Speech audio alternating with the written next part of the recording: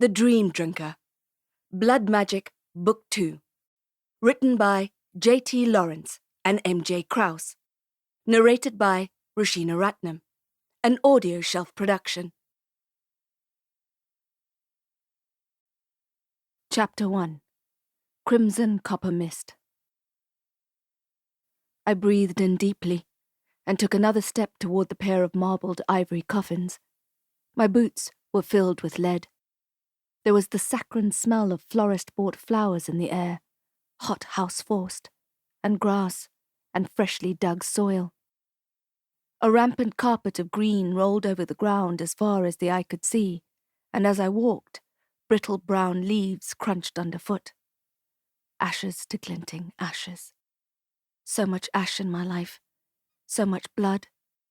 I knew attending the funeral would be difficult, but I was determined to be there for the Belor twins, Epharis and Pepin, who stood beside the empty moors of the open graves, wearing their matching masks of desolation. Why must the earth be so hungry? Why is it so quick to swallow up the people we love? I paused and raised my finger to my temple, which hadn't stopped throbbing since I received the invitation to Amatrix and Francis Belor's funeral, embossed in gold ink on a handsome navy card. The envelope had been slid under my door, the lock of which was newly repaired thanks to the orc who has taken up residence outside my apartment. When I turned the handle to see who had posted it, the doorway was empty. The cargo guard just shrugged and grunted. Some days, I find the orcish way of communicating entirely frustrating. But when my skull is in a stubborn vice like it is now, I appreciate their monosyllabic approach. Who needs more than one word in a sentence anyway? Not me. Not today. I looked down at my boots. The eyelets and black leather pinched tightly together with a snarl of shoelaces. Black jeans, black coat. The dark fabric made the emerald background pop. I urged the feet inside the boots to move forward, toward the children and their stark devastation, but they stayed bolted to the ground. Of course I knew why my body refused to move. Any quack shrink will happily glean your silver snakeskin wallet to tell you that I didn't want to face a funeral for wizard parents because it's the funeral I was denied when I was the twins' age. Our parents were stolen from us too. And it's not just their bodies and their minds that are gone, and the fading memories I have of them. So cruel is the relentless marching of time. But the lifetime loss of love I feel deep in the core of my body. Despite the darkness I was born with, I could have been loved every moment, every day. I have not been. I'm alone in this world. It's an acute stab of pain that spreads out into a deep blue ache like a hornet's sting. I looked down at my feet, and I still couldn't move. Then there was a presence beside me, a shadow on the ground, and a warm hand on my arm which made my skin flare with goosebumps. I turned, squinted into the sunlight, and saw Derek. Derek! I was so happy to see him that I launched into his arms. Surprised, he laughed and returned the hug. While he had been missing, every time I looked at the gift he sent me, a bracelet with a misshapen silver bullet charm, I felt the same mixture of excitement and dread. But the dread evaporated then, because he was standing before me, alive, and I imagined his heart beating, strong and steady, beneath his elegant white shirt. "Hello, my favorite wizard." His voice was golden syrup on toast. I wanted to punch him for making me worry so much, a clean right hook to his sculpted jaw. If we hadn't been at a funeral, I probably would have. Where had he been? Why hadn't he contacted me? How was it possible that he survived the attack? I had seen how much blood he lost when the vampires attacked him, how weak his body had been. I had so many questions, not only about those hours of torture in the volcano, but about him. I still didn't know anything about who he was and why our paths had crossed. My mouth opened to speak, but the funeral service began. "Come on," he said. He took my hand, and we walked to the gravesite together, and this time my legs obeyed my brain, no doubt fooled by Derek's voice. We joined the other wizards and witches and orcs as they stared with swollen eyes at the mounds of red African soil, I expected Derek to let go of my hand then, but he didn't. The presiding alchemist, dressed in white robes edged with gold ribbon, began the ceremony. I caught Ferra's eye, and she winked at me. The dwarf had brought her whole family with her, including her husband Fig and their 12 children, and they surrounded the Belor twins, keeping them afloat like a raft in a green sea. Salty was there too, but being the only goblin present, she hung back, opting to stand at the fringe of the gathering. There were not many wizards who I recognized. I don't attend annual MagicCon in Cape Town, or belong to any wizarding committees. I don't have the luxury of spare time. My job as a paranormal private eye keeps me on my toes, working 24/7 to keep food on my rickety kitchen table, and even then, sometimes, that table is bare. If I had any kind of trust fund, like most of the wizards my age, then it may have been different. But as it is, I don't have the time or energy for politics. I prefer to keep to myself. Besides, I have Morgan, an untouched human cop with brass balls and a penchant for high heels and lipstick. And I have Ferra, an absurdly clever, huge-hearted dwarf. They are my tribe. I don't need anyone else. The chanting alchemist lit the incense and swung the glittering thurible above the coffins, sending sandalwood-scented smoke cascading over them, reminding me of the fog in the Obsidian Hill forest. The carnivorous cocoon, the reckless rats, the scuttling shadows were etched into my memory. I shuddered and straightened my spine, pushing the thoughts away.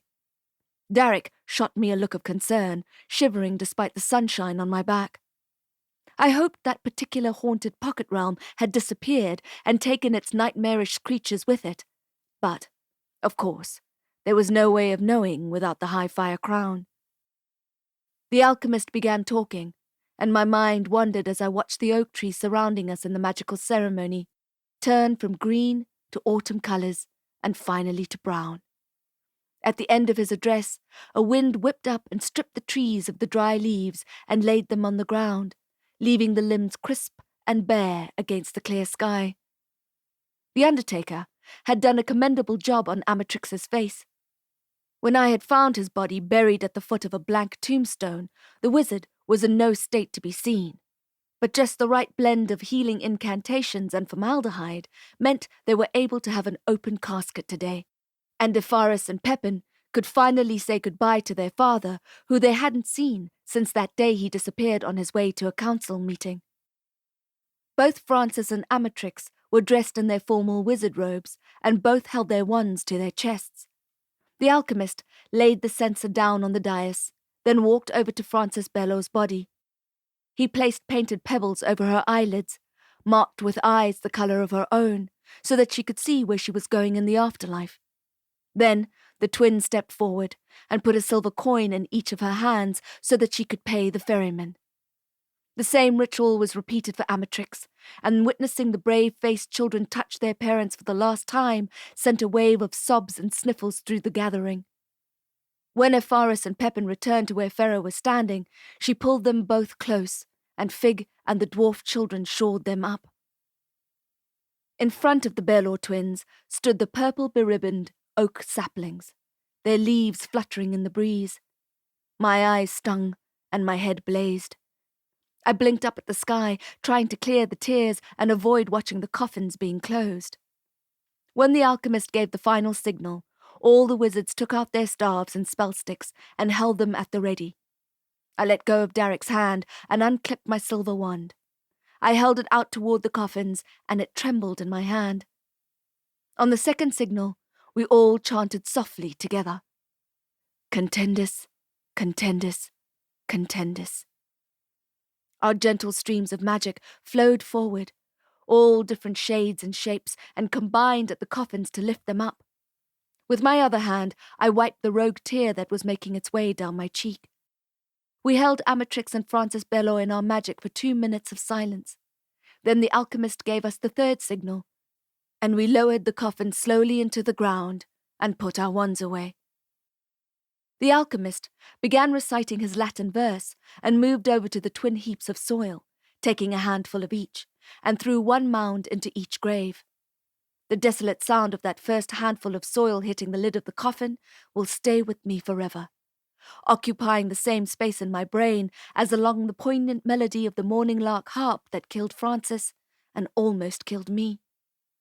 I heard the harp playing in my mind in dark, lonely moments, watching the beginning of the sunrise, arriving home to a mostly empty house, tossing and turning in my cold bed. It's always there, knotted in my head. One by one, we all took our handfuls of red soil and threw it on top of the caskets. 2 orcs in uniforms appeared with shovels, but one of the wizards in the gathering marched forward with a grim look on his face and stopped them.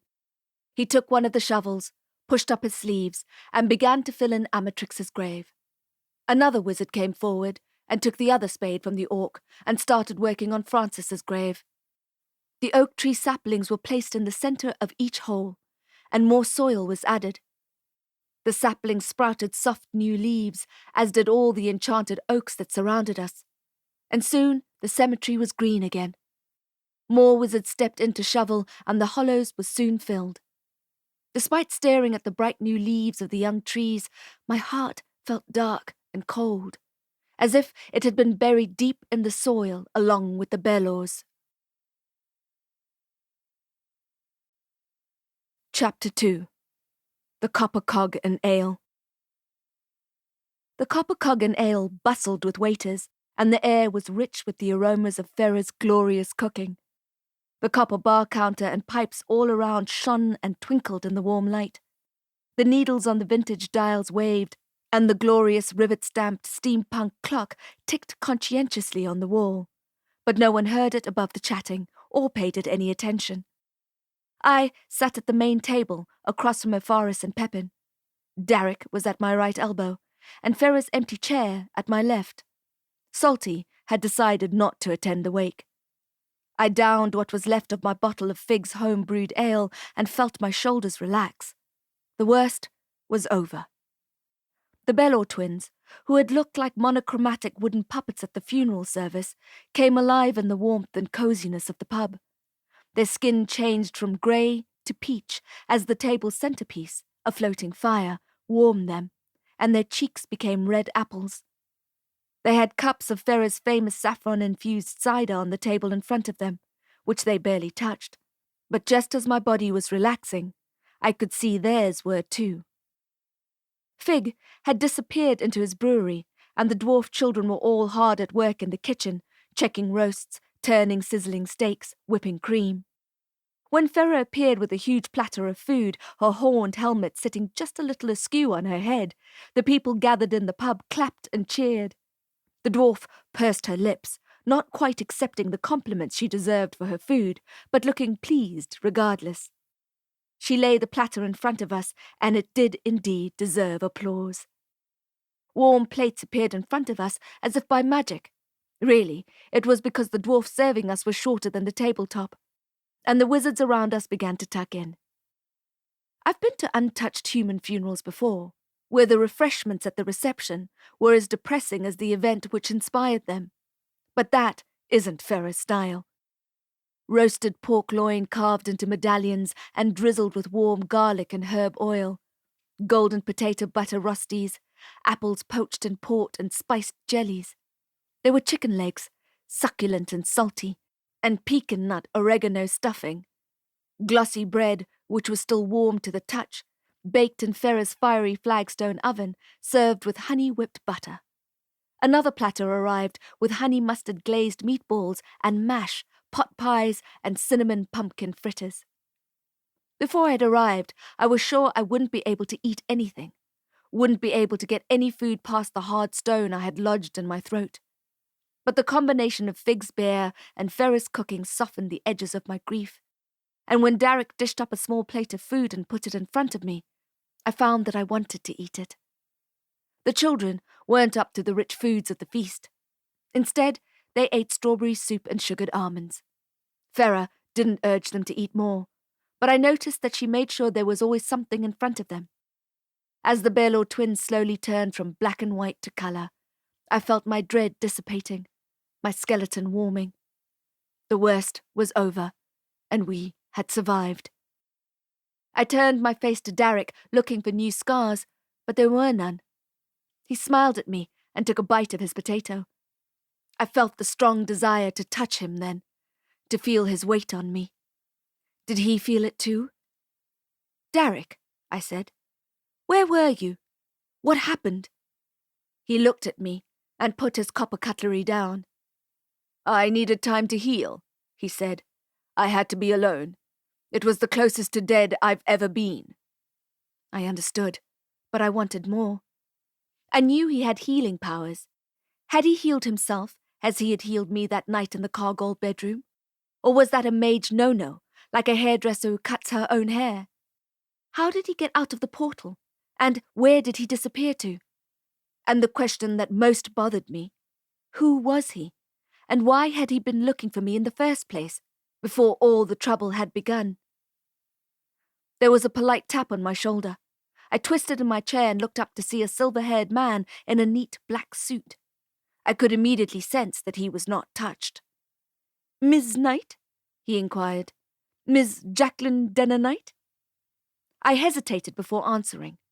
Call me paranoid, but after what I had been through in the previous week, I was almost expecting the man to grab a knife from the table and hold it to my throat, or slide it surreptitiously between my ribs, a quick jab to deflate a lung while no one was looking, and I'd die right there, in that chair, in plain view, while everyone was too busy scarfing down Ferra's pot pies to even notice there was a dying wizard at the table. I may be mistrustful, but the world is not a safe place. It may try to fool you with its blue skies, declarations of eternal love, and excellent beer, but you should never let your guard down. That's a lesson I keep learning over and over. The man gazed at me expectantly. I saw no violence in his eyes, and his arm stayed safely at his sides. The knife I had been eyeing, ready to clutch, remained undisturbed on the table. I cleared my throat. Yes? The man seemed relieved. "Oh, Ms. Knight, I'm so happy to have found you." The twins were watching us, and I could almost feel Derek's ears prick up behind me. "Can I help you?" I asked. "I do hope so," he said, running his hand over his perfectly combed hair. "I do hope so. May I have a word?" I stood up and shook my trench coat on, then showed the man in the neat dark suit to the private dining room, which was empty. We sat down and regarded each other under the watchful eyes of the cheerful, blush-cheeked dwarf portraits framed in bronze pipes on the wall. 10 clocks ticked in unison as my hand gripped the copper knife I had snuck into my jacket pocket. "You're not touched," I said. "No." He pushed the black frames of his spectacles up the bridge of his nose. "I was not fortunate enough to be born with magical blood. Why are you here?" "It was my last resort." I wasn't sure if I should have taken offense at that or not. Just once, I'd like to be someone's first resort. I drummed the fingers of my free hand on the table. "Crashing a wizard funeral?" I said. "Classy." "Please don't misconstrue my intentions," he said. "Allow me to introduce myself. My name is Willard Teller." "I don't know the name," I said. My knuckles began to ache with holding the knife. "I've been under the employ of Mr. Blimaex Abarim for 50 years, he said. "I am his faithful servant and butler." Abarim. Now that did sound familiar. I narrowed my eyes at him. "Mr. Abarim was one of the 12 pins on the atlas." No wonder his name stirred something in my memory. If Blimaex Abarim was on the council, then it went without saying that he was one of the most powerful wizards in the country. "Was?" I said. "What happened?" "That's why I'm here. Mr. Abarim is in very serious trouble." The butler blinked at me. I let go of the knife. "Please, Ms. Knight," he said. I noticed his fingers were trembling. "We are in urgent need of your help." Chapter 3. London Bus Red. My motorbike thrummed underneath me as I gunned it toward the city centre. I had agreed with Willard Teller to meet at Abarim Manor in Westcliff, but I had to make a stop in town first. I parked my bike outside the old building, pulled off my smart helmet, and placed it in my top box. The box made me think about Gizmo, and I felt a twinge in my chest as I locked the bike down with a security enchantment. Morgan was waiting on the wide steps just outside the entrance, tapping her designer heels with her arms crossed in front of her. "Sorry I'm late," I said. I had left the wake early and reluctantly. Being in Ferra's pub had been like being in a bubble of contentment. I had so enjoyed the slow hour I had spent there under Ferra's roof and in Derek's company. It was as if it had slowly unwound my rigid body, and I hadn't wanted to leave. Once the tenacious butler sought me out, however, I knew the vacation was over. Standing on the city morgue steps, the harsh sunshine beating down on us, the glare stabbing my eyes, was another reality altogether. I took a breath and steeled myself. "You okay?" asked Morgan, her foot no longer tattooing the concrete step. She put a hand out and squeezed my arm, then pulled me into a hug. The truth was, I was not okay. But there had been enough tears spilt that day, and we had a case to work on. "Show me," I said. The captain of the Scorpions led me inside, and the cool, stagnant air of the interior was more disconcerting than the hot glare outside. The ceilings were discoloured with patterns of damp, like scudding brown clouds in bad dreams, and the walls held years of fingerprint grime. In my mind, I could hear the whispers of all the people who had passed through this stained corridor, and all the warmth my body still held from the reception at the Copper Cog evaporated. Morgan banged open the double doors, and we walked into the room with its refrigerated drawers. Last time, the only body on display was Liz Durrison's, and I remembered clearly how she looked, how she smelled, and I swallowed hard and blinked my eyes and forced myself to focus. This time, there were 7 gurneys, topped with 7 shrouded bodies. Lucky number 7. Lucky if you're the killer, that is, not the other way around. But I was determined to reverse that fortune. 7, I said. 8 in total, that we know of, if you include my neighbour, Liz Durrison. Number 8, Garden Gate. I remember her name, I said. I remembered her naked body abandoned on the black lawn. I didn't see it with my own eyes, but the picture was as clear in my head as if I had. How could I forget Liz Durrison? She still haunted me, still appeared to me in vulnerable moments, swilling rosé, demanding her justice. No, she wouldn't be forgotten. Not until I figured out who had done this to her and the dead women surrounding us. Morgan unzipped the first body bag, and I saw her nose twitch. No matter how hardened you become, how used to the brutality you get, there is still a part of you, a tender core that recoils in the face of cold violence. "Stacey Murrow," Morgan said. 5'10", auburn hair, athletic build. She was a primary school teacher. The parents I spoke to said she was the kindest teacher at the school. I unzipped the bag a little further to look at the mark branded onto her chest, and my lungs filled with the cold morgue air.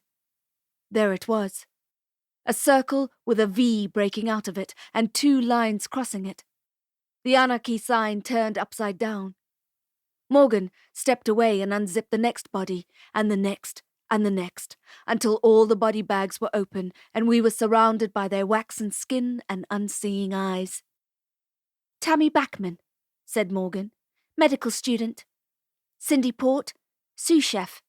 Belinda Murray, Carrie Smith, Vanessa Karakoff. Just killed and left under the stars." I remembered what Morgan had said about the night she had found her neighbour's dead body in the garden. She said it was like there was evil in the air, as if there was black mist swallowing everything up. "No bite marks," she said. This is what confounded me. I could smell vampires all over these murders, but why was there no physical evidence? And why brand the bodies? It's like someone was sending a message. This idea made me intensely uncomfortable, because as Morgan had said on the phone, all the dead women looked like me. We looked at the last body together, and Morgan shook her head. The lipstick she wore, London bus red, seemed to be the only colour in the room. What does it mean? She was talking about the symbol, staring at it, as if the meaning would become clear. I saw a vein pulsing in her temple and irrationally wanted it to stop. I don't know yet, I said. I had seen the same emblem on the diamond brooch that Deadwing had been wearing on his cape when we were in the volcano pocket realm. I was sure it meant that he held a position of power, but in which hierarchy, which confederacy? Acheron Baldassar's clan had no such symbol. The closest thing I'd found to an emblem for the teal-caped Silvano clan, I had searched online on Forage, was the old family emblem, which was rather uninspiring and certainly looked nothing like this. I don't know yet, I said again. We looked at one another over the last dead body, Iris Beck, computer programmer, and our eyes searched each other's. We came to an understanding without saying another word. I would solve this case or die trying. It wasn't a matter of my loyalty to Morgan or my desire to do my job. I knew that if I didn't stop the people doing this, I'd be the next one zipped up into one of these bleak body bags. Chapter 4. Abarim Manor. Biking through Westcliff as the sun set, pink and perfect, restored some warmth to my bones. The visit to the mortuary had unsettled me on a deep level. The funeral, the wake, the shabby city morgue. I had experienced such a roller-coaster day it would have given the fairground attractions at Goblin City a run for its money. They have a ride there called the Scream Coaster, a bit macabre given the amusement park's tragic history, and you can't visit without hearing the shrieks from the delighted goblins who live there. You'd think they'd get tired of the rides and the junk food, but all evidence is to the contrary.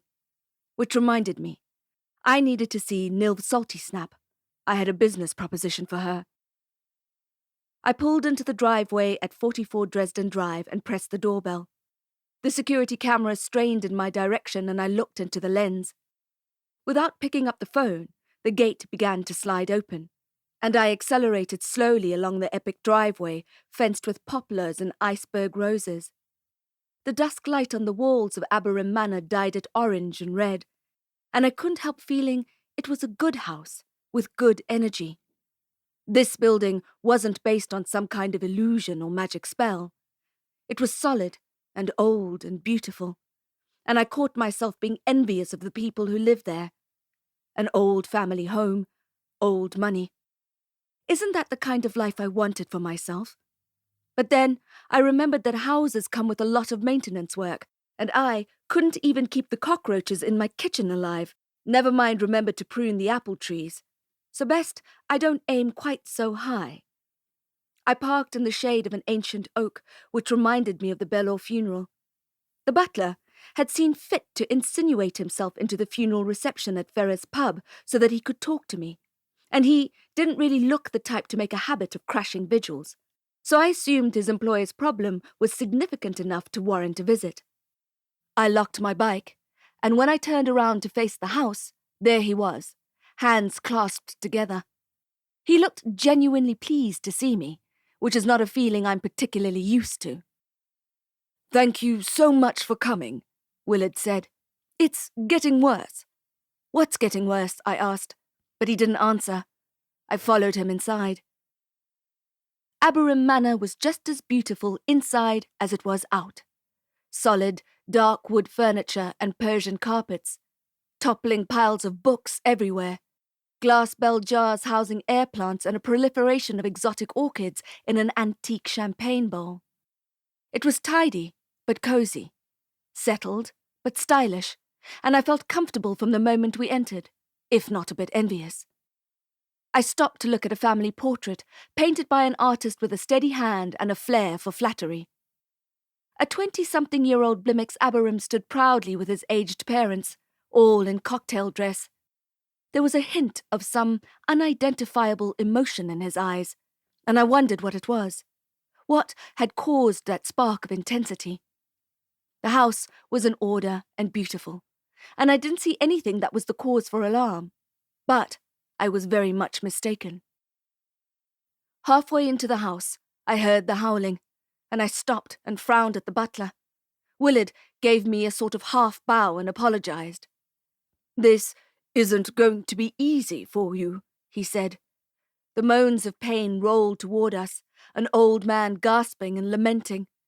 I stopped in my tracks. Ice chinked down my spine. "What's going on?" I asked. "What's wrong with him?"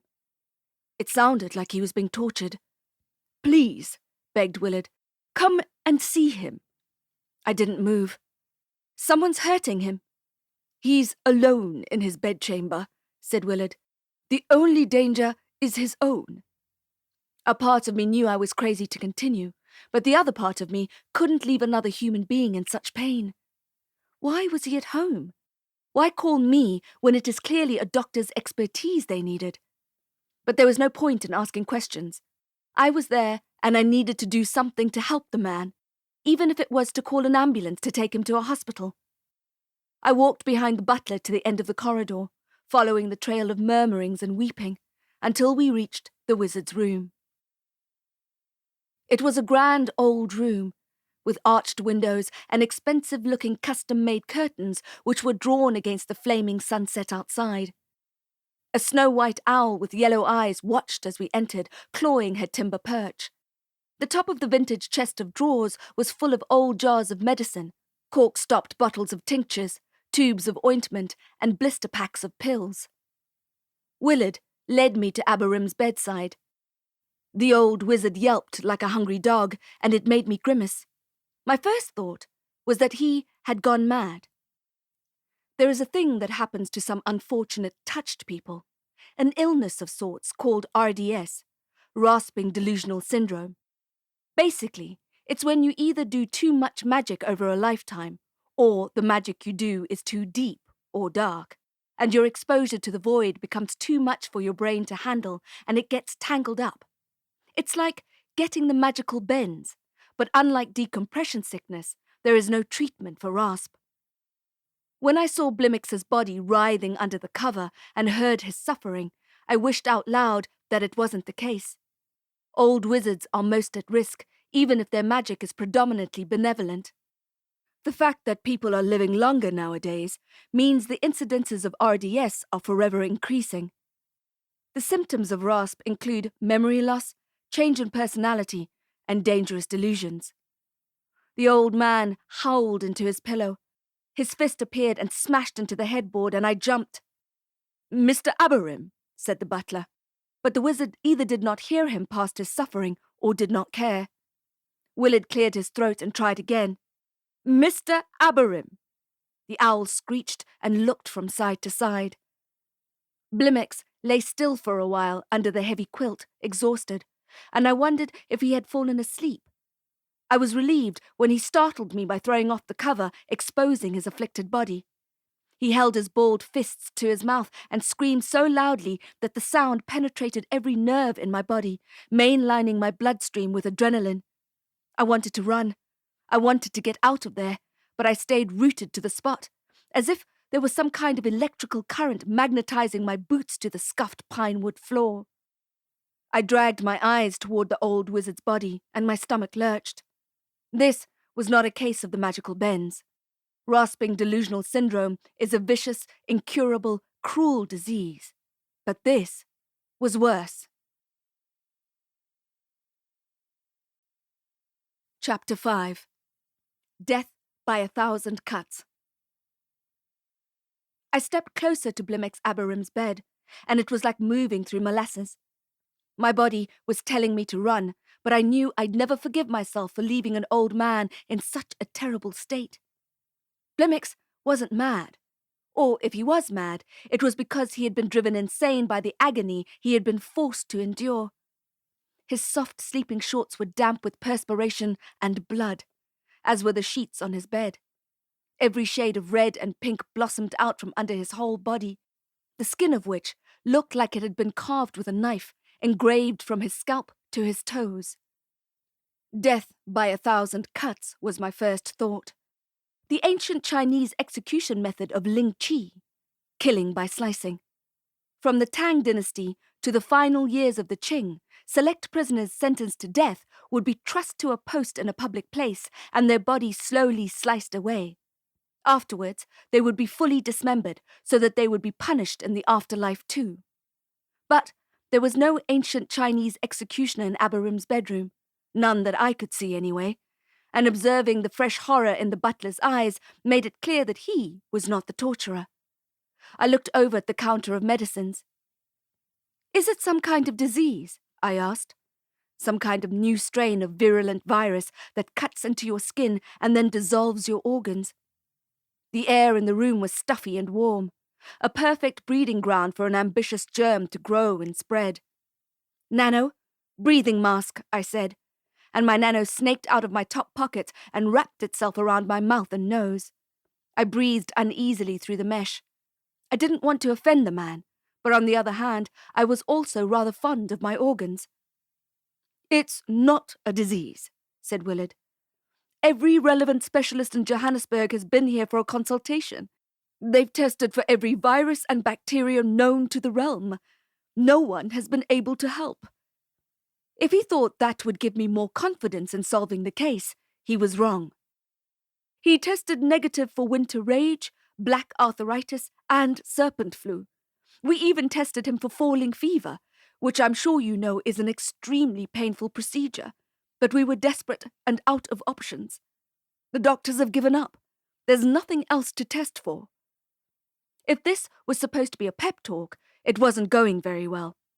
If trained medical professionals with science and labs on their side had not been able to find the cause, then what hope did I have? Willard stripped the top sheet and replaced it with a clean one from the wardrobe. He plumped the pillows and changed the cases too. "What about painkillers?" I asked. "The very least the doctors could have done is prescribe pain relief. If I was Blimaex's doctor, I would have given him enough analgesics to fell an orc.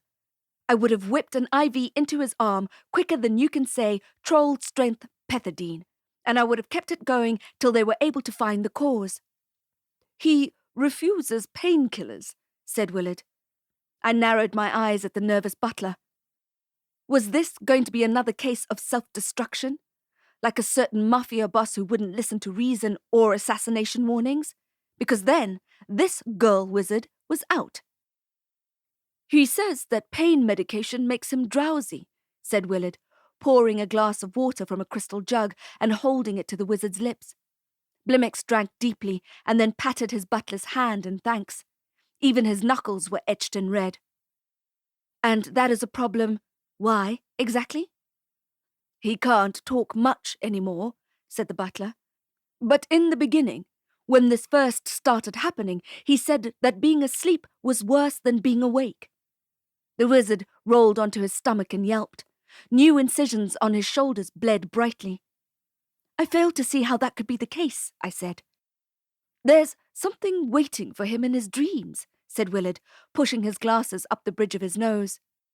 "Every time he nods off, he wakes up screaming like a child with night terrors." I looked at Blimaex's shredded skin and thought of Nightmare on Elm Street and how it fueled a generation of insomniacs. Great. So I was dealing with a magical mixture of an ancient Chinese torture method and Freddy Krueger.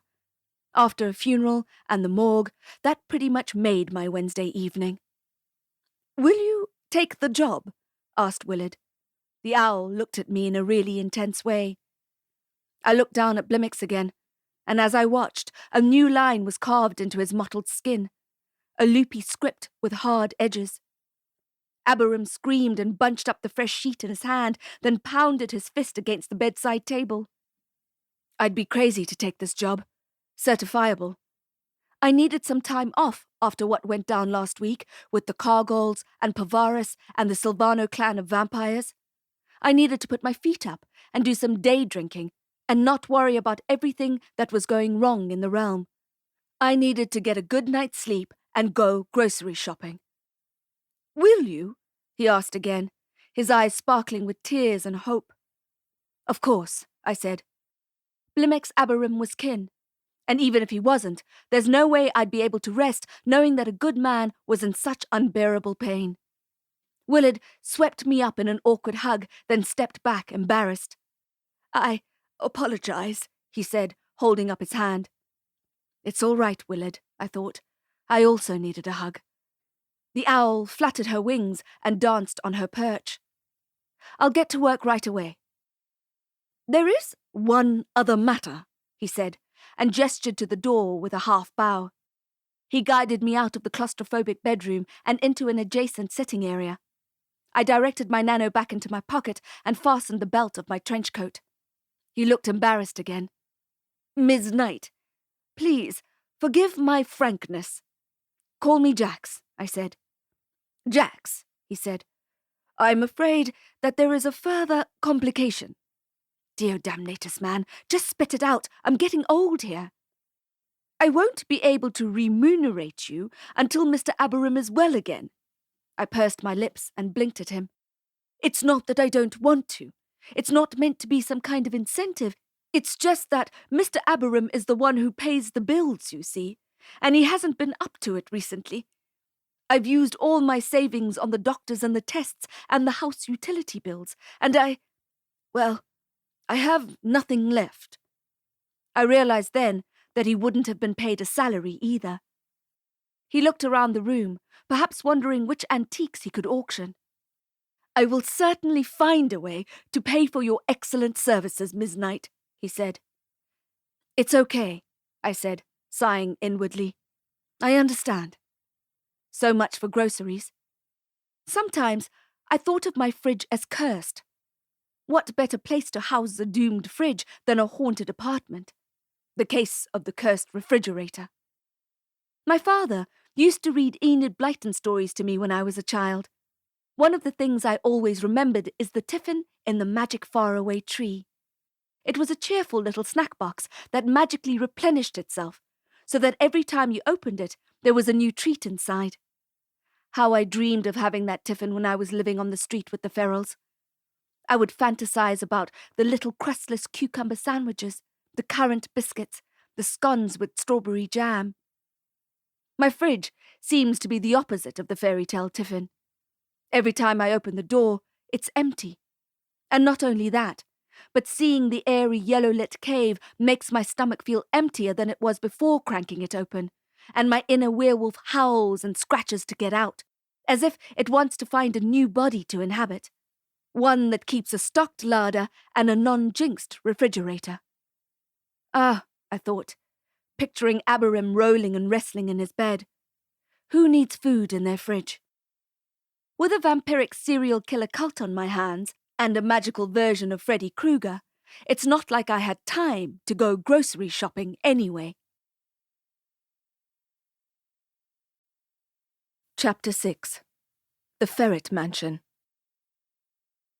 When I got home, I hung my trusty trench coat on the hook at the door and pulled off my boots with a groan of relief.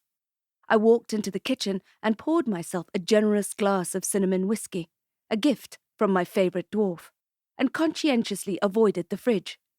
There was nothing but regret and broken dreams inside anyway, and I had enough of my own without adding more to the mix. I held the glass to my chest and watched the bookshelf, waiting for Ghost to push the red hardcover off the ledge and onto the floor. I waited and waited, and then gave up, walking through a cold spot and into my bedroom. As I saw my turned-down bed, I heard the book slide off the shelf and hit the floor. "Hello, Ghost," I said, and began to undress. There was no sign of Gizmo, despite the miniature mansion I had built for him on the weekend. I found an old Barbie dream house in the recycling receptacle of my building.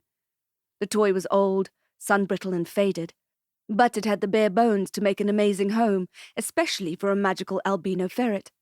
I gave it a good scrub with detergent and bleach, then I grabbed my wand and put it to work, practicing my repair skills. It's no secret that my healing spell could do with some serious improvement, so I spent a couple of hours melding cracks, gluing broken stairs, and replacing some roof tiles with what I had handy around the apartment. I didn't stop there, though. It was so cathartic to be playing with toys again that I decided to start making doll-sized furniture for the house. So far, I've fashioned a brand new bed for Gizmo, including a sleeping bag, a repurposed sock, a miniature couch, pink bath sponge cut to shape, and a table with matchstick legs, much like the rickety contraption that stands in my own kitchen. I even hung some art for ants on the walls. There's a cardboard welcome mat outside the front door which simply says Gizmo's Crib in black marker. Every morning since making the Polecat mini manor, I make sure the door is always open and I top up the thimble of fresh water waiting for him in his shoebox-sized kitchen. There's also a pentacle pretzel swiped from Ferra's pub waiting for him, and in the corner, a packet of overpriced peanuts, the ones I had promised Gizmo 2 times over and never delivered. Hopefully, he'll find his way to them soon. It wasn't just blind optimism or delusional hope that made me build the house for Gizmo. Apart from my instinct telling me that he was alive, there was also the pot plant on my kitchen windowsill. Before I ever laid eyes on the high-fire crown, the plant was sad and limper-looking. I gave it water and talked to it and made sure I moved it toward the sunlight on colder days, but it ignored my care and sulked so hard that it almost killed itself. Once I had possession of Pavaris's crown, however, it made a miraculous recovery. Not only did all my crap charity store-bought furniture start sprucing up, but the plant came back to life too. When I had to let the crown go in order to escape the shimmering pocket realm and make it back to real life in one piece, my furniture went back to being flea-bitten, but the plant kept thriving.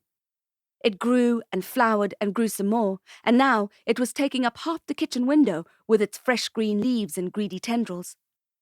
The plant fills me with dread and hope in equal measure. Dread because if it's still siphoning magic from the crown, it means that even though the pocket realm popped out of existence, its contents ended up somewhere. Somewhere close enough to persuade the plant to grow so rampantly, thus close enough for Acheron to lay his hands on it. If the leader of the Silvano clan gets hold of the high-fire crown, well, let's just say that the pot plant won't be the only thing considering a swift suicide. There's no way I would agree to live in a realm ruled by vampires, especially under a leader as evil as Acheron Baldassar. But that's theoretical anyway, because if the Silvanos came into power, I'd be one of the first targets on their hit list. These troubling thoughts speed through my head every morning when I see the plant climbing up the burglar bars, and I feel a deep sense of foreboding. But at the same time, there is a small part of me that is lit by hope. Because if the crown is still around and in good nick, then Gizmo is probably also still alive. So I do my best to ignore the riotous plant and instead work quietly on the Ferret mansion. I add extra roof tiles and carpets, and I fantasize about buying tiny little cups and saucers so that Gizmo won't have to drink out of a thimble. And I pray to the void that he'll come home. My headache, which had retreated while I was distracted by my new case, returned with a vengeance, and the throbbing threatened to blind me when I walked into my bathroom in search of paracetamol in the bathroom cabinet.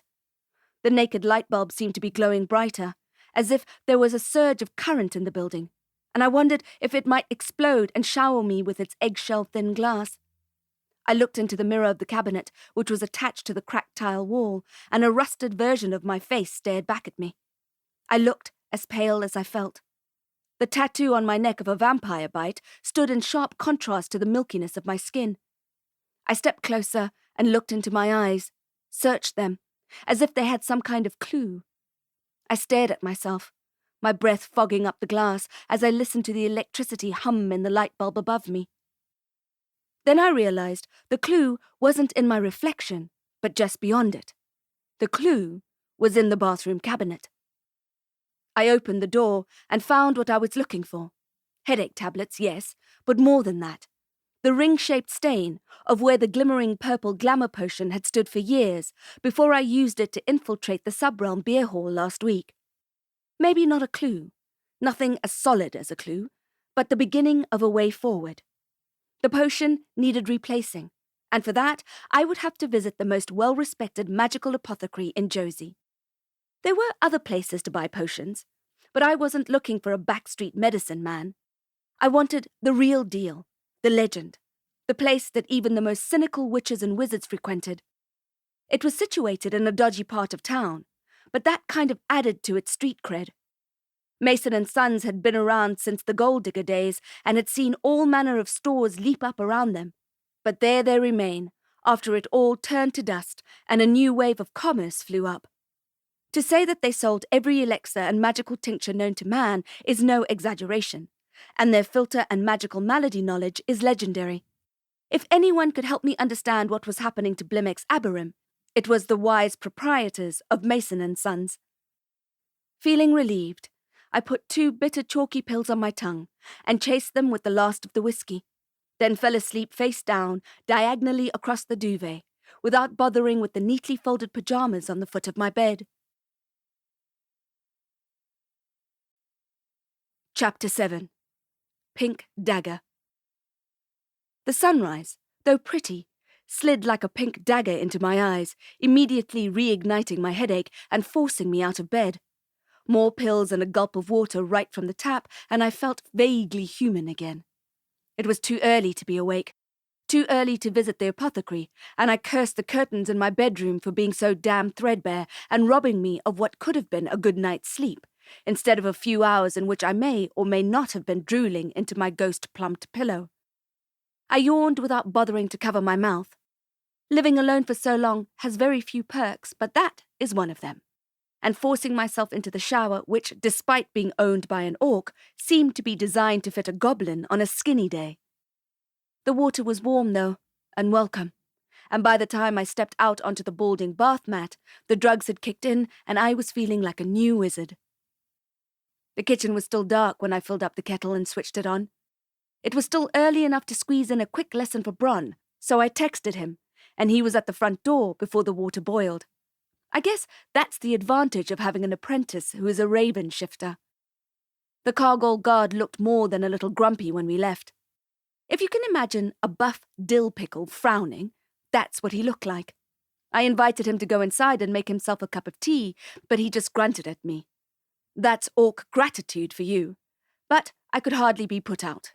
He and his shift partner, Gnaw, who I nicknamed Snore because of his innate talent to sleep at any time in any position, had been guarding my place since Don Vito Orc Capone Cargol had been murdered in his sleep by his wife. I kept expecting them to say their job was done, now that the godfather was in the ground, but their boss, named aptly Boss, had instructed them to protect me till further notice, because that is what Vito wanted before he died.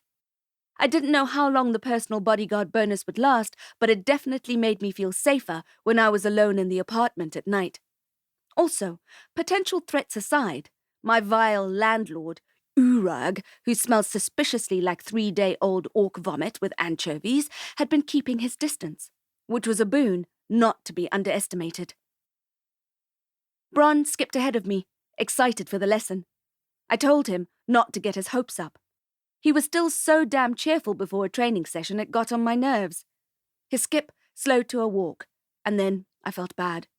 Just because I was old and jaded, okay, young and jaded, but sometimes I felt ancient like one of those illustrations of hermit mountain wizards wearing star-pattern robes, didn't mean I should take it out on the hapless street urchin. We ran the 5 blocks from my apartment to the park and arrived huffing and puffing, the city smog trailing out of our lungs. In the first lesson, Bron complained about the exercise, but I told him that keeping his body in peak condition and ready for battle was just as important as knowing all the spells in the book. When you have a legion of demons after you, best you have calves of steel and rubber knees. Best you know how to parkour up walls like Spider-Man or die trying. Magic is not a fix for everything. My mother had told me that day in the garden, when I was impatient with the slow germination of the seedlings. She was trying to teach me the value of not relying on magic alone, but it annoyed me at the time. I was 5 or 6 and wanted to use my burgeoning talent on anything and everything I could think of. It must have been exhausting for my parents. No wonder places like the Copperfield Institute exist. I imagine that looking after a child is difficult enough, without having to worry if they'll burn the house down with a mispronounced fire spell, like I almost did when I was just out of nappies. Only in emergencies, Mum and Dad told me. Magic is not a game. It's not a toy. But today, we would be playing around a bit, because I thought that Bron was ready to have his mettle tested. He had done well in absorbing most of my scatterbrained verbal teaching, and when I tested his knowledge of Latin incantations, he got full marks. So I thought he was ready for a practical test. What he didn't know was that I had a rather mean trick to play on him. All the better for teaching him, of course, and not because I would have fun doing it. It was early enough to find a part of the suburban park that had no one else in it, and when we came to a clearing, I knew it would be the perfect place. We'd have around 20 minutes before the city really woke up, and I planned to use them well. I looked up at the trees and sniffed the air. It was hardly forest quality, but it did have a green tinge to it, pollution with a dash of pine. Johannesburg is the most treed city in the world. If you send a drone over it, you can almost mistake it for a forest. That is, until you hit the city proper, which comprises skyscrapers and smokestacks, bright lights and faded billboards, or the tin roof atlas of the informal settlements, an unwelcome reminder of the vast scale of poverty in the country, the effects of urbanization, and the deep and indelible legacy of apartheid. "Okay, Bron," I said, "show me what you've got." I had been a street kid just like him, but I was given a hand up and shown how magic could save lives.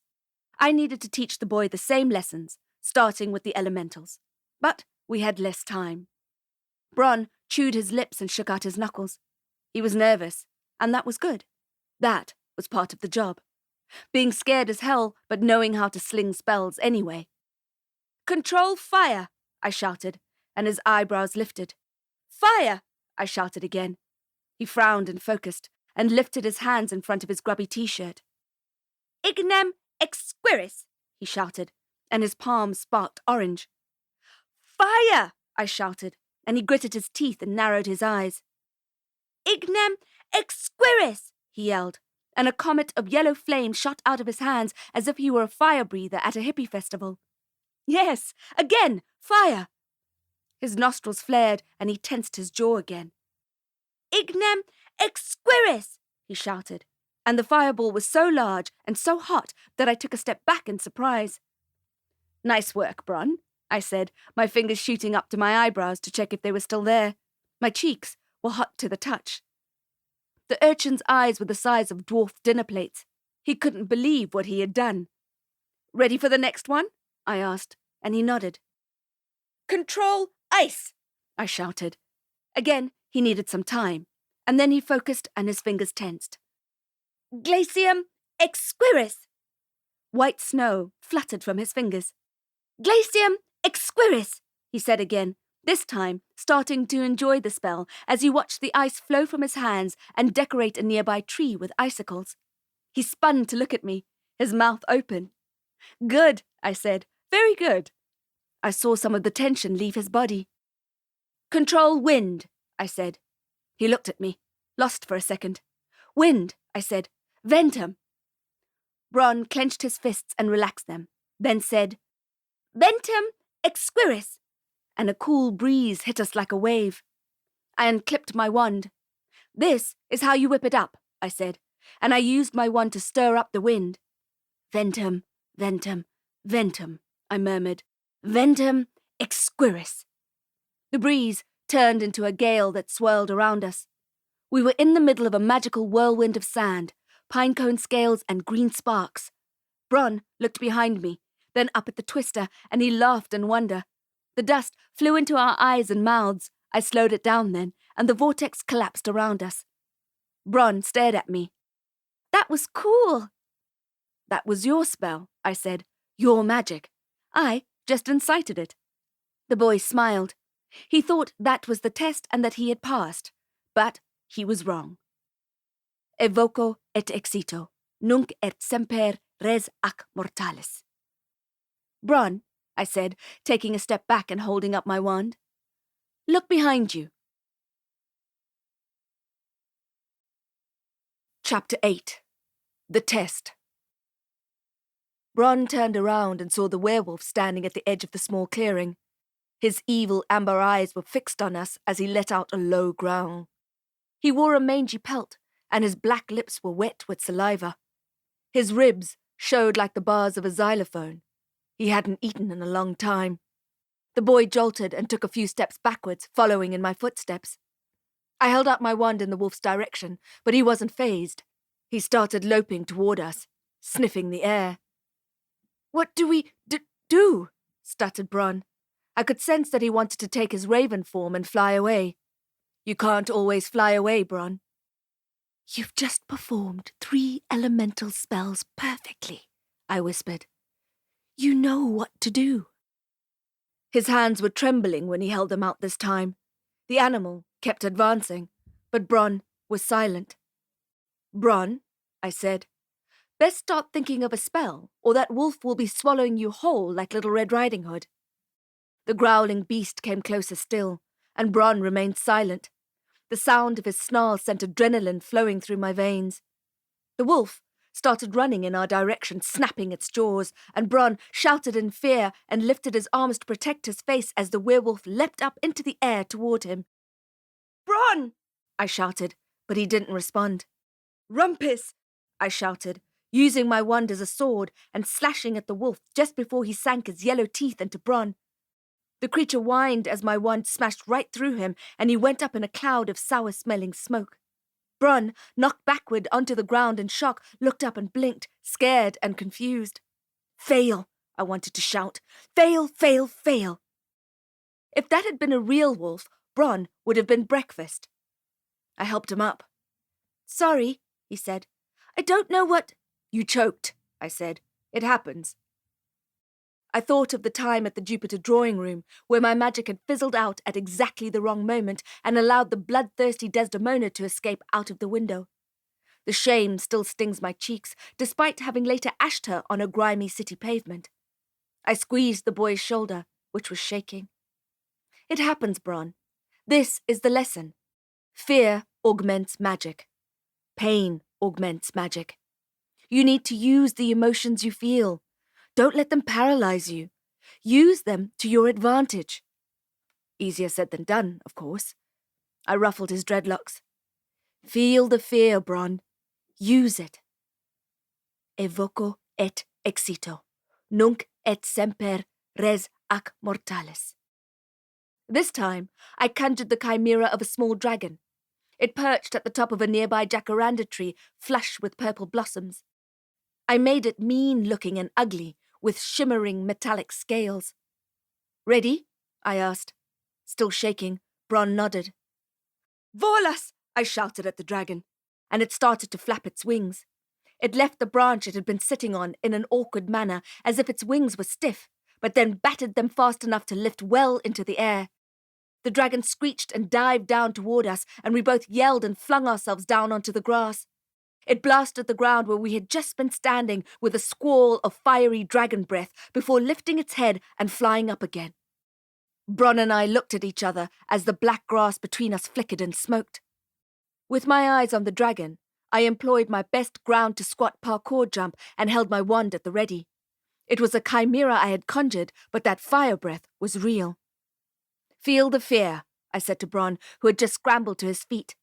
He nodded and set his jaw. He was ready. The dragon circled in the air a couple of times and then prepared for its next attack. Squealing, it shot down toward us again, ready to shower us in flames. As the fire shot out of the metallic scaled dragon's mouth, Bron clasped the air in front of his chest and threw it toward the beast. Clipeum glaciae, he shouted, sending up an ice shield between us and the torrent. It was a great shield, large and sturdy, and the blast of the dragon's fire didn't reach past it. Good, I shouted as the ice melted to the ground. The dragon didn't waste any time circling this time, but came straight back for us, ready to turn us into birthday candles. Another lane of fire came barreling toward us. Bron put out a hard palm. Effectus adversum, he shouted, and the flames were deflected off his hand and diffused into the sky above us. Good, I said. He grimaced and shook his hand. The skin was scorched black. I sympathized. I knew how much that countering spell could hurt. I decided it was enough for the day. Finish him, I said. Bron looked unsure. I don't know if he was too sore or drained or overwhelmed, but he shook his head. Maybe he didn't like killing imaginary animals. I understood that. I didn't particularly like it either. Even destroying the evil-eyed wolf had been difficult, but I had accepted a long time ago at Copperfield that some lessons are harder to learn than others. The dragon shrieked and hurtled in our direction, the sound of its leathery wings snapping in the air. My wand was raised, my eyes focused. It sped toward us and opened its mouth, which was a terror of sharp teeth and singed flesh. As the fire blasted us, I extended my arm and yelled as loudly as I could. I channeled my feelings of fear for the meek boy by my side up into my chest and threw my wand. Ignem exquiris! Fighting fire with fire. A comet of blue fire rushed out of my wand and met the dragon's breath in mid-air. The two streams of energy pushed up against one another at equal strength. I held it there, despite the current buzzing up my arm and burning my skin. The dragon, angry, doubled its efforts. I shouted and held it for as long as I could, but I was losing the feeling in my arm, and I knew I wouldn't be able to hold it much longer. The streams of orange versus blue fire rushed at each other, neither willing to surrender, until my wand became white-hot with it and I had to drop it. Ah! I cried in pain, grasping my burnt hand. My energy was cut off, and I was flung to the ground. A wave of orange flame burst around me. The dragon sensed my vulnerability and swooped in for the kill, hundreds of razors ready. Nano, helmet! I yelled, and my nano transformed into a shield around my head. It deadened the sound around me, but I could hear Bron shouting. I flattened myself against the black grass and waited to feel the chimera's fangs slice into me. Death by 1,000 cuts. But as I lay there, waiting for what would have been the wizard version of the dumbest way to die, no more fire came my way, and no massive jaw gripped me. I waited a few more moments, then stuck my head up, looking for the dragon, who was now a cloud of bitter rumpus smoke, courtesy of Bron, whose face was dark with carbon dust. He smiled at me with all his teeth, and despite my arm glowing with pain, I couldn't help but laugh. Chapter 9. Survivor's Mirth. Our survivor's mirth, however, was short-lived. As Bron helped me up off the black grass that had powder-painted my clothes a rather fetching shade of charcoal, I saw a flash of shadow behind him. I wrenched off my helmet, sidestepped him, and scooped my still-warm silver wand off the ground. I spun around, eyes wild, looking for the vampire I knew was there. I sensed a hint of black mist, and it sent a stream of ice into my veins. I was out of breath and out of magic. "What is it?" asked Bron. The sun was higher now, and the light was no longer pink, but I could smell the scent of copper crimson in the air. A sacred ibis croaked loudly from inside the stand of trees, making me flinch. "No more tests today," he said. "Please." "No more chimeras," I promised, and he looked relieved. But one more test. As he frowned at me, the vampire finally showed himself, floating down behind Bron. I rushed to protect him, standing between the boy and the vampire, his elegant teal, undecided cape quivering in the breeze. "Leave him alone," I said, sounding more confident than I felt. My arm was practically a cinder and would be no use to me in this battle. I could use my left arm, but if I damaged that too, I'd be in all kinds of trouble. Without thinking, I reached for my crossbow, but of course I had dropped it in the volcano pocket realm and my back was bare.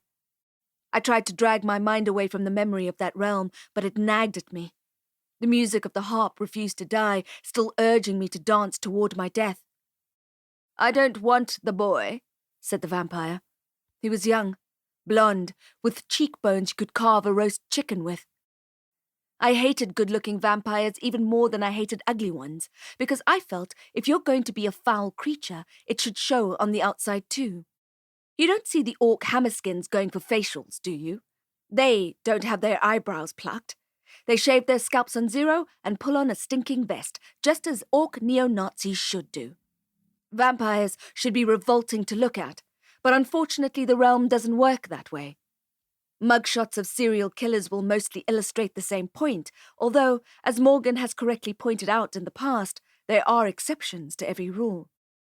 I hated that the vampire was lovely to look at, and I hated myself for even thinking it. I wanted him in a pile of ash, and that included his electric eyes and poultry-carving cheekbones. "I don't have the high-fire crown anymore," I said. The vampire laughed. "And you expect us to believe you?" "Really," I said, "I don't. I lost it in Deadwing's pocket realm. It's probably molten lava by now." "Convenient story," he said. His lips quirked in an unpleasant smile, still infuriatingly good-looking. I don't know how to prove it to you." "We know you have the crown, wizard," he said. "Let's just say we have our own proof." "Right," I said. "And what's that?" "We have eyes all over the realm," he said. Where have I heard that before? It's what Sugar Sugar told me before she poisoned her husband and ran off with his personal bodyguard. "And tell me," I said, "what do these multitudes of eyes you have see?" I was getting a crick in my neck from looking up at him, and the sun was bright. I wished I could end the conversation there and then, but my arm had completely stiffened up, and the void energy felt very far away. Blondie slid a phone out of his back pocket and showed me the screen. The photo was of the plant on my kitchen windowsill. The picture had been taken inside the house. My nerves jangled. Oh no. Poor Gnaw. I imagined his bulky frame listing over in the white plastic garden chair outside my front door, blood streaming down and staining his dark guard uniform. "So, I have a green thumb," I said, my breath catching. "Is that a crime?" The vampire chuckled, and then his face lost its humor and he moved toward us. "You have no idea, do you?" I didn't give him the satisfaction of an answer. "You have no clue about what we know. We know everything about you." "Sure," I said. "You don't have to believe me, but the file we have on you is, well, let's just say it takes up a considerable amount of space." "File? What now?" "Born on the 12th of May 1991 in Joburg General Hospital." "What? I didn't even know that." "Weighing 3.2 kilograms. APGAR score of 10 out of 10. I stared at him. I knew I had been born in May, or had thought so anyway. I guessed that I'd been born in Joburg, but had never known for sure. "Imagine that," said the vampire. 3 seconds old and you're scoring full marks on a test. I guess that's what's expected of a baby born to parents like yours." "Don't you dare speak about my parents," I wanted to say, but I was desperate to know more. "Do you know my name? My surname? My parents' names?" I knew I was making myself vulnerable, but in that moment I didn't care. If I could just discover a small part of my past, a detail or two, I'm sure I'd be able to unlock everything I wanted to know. "It's all here," he said, pointing to his phone. "Your parents, the house you grew up in, the records from the Copperfield Institute, everything." I looked longingly at the phone. I wanted it so badly, just to know my parents' names. "There may be details of a small trust fund that is due to you. The executor of the wills couldn't find you after you ran away." "You're lying," I said, but I didn't think he was. "There are even photos of all of you. The whole happy family." To see their faces again. "It's a trick," said Bron, breaking the spell that my yearning had over me. "It's no trick," said the vampire. "I really will hand it over if you decide to give me what I came for." "I wish I could," I said, and I meant it. It was a good thing I didn't have the crown, because who knows what I would have sacrificed to see the faces of my parents again. Of course, they were in my memory, but the pictures were obscured by age. The cruel truth was that the only clear picture I still have of their faces is the day I found them, drained and dead. "It seems we are at an impasse," said the vampire. "This is not how I wanted this encounter to go." "You wanted me to smile and hand it over." I wasn't expecting the vague disappointment, the easy shrug of his shoulders. I had expected hissing and his white fangs at my throat. He smiled again. "That would have made my day easier." "But now you're going to have to kill me," I said. He angled his head and looked into my eyes. "Not today," he said without talking. His eyes twinkled. "A vampire showing mercy?" I said. "I don't buy it." "It's not about mercy," he said. "We need you alive if you're going to give us what we want." "I'll never give you what you want," I said. "Really?" he said, holding up his phone again. "Take some time to think it over." "I won't change my mind," I said, not quite believing the words as they left my mouth. To know their names, to see their faces, to visit the trees planted over their graves 20 years ago. "I'll be back," he said, "and hopefully we can come to an arrangement." I dusted my hands. "Don't waste your time." He smiled again, handsome and vile. "I like you, Jacqueline Denonite," he said. My surname rang hollow when he said it, a Copperfield-appointed label for an orphan. Bishop, pawn, rook, knight. I wanted to say something combative, something that would tell him in no uncertain terms that if he ever came back, I'd ash him without a second thought. But my mouth remained empty of words. Bishop, pawn, rook, knight. He bowed his head, shot off into the shadows of the trees, and the black mist cleared. Chapter 10. Mason and Sons. I walked the last few blocks toward the magical apothecary of Mason and Sons, despite it being located in a dodgy part of the city. A part of me felt self-destructive, which was ironic considering that I had spent the last couple of hours fighting to stay alive, and the other part of me felt invincible. Just let a downtown mugger try to hurt me, I thought. Just let a hijacker jump out from under a graffitied, urine-splashed bridge and try and take my bike away from me. I'd whip a rumpus on him before he knew what was cracking. My mind kept going over and over what Blondie had said. They knew everything about me. They knew more about me than I knew about myself. My parents used to call each other playful nicknames, and I grew up knowing them as Mom and Pups, Gin and Flu, Bok and Baracas. Even those names seem made up now. Some nights, on the streets, I used to try to expunge the pictures of them I had in my head. It was just too painful for me to think of what I had lost. Other nights, I'd carefully try to reconstruct the memories that had faded like weathered billboards in the sun. Did this really happen? Did that? How much of my childhood did I make up to comfort myself on those cold nights on the street? There was no one to ask. I reached the entrance of Mason and Sons, and a dwarf porter in a maroon suit with silver piping and tassels looked me up and down. The outside of the store was large, the walls and window frames painted in black enamel paint. The name of the store was set in handsome gold lettering over the generously sized front doors. I flashed my wand at the porter, and he bowed and let me enter. A small bell tinkled above my head, and a snow-bearded wizard swooped over to help me. The vast store was crammed to the rafters with all manners of botanicals, salves, powders, and potions. Overburdened shelves reached all the way up to the ceiling, every available space taken by some or other magical ingredient. I could smell the incenses and the oils as they all blended together to create a heady perfume of potential enchantment. In the center of the store, over the main counter, hung a giant stuffed crocodile. Its taxidermal jaws turned artfully into a mean and subtle grin. "How can I help you today, miss?" the grizzled wizard said. I guessed he was 200 years old in the shade and had the skin to prove it. In a totally inappropriate flash daydream, I imagined him stuffed and hung alongside the predatory reptile when his time was up, forever watching the comings and goings of the famed apothecary with varnished marbles for eyes. "I have a rather interesting case," I said. "Is there someone I could consult?" The old wizard bit his lips and nodded. "Of course," he said, "of course." He led me to a more intimate part of the shop, wallpapered with yellow newspaper, and gestured for me to take a seat.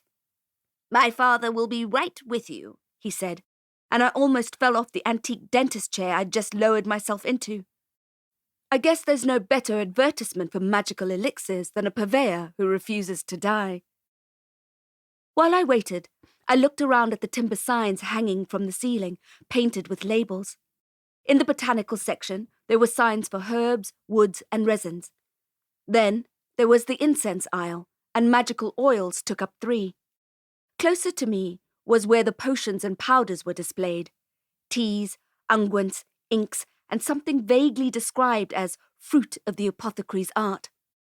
The tools section hosted stones, bones, minerals, candles, and other assorted items. I could spend all day in here, all week if I had the time. I was fascinated by the dodo skeleton lamp beside me and the old stories on the walls. A rhythmical knocking sound reached my ears. It was coming from deep inside the store and was getting louder. Knock, spark, shuffle. Knock, spark, shuffle. Knock, spark, shuffle. Closer. It was the sound of a wizard's staff being used as a walking stick, and it was taking forever to reach me. Maybe I'd be spending all week in here after all. Eventually, the original wizard arrived, helping a shambling man along. Their twin white beards almost reached the floor. "I'm afraid my father stepped out on an errand," said the first wizard. When I looked quizzically at the bent-over man beside him, he introduced us in a quavering voice. "This is my grandfather." Once we settled into the cozy nook in the corner of the shop, with the ancient wizard ensconced in a reclining chair with a tartan blanket over his knees, I was more than ready to spill my case. I coughed, and the less ancient wizard gestured for me to begin. "I have a client," I said, "who is in a great deal of pain." The coffin-dodger looked at me and turned his hearing aid up. "Go ahead, young lady." I described Abarim's terrible affliction and how no doctors had been able to help him. Every now and then the wizard didn't catch what I said, and I had to speak louder, enunciate more clearly. I told them about the night terrors and the way the lines were carved into Abarim's skin as I stood there watching. "I thought it was a virus," I said, "some kind of flesh-eating disease. But when I saw the way the incisions appeared, it was as if someone invisible was standing right there with a scalpel." The old fossil cleared his throat and rested his arthritic hands on the top of his staff. "What you describe," he said, then cleared his throat again in an unpleasant and protracted manner. What did he have down there, I wondered? Spiderwebs, perhaps? Old handkerchiefs? Tumbleweed? "What you describe," he said again, and I aged 10 years waiting for him to finish the sentence, "is very dark magic indeed." "Is there something I can do?" I asked. "Some kind of cure?" The wizard laughed, or attempted to laugh anyway, but it turned into an awful hacking cough that made something inside me shrivel up and die. "If only," he said when he had recovered, "if only it were that easy to combat the dark arts." My body sagged in despair. I couldn't leave Abarim to suffer, but it seemed that there was nothing I could do. I felt useless. "And you," said the Ancient One, his long white beard trembling, "you're nothing but a girl." "Grandfather," scolded the younger wizard, giving me a nervous glance. "Girls, women, can be wizards too." "So I've been told," he scoffed into his rag of a hanky. "So I've been told." He eyed me over the top of his staff. "But look at this slip of a thing." "I'm hardly a slip of a thing. I do 1 armed push-ups and can climb a building in less than 30 seconds. I can ash a dozen vampires in the heart of a shimmering volcano and jump over a river of lava, lifting the dead weight of not 1 but 2 children. But there's no sense in arguing with a monument to decrepitude, especially if you need his help." "This slip of a thing," he said again, to make sure I heard it. "What could she possibly do in the face of pure evil?" The other wizard sighed and rubbed his face.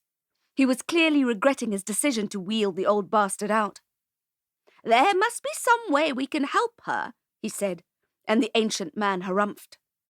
"What she needs won't be found on our shelves, Boggins." The man blushed at hearing his grandfather call him what I guessed was a childhood nickname. He may have been regretting his decision, but I wasn't. "What do you mean?" I asked. "The thing I need. So there is something I can do." The ancient wizard regarded me for a full minute before talking again. A full minute, as if he had a lifetime supply. He blinked his pink, watery eyes, deep in thought. "You thought it was a virus," he said, his lips pulling into a ghost of a smile. I nodded. "You were right about one thing," he said, rather reluctantly. He raised his voice then, as if he were a professor in a lecture hall. It's infectious, he said. My anxiety spiked. Did that mean I was going to get the same dreaded disease? I did employ my nano-breathing mask as soon as I thought of it, but the sickness had plenty of time to attach itself to me before then. I felt cold then, and perspiration ran down my sides. The man struck the floor with his staff, and there was a small explosion of blue sparks beneath it. Transmittable, he said. Communicable. Transferable. My heart sank like a 1912 ship in the North Atlantic Ocean, which may have ploughed into the mother of all icebergs. I offhandedly wondered how old this wizard had been when the Titanic sank. 200? 3? Then I shook my head to clear it, and I concentrated on what he was saying. But not a virus, he said. Confused, I waited for him to go on, but he didn't. He wanted me to come up with the answer. I searched the Rolodex in my brain for anything that would give me an inkling. Infectious dark magic. And then the answer popped into my head, and I could have kicked myself for not having thought of it before. Contagious magic, I whispered. The fossil slammed his staff down, and a new cloud of blue sparks burst from it. Bingo! He yelled. Contagious magic, I said again, more to myself than to the old wizards. The law of contagion suggests that once two people or objects have been in contact, a magical link persists between them. Yes, said the wizard. My guess is that someone has been dabbling with a voodoo doll in the form of your client. Someone known to him, or with access to him or his possessions. Someone with a knowledge of the dark arts and a chip on his shoulder. All of a sudden, I felt a grudging respect for the old man. So he smelled like mothballs and mouthwash and wasn't totally up to speed with the cutting edge of feminism, but he had just handed me a key. A key that might just unlock this disturbing case and put a stop to Abarim's suffering. I sprang up, ready to thank them, when the Ancient One frowned at me. Sit down, whippersnapper, he said, then coughed for around 12 minutes and 46 seconds. There's something else you need to know. I remembered what he had said earlier, that the thing I needed wouldn't be found on these shelves. In order to perform contagious magic, he wheezed, you need spiritus morbis, which is a potent tincture of mugwort and skullcap aged in a belladonna barrel. It's on the council's list of prohibited substances, said Boggins. There's no way you'll get hold of it. The good thing about being a girl wizard, I thought, is that people are inclined to underestimate me. And of course, he added in a hurry, we'd have to report you to the council if we even suspected you of trying to find it. I fluttered my eyelashes at him in what I hoped was an innocent-looking way. I don't need to find it, I said, and he looked relieved. All I needed to do was find out who was buying it. Chapter 11. A Child's Enchanted Puzzle. I was both thrilled and terrified by what I had learnt at the magical apothecary. Finally, I had a way forward, a way to help Blimaex escape his agony, but it would come at a cost. The stakes were high. If I was found asking around about the voodoo serum, spiritus morbis, I'd be arrested by a council agent before I could say black magic. If I was found in the actual vicinity of the tincture, I may as well start digging my grave in that enchanted cemetery I'd visited the day before. All signs pointed to the fact that I should not go anywhere near the stuff, but as I saw it, I didn't have much choice. I was wending my way through the leafy suburb of Westcliff, a couple of minutes away from Abarim Manor. I wanted to tell Willett that I had made some progress and drop off a cobalt jar of ointment I had bought at Mason & Sons. It obviously wouldn't cure his disorder, but Boggins had assured me it was an excellent salve for wounds. A blend of dragon's blood resin, red ochre and bloodroot, hand-blended with rosemary moon oil. The ointment was sure to dull the pain and prevent infection, he said. He didn't have to say that twice. I was throwing my money at him. I also bought a new glamour potion to replace the one I used last week, and a brand new invention by Boggins's grandfather. How that old fossil was still inventing potions was anyone's guess. But as I was about to leave the shop, they pulled me into their secret section, reserved only for the trusted elite, and showed me all the new products they were developing. The ancient wizard seemed to age backwards as he told me about the leaps and bounds he'd made in filter creation. He swept his hand passionately across the bottles, causing them to vibrate against each other, making me worried they would crash down onto the floor. A potion to see in the dark and/or give you X-ray vision. An elixir to ease aching bones and make you slumber deeply with only sweet dreams. An incense that would clear your home of insects, odors, and murderous demons. A lip salve that would quash your appetite to help you lose weight. A powder to drug your dinner date that acts as a truth serum and a subtle aphrodisiac. Although the latter powder tempted me, the thing that most caught my eye and was now in the pocket of my flapping trench coat was a small bottle of inhalant that looked like a nose spray for people who suffered from hay fever. It was called Nebulam, a magic potion that could force a vapor spell. If you wanted to transform your body, someone else's body, or an object into vapor, you traditionally recite the Latin incantation Nebulam fumum vaporum tu debes evade. But vapor spells are notoriously tricky to get right because of the significant amount of energy it takes to force a solid into gas. Also, they're dangerous. If you don't get the spell right, there's no telling what you'll be transformed into, or if you'll ever make it back into the same form you left. For these reasons, the vapor spell is mostly left alone by wizards. But it's such a useful thing to have in your arsenal, so when Boggins told me what the inhalant did, I didn't hesitate to put it in my wicker basket. I was sure it would come in handy. When I was checking out and counting out the last few notes from my wallet, the elderly wizard rang up the goods.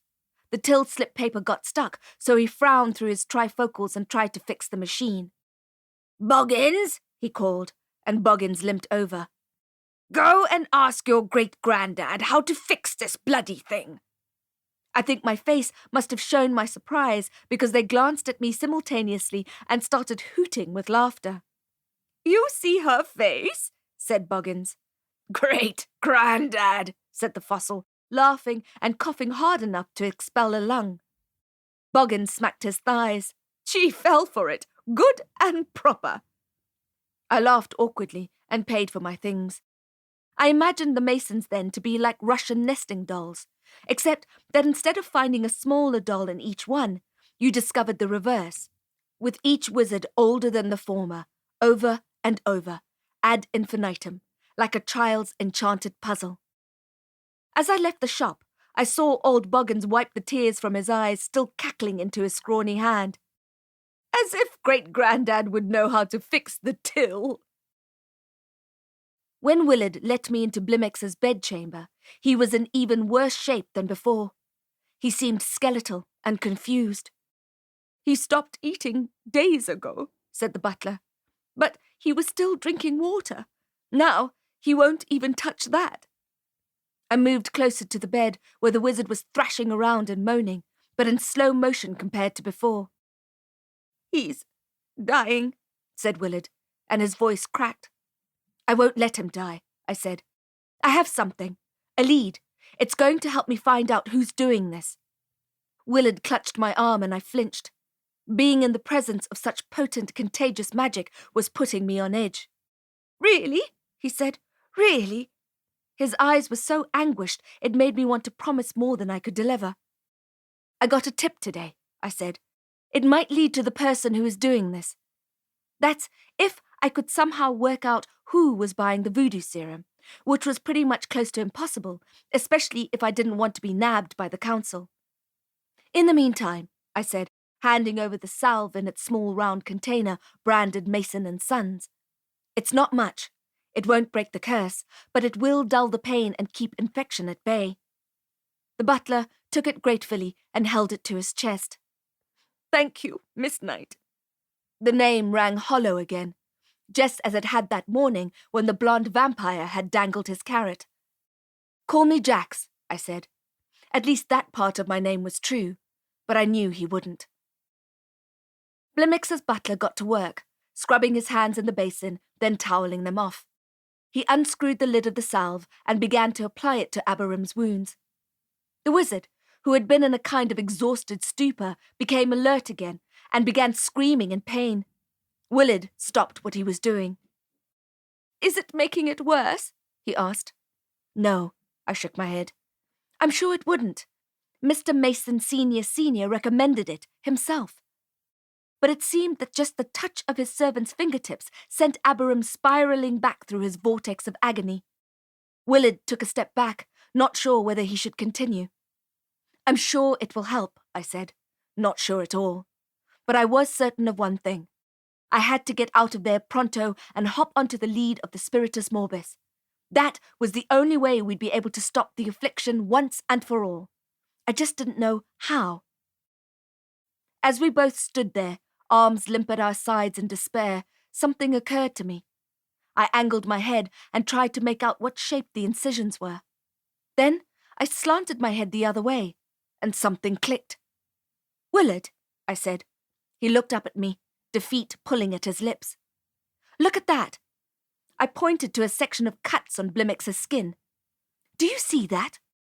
Willard frowned at me, then looked in the direction I was pointing. He was probably thinking, "Of course I see the lacerations. It's all I can see. It's all I've seen for days." The owl flapped her wings, which made me jump. I had forgotten she was there. "The incisions," I said. "They're not just random patterns." We both looked more closely, and Willard drew in a breath. "Words," he said. "Sentences," I said. Someone was trying to send a message. Chapter 12. The Dream Drinker. "What does it say?" asked the butler. It was difficult to read. I loped across the room and opened the curtain just a little. Blimaex groaned. I recognized some of the words. "It's Latin," I said. "Something about 2 rabbits, a white rabbit and a black rabbit. Ring any bells?" Willard shook his head. But it sparked something in my memory. An old story. A wizard fairy tale. Had my dad read it to me, along with the stories of magic trees and tiffin boxes? The rabbits were siblings, brothers, and the white one was good and the other one bad. It would have been banned in this day and age for its racist overtones, but the original was not based on skin color. It was about white magic versus black magic, benevolent sorcery versus the dark arts. There is something, I thought. This is important. I felt blood rush to my cheeks, my fingers tingled. This is a bright neon flashing sign pointing in the direction of the torturer, and we're so close I can smell it. "Does Blimaex have any fairy tales?" I asked. "Any children's books?" Willard looked slightly alarmed at the fever in my face, but he strode out of the room and I followed him, down the passage and into the beautiful double-volume library, where the sun streamed in onto its warm wooden floorboards. Willard put a finger to his lips while he searched for the correct section. Then after a moment of squinting at the spines of the books, he said, "Aha!" He pulled out a pile of books from the bottom row in the right-hand corner and blew the dust off the covers. He placed them with a bang on the small desk beside us, and I started going through them. They were the regular ones, written, presumably, by untouched humans. Snow White and the 7 Dwarfs, which Ferra always had a good laugh at, Sleeping Beauty, Cinderella. But then came the books written especially for wizard children. The Alchemist Girl, Don't Drink the Potion, Salamander Sorcery and Other Secret Spells. Near the bottom of the pile, I found what I was looking for. A large hardcover scuffed and worn, the first couple of pages slightly tea-stained. A beautiful illustration of a white and black rabbit on the cover, huddled together as if sleeping, creating the form of the yin-yang symbol, which was a popular tattoo in the 90s if you were susceptible to peer pressure and or marijuana. The background was a nebulous green and blue fog with veins embossed over it. The title was also embossed in gold. The Dream Drinker. I leafed through the first few pages. This version was translated into English, but it was the same story. 2 rabbits, one naughty, one nice, had always wanted someone to love them. They squabbled a great deal, But then they had to overcome their differences in order to save a girl wizard from a tower, who was being held there by a powerful older wizard so that he could drink her dreams and in that way steal her magical power. Because of this, his magic grew potent, almost to the point where he was indestructible. But the rabbits worked together to trick him and free the girl, and she adopted them and cared for them for the rest of their lives, and, you guessed it, they lived happily ever after. But what did this story have to do with Blimaex? I passed the book to Willard, who grew pale as he read it. It's Sliden. His voice was as tense as a violin string. I beg your pardon? Sliden is doing this, he said. He wrenched me out of the library by my arm and pulled me in the direction of the family portrait I had admired the day before. There stood an emotional Blimaex with his proud parents. You're going to have to spell it out for me, I said. Quinkle, that treacherous goblin, had said I was slow for a wizard, and it had grated me then, and it grated me now. Also, if he were alive, he would have liked my pun, a wizard saying, "Spell it out for me." I stared at the butler. Start talking. There's something in the painting, he said, eyeing the wand on my belt. I unclipped it and pointed it at the picture. Monstrous, I said, and another man slowly appeared in the frame as if being painted on. Seemingly happy to be revealed, he stood next to Blimaex with a bitter smile on his face. That's Blimaex's brother Sliden, said Willard. The family disowned him years ago. Mr. Abarim magicked Sliden out of the family portrait when he started experimenting with dark magic. We haven't seen him since. Sliden Abarim, the ghost in the family portrait. The black rabbit, I said, and the butler nodded. Chapter 13. The First Domino. The key Morgan had given me for Liz Darrison's house was burning a hole in my pocket as I sat drinking a Copper Cog midnight stout in Ferra's steampunk pub for magical creatures. I was mulling over the Abarim case while feeling sufficiently guilty about the Darrison file, which the Scorpions were now officially calling the V-Cult serial killer case. It was no longer only about Liz Darrison. We had 8 bodies on our hands and 0 leads. I needed something, just one good find to get me started on the trail. I needed the first domino. The rest usually take care of themselves. I drummed my finger on the copper countertop. I wouldn't find that first domino by just sitting there. I'd have to go to Liz Darrison's house. Ferra bustled through the flapping kitchen doors, wiping her hands on her apron. May I have the bill? I asked, ready to leave. Nonsense, said the dwarf. Then she yelled over her shoulder, Aileen! One of her daughters scuttled out, the one with the earnest face and fig's eyes. She was carrying a plate with a generous slice of just-baked apple pie, which she held up to her mother. Ferret took it and ruffled her hair. Thanks, skunk, she said. She placed the pie in front of me, along with a steaming cappuccino. I didn't need any encouragement to tuck in. That's when she punched me on the arm and crossed her arms in a way that made me think she was about to scold me for something. What's this about you losing that crossbow I lovingly made for you? I froze, fork halfway to my mouth, and looked at her over the steaming coffee. I'm so sorry, I said. I loved that crossbow like a firstborn child. I wasn't being careless with it. I swear, it was just... Ferra started chuckling. It's no bother, Jinx, no bother. It is for me, I thought. Eileen! The dwarf yelled, but she needn't have, because Eileen was already standing right next to her with my shiny new crossbow. I stared at it. Really? Really, said little Eileen, who I'd never heard talk before. Easy no, said Ferra, as the child handed it over. It felt wonderful in my hands, just zinging with potential. It felt exactly like the previous one, except this one wasn't lost in lava. I had the blueprint from last time, didn't I? Ferra said. It was just a matter of printing out a new one. Oh, Ferra, I said, admiring the sleek flight path and the elegant underquiver. Thank you. You're welcome. The dwarf whacked me on the back, and I inadvertently pulled the trigger.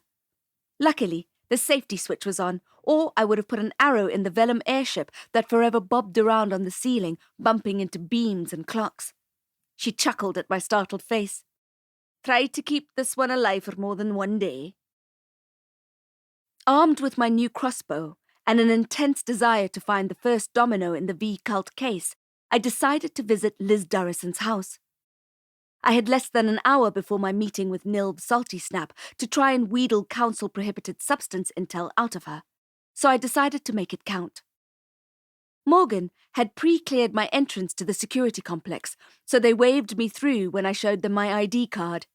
No fingerprint scan, no request for my unabridged birth certificate, no 3D map DNA profile, or goat sacrifice at full moon. I smiled as I accelerated, wound my way around the pretty Mexican daisy-lined streets, and parked in Durrison's driveway. Pieces of faded yellow police tape flapped in the breeze like flags at a neglected adventure golf course. The garden looked thirsty, and I felt sorry for it. It made me think of the previously disadvantaged pot plant on my windowsill at home, and I shuddered thinking of Blondie standing there in my kitchen, taking its photo. Maybe that's why I'd been avoiding going back to my apartment after Bron's training session this morning. I didn't want to deal with finding a dead orc in my doorway or the scent of vampires in my home. The key to Liz's door slid in easily, and I opened it and climbed over more police tape to get in. The interior was unsurprising. Vanilla wall paint, vanilla furniture, vanilla prints on the walls. It's as if she hired the same person who decorates the interior of hospitals to do her house too. The kitchen was more of the same, except there was an awful smell coming from the fridge, which someone had turned off but not emptied. I glanced around her kids' bedrooms, which was sad, then started going through her bedroom, looking in her cupboards and under her bed and in her bathroom cabinet. I wasn't sure what I was hoping to find. At the back of one of the floor-to-ceiling wardrobes, I saw a rectangular outline as large as a door. That was interesting. I was pretty sure it had nothing to do with the case, but I'm a paranormal private eye for a reason. They say curiosity killed the cat, but I don't agree. I think curiosity can keep you very much alive. Maybe they got it wrong. Maybe that's why cats have 9 lives.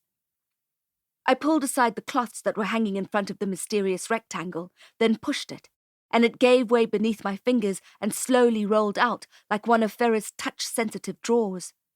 I stuck my hand in, feeling for a light switch on the inside edges, and clicked it on. "Oh," I said out loud, when the lights flickered on and I stepped inside. This was not what I was expecting. What exactly was I expecting? Who knows? A doomsday prepper bunker, maybe? A hobby room to escape the kids? A secret wine cellar packed to the rafters with as many bottles of rosé as Liz Durrison could drink in a lifetime? But I was not expecting this. This was not vanilla. There was a double bed in the middle of the room, and I could tell from the sheets and the headboard that its primary purpose was not for sleep. No white cotton spread here, no warm pajamas or comfy pillows. This bed was a sea of navy silk sheets and a cushioned headboard. Black leather, with studs to which a pair of handcuffs were attached. All around the room, the walls were decorated with toys and tools, latex gimp suits, 10-inch steel heels, whips, gloves, ropes, and various shapes and sizes of... Well, I'll leave that to your imagination. I don't think of myself as a prude, but just glancing at some of the apparatus on the walls made me nervous. I walked over to the dressing table, black, stylish, and slid open the top drawer. Inside, along with a staggering selection of gels, condoms, and rings, was a little black book. I picked it up and flipped through it. There were columns and columns of nicknames, written neatly in black ink. I was impressed by the sheer volume of Durrison's lovers. There were a few repeats, but it seemed that mostly she liked them fresh. So Liz Durrison was happily divorced, as Morgan described people in her situation, but she hadn't settled for a life of celibacy. She had 2 kids, so that must have made meeting people and dating difficult. Where was she meeting these men? I reached for my phone and photographed the last few pages of the little black book, April to September, and sent the pictures to Morgan. I slid the book into my coat. I had a feeling it held an important clue. It may even be my domino. I felt buoyed as I locked up and left, jumping on my motorbike. Was the killer's name in my pocket? Chapter 14. Old World Railways. Jacqueline Denner Knight? The voice crackled down the line. Speaking, I said. Thank goodness, the stranger said, and I heard a rustling in the background, then a sharp whistle and hissing. It's a bad line, I said. Can you speak up? Ms. Knight, I'm Tambo Vuleka, the owner of the Old World Railways. I knew the company, and I knew why the man was phoning me before he began to elaborate. Old World Railways ran a tourist trap operation from Joburg to the Magaliesberg, a steam train locomotive with all the fancy trimmings. You get on at the Johannesburg station, enjoy a leisurely trip to the Berg, disembark for a picturesque picnic lunch at the old collapsed tunnel in the Rocky Mountain, then mosey back to the city. According to their brochures, when you arrive at their quaint rail station, you feel like you're going back to a simpler time of Russell skirts and cherry tobacco pipes. Their beautifully restored carriages and clouds of white steam purportedly send one tumbling back through time. Personally, I don't know why anyone would want to take a step back. I loved my high-tech protective coat and my intuitive magical crossbow with built-in heat seeker. Never mind the nano that I kept within whispering distance in my top pocket. I knew why the man was phoning, because any time I hear about old world this or Victorian era that, or any kind of wistful setting of bygone days, I don't think of it as charming or nostalgic. I think of one thing: vampires. Vampires have this hankering for the past like no other species I know. They take conservatism to a brand new high. If they had the choice, we'd all be living in grim antediluvian castles with no running water and no Wi-Fi. So these tourist destinations and day trip diversions all had one thing in common. They were vamp magnets. Which was great for me if I was in the mood to hunt some bloodsuckers, but bad news for starry-eyed foreigners who had no idea how reckless South African vampires could be. What can I do for you? I shouted into the phone via Bluetooth, which was a bit awkward because I was on my motorbike and had just stopped at a red light. The woman next to me, in a shiny Honda, gave me a suspicious look. I didn't have time to make small talk. You have a vampire problem? I shouted, and the woman in the car almost dropped her takeaway coffee onto her lap in a hurry to wind up her windows. My smart helmet fizzed with static. Yes, came Vuleka's reply. Please, come as soon as you can. I had Liz Durrison's little black book I needed to comb through for leads. Plus, I was already late for my appointment with Nilv Salty Snap at Goblin City. I was going to consult my favourite slime ball on where to find the seller of voodoo serum, and hopefully that would guide me to Blimaex's torturer. I'll help you, I said, and the man swore in relief. But I have a couple of important things to do first. I've shut down the whole station, Vuleka said. I've closed it up, but people are still coming through the gate. I can't stop them. We haven't had an attack. Yet, I said. Innocent people are going to die if you don't get here soon. Even if hapless strangers speaking in German accents weren't in danger, I'd still gun it there as fast as I could, because everyone who knows me knows that my mission in life is to kill vampires. I'd ash every vampire in the country if I could. I'll be there as soon as I can, I said, and I meant it. Chapter 15. In Play. I was 20 minutes late for my meeting with Nilv Salty Snap, but she didn't seem bothered. I guess when you live in a goblin amusement park, you give up waiting as a state of mind. I gave her the bubblegum-flavoured soft-serve ice cream I bought her at the snack shack, and she snatched it and started licking at the dripping blue treat without saying hello or thank you, which is pretty much exactly what I had expected.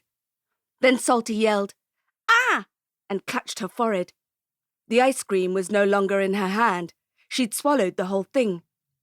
"Ah!" she said again. "You're trying to kill me." I don't think anyone has ever died of brain freeze before, I said. I looked at her new uniform. You're not working at the popcorn barn anymore. I've been rotated. She pointed at the badge on her chest. It was the Scream Coaster logo. It's my job to make sure that the passengers are tall enough to ride. That can't be easy, I said, and she smiled at me, showing me all her needle teeth, which had a slight blue tinge from the ice cream. It was an improvement. Goblins walked past us, shoveling chips into their mouths and chomping hot dogs dripping with bright tomato sauce. Somewhere we can talk? I asked. Salty nodded, and we walked to the children's area. The old Cars on a Track jungle safari ride was empty, so we jumped into an antique jeep and clicked our safety belts on.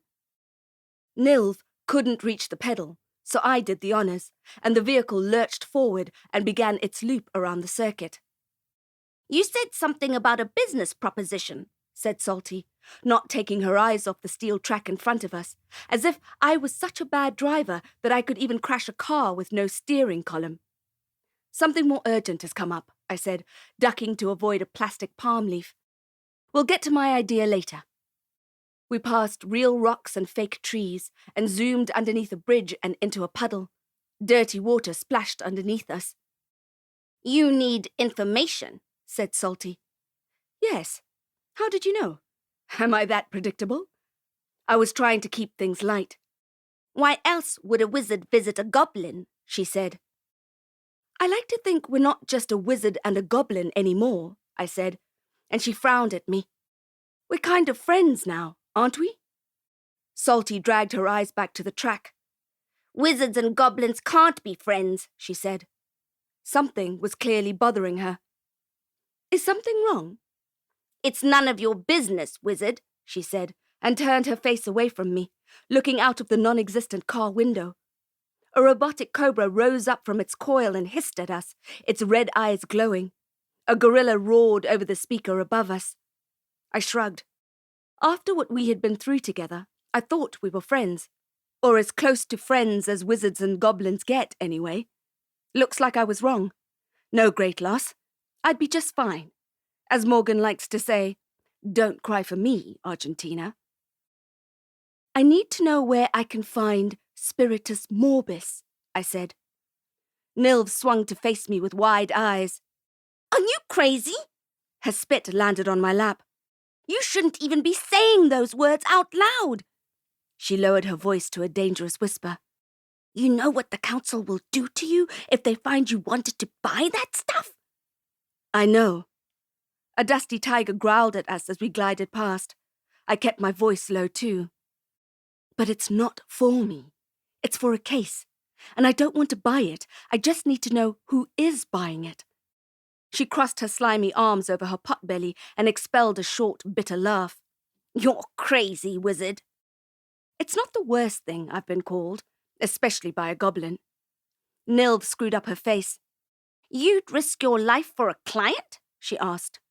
Don't you ever learn? She had a point.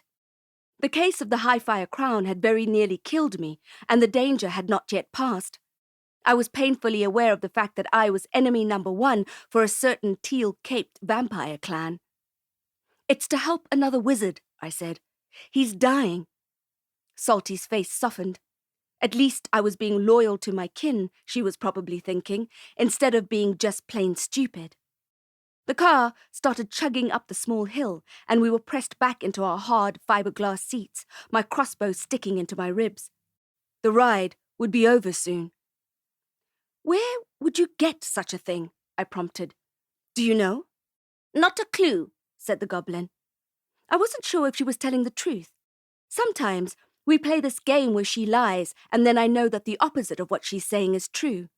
It gets confusing, though, when you don't know if the game is in play or not. Not even a small clue? I asked as we reached the peak and teetered at the top. Sensing our impending fall, we stopped talking and both looked down the steep cliff. The car inched forward bit by bit, heightening my apprehension, and then, with a rushing of metal wheels on track, the car sped down the incline. Salty gasped and grabbed my hand, and we both yelled as the car smashed into another puddle, sending mud flying and spattering the fake leaves surrounding us. The goblin let go of my hand and we laughed. Maybe we were some kind of friends after all. Labyrinth, she said, and looked away. I was going to ask her what she meant, but I didn't want to push my luck. I waved goodbye to Nilv at the Scream Coaster and made my way to the Goblin City Hotel. I looked down at the card in my palm. When Salty had grabbed my hand at the top of the Jungle Safari Drive, it had been an extension of friendship of sorts. Not because of the personal contact, but because of the key she had left behind in my hand. An access card to the administration offices of the Goblin City Hotel. Chapter 16. HobNob. I used the back entrance of the Goblin City Hotel, hoping not to make anyone too suspicious. The service alleyway behind the building was deserted, and it was easy to slip in without any goblins seeing me.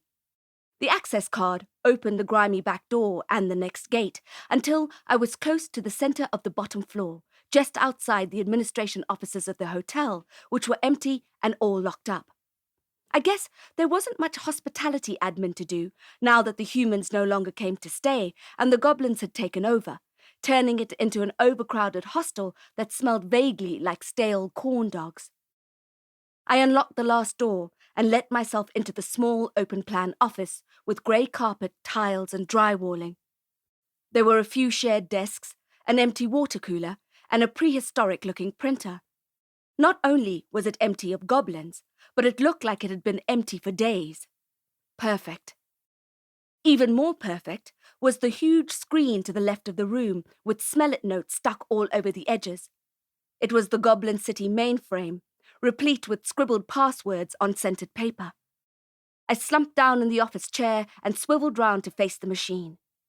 This day had started off pretty rough, but things were definitely starting to look up. I turned the computer on, and it took around a leap year until the screen finally flickered on. While I waited, I studied the sticky notes. One of the pieces of paper said HobNob, which I knew was the online dating site for goblins. The password for that was crossed out. When the machine finally finished booting up, it asked me for the password that was conveniently written on the right-hand side of the display. Snozcumber. I typed it, slammed enter, and I was in. I had no idea what I was looking for. I stared at the bright green pixels and blinked. Then I blinked some more. Salty Snap had given me this access card for a reason. There was something on this machine that would help me. Unless, of course, she was just messing with me, which would be a totally goblin move. I tentatively opened a couple of folders and then closed them again. My suspicion was that this computer was mostly used to play charades and strip poker. That would explain the pair of hot, patterned goblin undies that hung from the ceiling fan, although you never can be sure. There were the usual icons on the desktop, but there was also one I didn't recognize. The logo was a shiny black pebble. I clicked on it. An internet browser opened, but it didn't look like any of the browsers I had ever used before. It was called Onyx. Was it a goblin-specific program? I typed something into the search bar, but it blocked me, wanting another password. I typed in all the other codes I found on the sticky notes, but none of them were right, and the application warned me that I only had one more chance or it would go into an auto-safety lockdown for 24 hours. Phileas Canis, I said, as I pushed myself away from the desk, and the chair rolled with me. I was ready to give up, but then I remembered what Salty had said to me as we parted ways. Labyrinth. I typed it in, and the browser animated before me. I was falling down a pixelated tunnel, or at least that's what it felt like. The black tab sucked me in as its center went dark, and the edges opened and bloomed like a square black flower over and over again. Finally, it let go of my eyeballs, and I sat in the chair feeling like my soul had been sucked out of my body and then put back again. It was the dark web. Not the untouched human dark web, but the dark arts dark web, which was all kinds of terrifying. I didn't even want to know what flavor of things you could find in there. My mouth dried up, and I looked over at the empty water cooler longingly. Was I really going to do this? I knew the answer, and it made my root chakra twinge. With one hand over my eyes and the other hovering uncertainly over the keyboard, I typed Spiritus Morbis and clicked the magnifying glass icon. The excessively paranoid part of me feared that the council agent would appear immediately out of thin air. They'd been known to do that, and slap a pair of enchanted handcuffs on my wrists. The less paranoid part of me thought that some kind of shrieking alarm was being sounded at Goblin City HQ, and it would be just moments before the Goblin security police arrived and locked me up for breaking in. Then there was the danger of someone seeing me through this computer, which wasn't actually paranoid at all, because evil forces can use pretty much anything to find you, including windows, mirrors, and goblin mainframe screens in abandoned hotel offices. The dark web browser kept me in suspense for a moment. Then, only one result appeared. Spiritus Morbis, it said, aka Voodoo Serum. Evershade Night Market. Fex, I swore, and slumped back in my chair. Why did life have to be so relentless? Honestly, just once, could the answer be the easy one? Why couldn't the search result have said I could get the voodoo serum from a nice, warm, safe place that I knew how to get to? That served crumpets and cream, and you could get a shoulder massage while you were waiting? No, just my luck that the place I needed to go to was deep in the orc subrealm, in a tunnel I had only ever heard mentioned in worried whispers, and even then, no one was really sure that it existed. Evershade was the thing of urban legends, and, spoiler alert, none of the legends ever ended happily ever after. I took a deep breath and rubbed my face. The peril was twofold. The danger of getting kidnapped, murdered, and or dismembered for mooty while you were down there, and the danger of getting caught by the council. Your presence at the market alone was enough to get you a life sentence in the Black Tower on Ember Island, or, if your luck was out, the Storm Bay Boulder Keep work camp off the coast of Cape Town. Just thinking of the possible outcomes made my heart hammer against my ribs. I was used to playing with fire, but disobeying the council was a whole new level. If confronting a dangerous goblin gang could be compared to a small fire in your backyard, perfect for grilling some chops, then defying the council was like a raging furnace that turns into a firenado that accidentally incinerates your whole house and possibly your next-door neighbor. I was about to start convincing myself that I didn't actually need to go down there, didn't need to visit the black magic market, because surely there was a less dangerous way to find out who was buying the voodoo serum. But then I heard a sound outside the thin walls, a goblin grunting. It took me a moment to register what was happening. When I realized there was a snorting goblin heading in my direction, about to find me poking around on his computer, I dropped to the floor and hid under the desk. The lock on the door beeped green, and the goblin fell inside. Why was he stumbling? I wondered. Was he drunk on goblin gin? But then I saw another pair of slimy legs, and I cringed. I understood with an awkward sense of dread that this particular pair of goblins, despite their corporate clothes, weren't here to print out the Goblin City annual report. The male goblin growled and chased the female, who was laughing and blushing, looking over her shoulder at her pursuer. He had her lipstick smudged on his white-collared shirt. She stopped running, turned around, and shook out her hair like a stripper on a pole at Candy Cane, if strippers at Candy Cane had stringy blonde hair and pot-bellies. The male goblin growled some more, pulling his polka-dot tie off while he watched his conquest unbutton her blouse. Now, the pair of undies hanging from the fan made more sense. This was the perfect room for office dalliances. I had two options. Stay hidden under the desk, cover my ears, close my eyes, think of puppies and rainbows, and be forever scarred for life on a deep psychological level, or try to get out without them seeing me. I didn't have time to be locked up by the goblin police, so I opted for the puppies and rainbows instead. It was a mistake. What I hadn't figured into the equation was Mr. Polka Dot's sexual prowess, or Candy Cane's insatiable appetite. For some reason, in my head, goblins in general went for a more wham-bam approach when it came to bonking, but I was wrong. I was very, very wrong.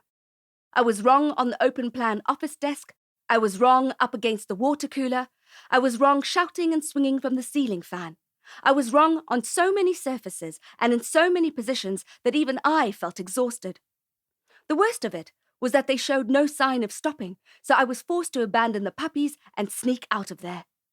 I closed my eyes again and thought as clearly as I could. Invisibilis factus.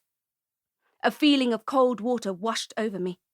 I checked my hands to make sure the invisibility spell had taken properly, and then started crawling out from under the desk.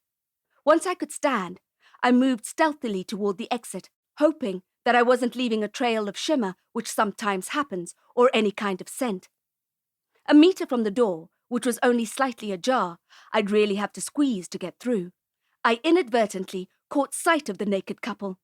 The view made me screw my eyes shut, which made me walk into a chair they had left in their wake. I gasped in surprise, and they both stopped huffing and puffing and looked in my direction, startled. I stayed put, hardly breathing, hoping they would dismiss the sound and keep up with their ultramarathon. But they kept still and kept staring. There was no way I could open the door now, even an inch, or they'd know I was there. We were caught in a strange frozen moment. The half-dressed goblins clutching at each other, staring at me, and me, invisible, holding my breath. "There's something there," panted Candy Cane. "Someone," said Polka Dot. I held my breath and tried not to shimmer the air, which is pretty much impossible to control, like telling your spleen to stop doing whatever it is that spleens do. They didn't move. I didn't move. My lungs began to burn. Something had to give. Aversum, I thought, hoping a distraction spell would force their gaze away. The prehistoric printer began to growl. It was waking up after a prolonged hibernation and seemed hungry. The goblins gasped and looked behind them at the printer, which took a jump in their direction. Candy Cane screamed. The top flew open, and the light under the glass screen flashed, and it started spitting out sheets of paper at them. I hoped they wouldn't get paper cuts. That would hurt. As I slid out of the office, I heard Polka Dot yell in fright, and I slammed myself up against the wall as they came rushing out, pulling their clothes on as they ran. I left the same way I came in, and let myself out of the back door. The alley was still deserted. Chapter 17. Broken. Reluctantly, I made my way home. I didn't want to see what had become of my orc bodyguards, didn't want to stand inside my kitchen and smell the vampire that had been standing there just hours before me. But I didn't want to go to the subrealm either, so it was the best of two bad options. Part of it was procrastination. Part of it was my survival instinct.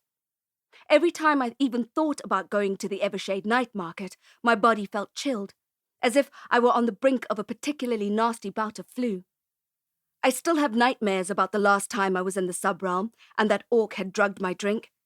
It was pure luck and magic I got out of there, mostly unharmed. It's what could have happened that haunts my dreams. I jogged the last 6 blocks to my apartment to keep fit, and also to shake out the residual anxiety in my body after almost being caught by those Duracell goblins.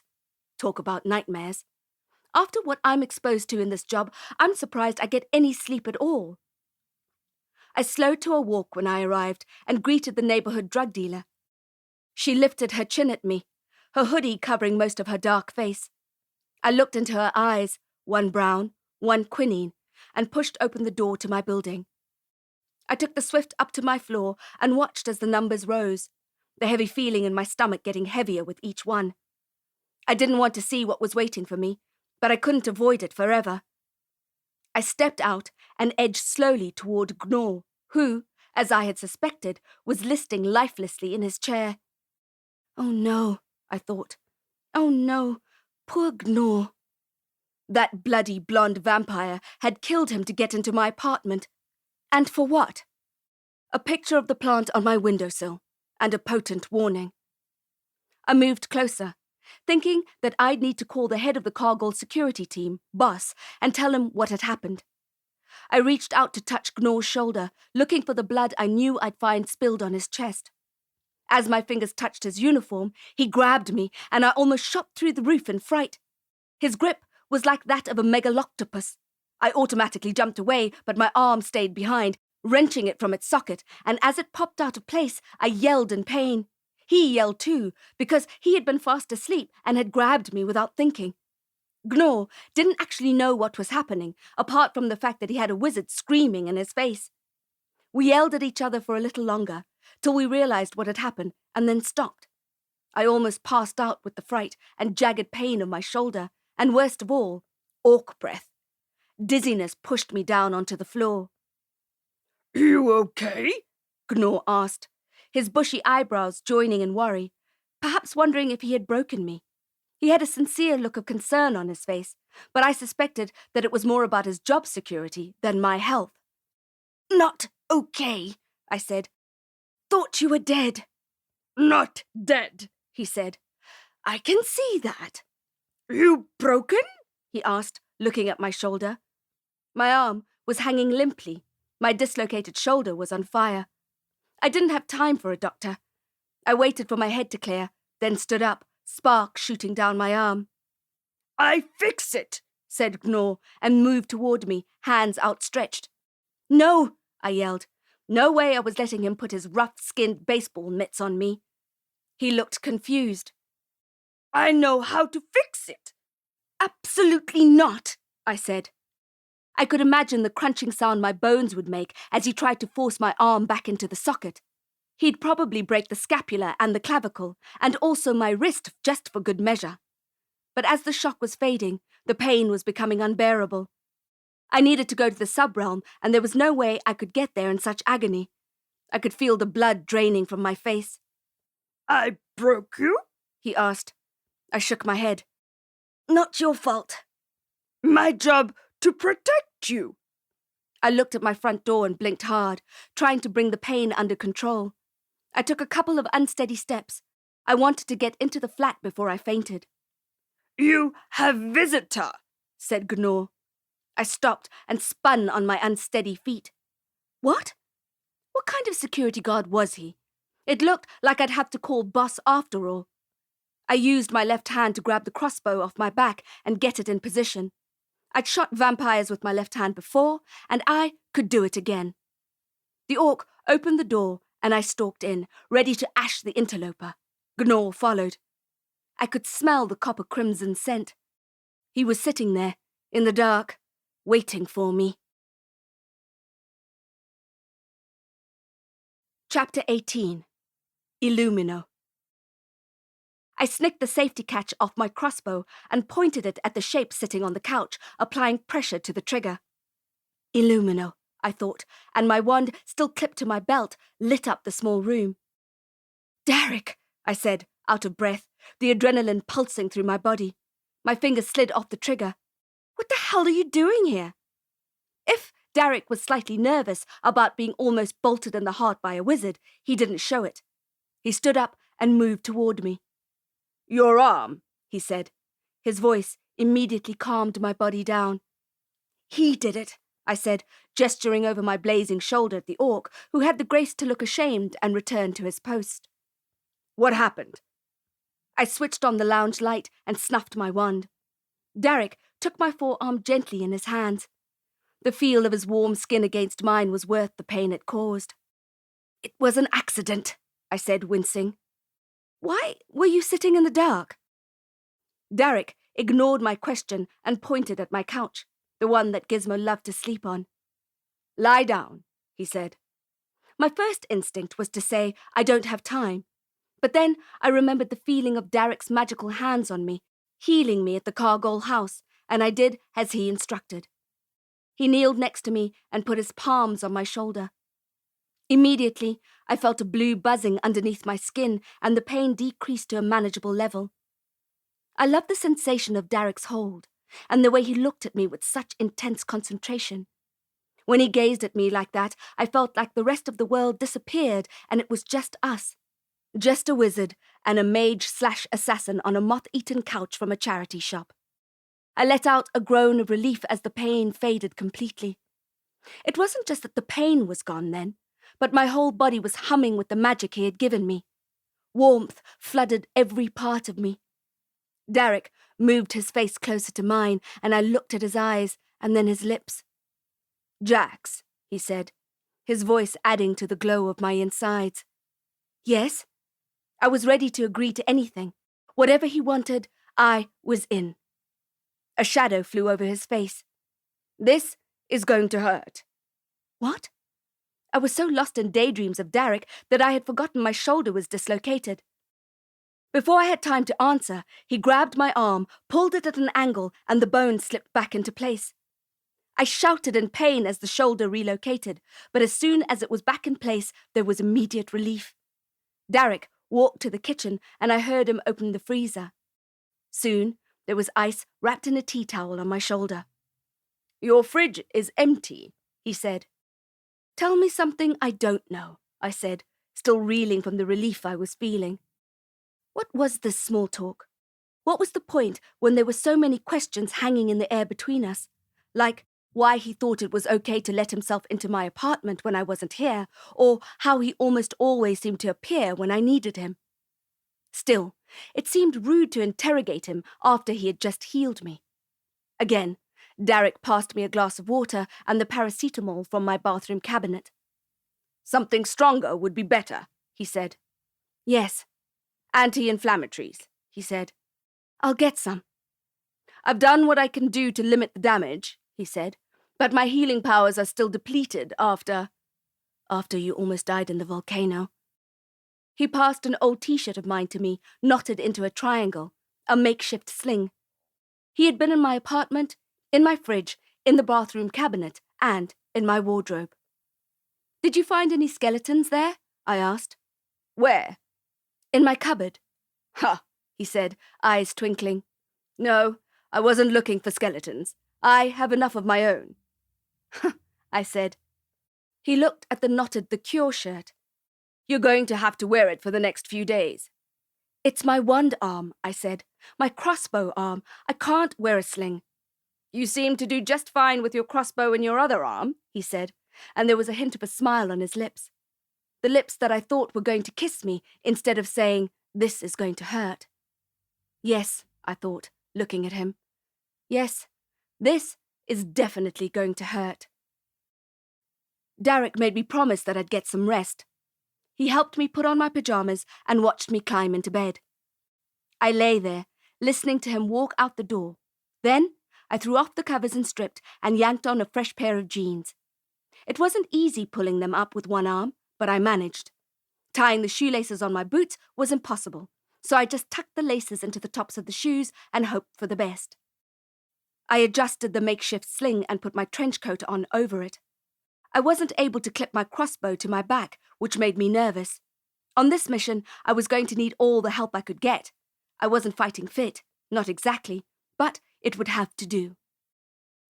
I couldn't leave without checking the Ferret mansion for Gizmo, empty, and my kitchen for rogue vampires, also empty, though I could still smell the creature. The idea that a murderer had been standing right there on my cracked kitchen floor tiles made my blood run cold. Had he gotten past Gnaw, which, admittedly, wouldn't have been very difficult, or had he used a window? I closed every one just in case, and as I was heading out the door, the red hardcover book jumped off the bookshelf and slammed onto the floor. Chapter 19. Ember Island. If Gizmo had been with me, I would have asked him where the portal door to Evershade was, but tonight I was on my own. I wondered, as I left my apartment, if it was the last time I'd see it. My stomach growled, a mixture of hunger and dread, and I wondered what the food was like at the Council's preferred detention centres on the Ember Isles and Storm Bay. I passed the neighbourhood drug dealer again on my way out. Then, after a few steps, I turned back and approached her. "Hey," I said. She looked at me, expressionless. "Hey." I hesitated. If I asked her how to get to Evershade, and she was an undercover agent for the Council, my mission would be finished before it even began. What better place to put a spy for the Council? On a busy corner where she could watch the comings and goings all day and all night and have naive wizards asking dangerous questions. She was still looking at me, waiting. I watched her blink. She was around the same age as me, but the street life had been tough on her. Her mismatched eyes, while beautiful, had the stare of a much older woman. "Do you have any painkillers?" I asked. I thought she would laugh, say something like, "Go home, wizard," but instead she blinked again, then looked at my sling. "What kind?" "Anything," I said, and then, remembering Derek's words, "Anti-inflammatories?" She lowered her head so that all I could see was the top of her hood while she scratched in the leather bag she kept trussed around her hips and then looked up at me again. She tossed a plastic bottle of pills in my direction and they landed in my hand with a clacking sound. "It's only half full," she said. "Enough for a day or two." I patted my coat for my wallet, which I remembered at that instant was empty. I'd spent the last of my cash on salty snapped bubblegum ice cream, and the last time I had put my bank card anywhere near an ATM, it had just guffawed at me. "How much?" I asked. "I'll let you know," she said. I looked at her.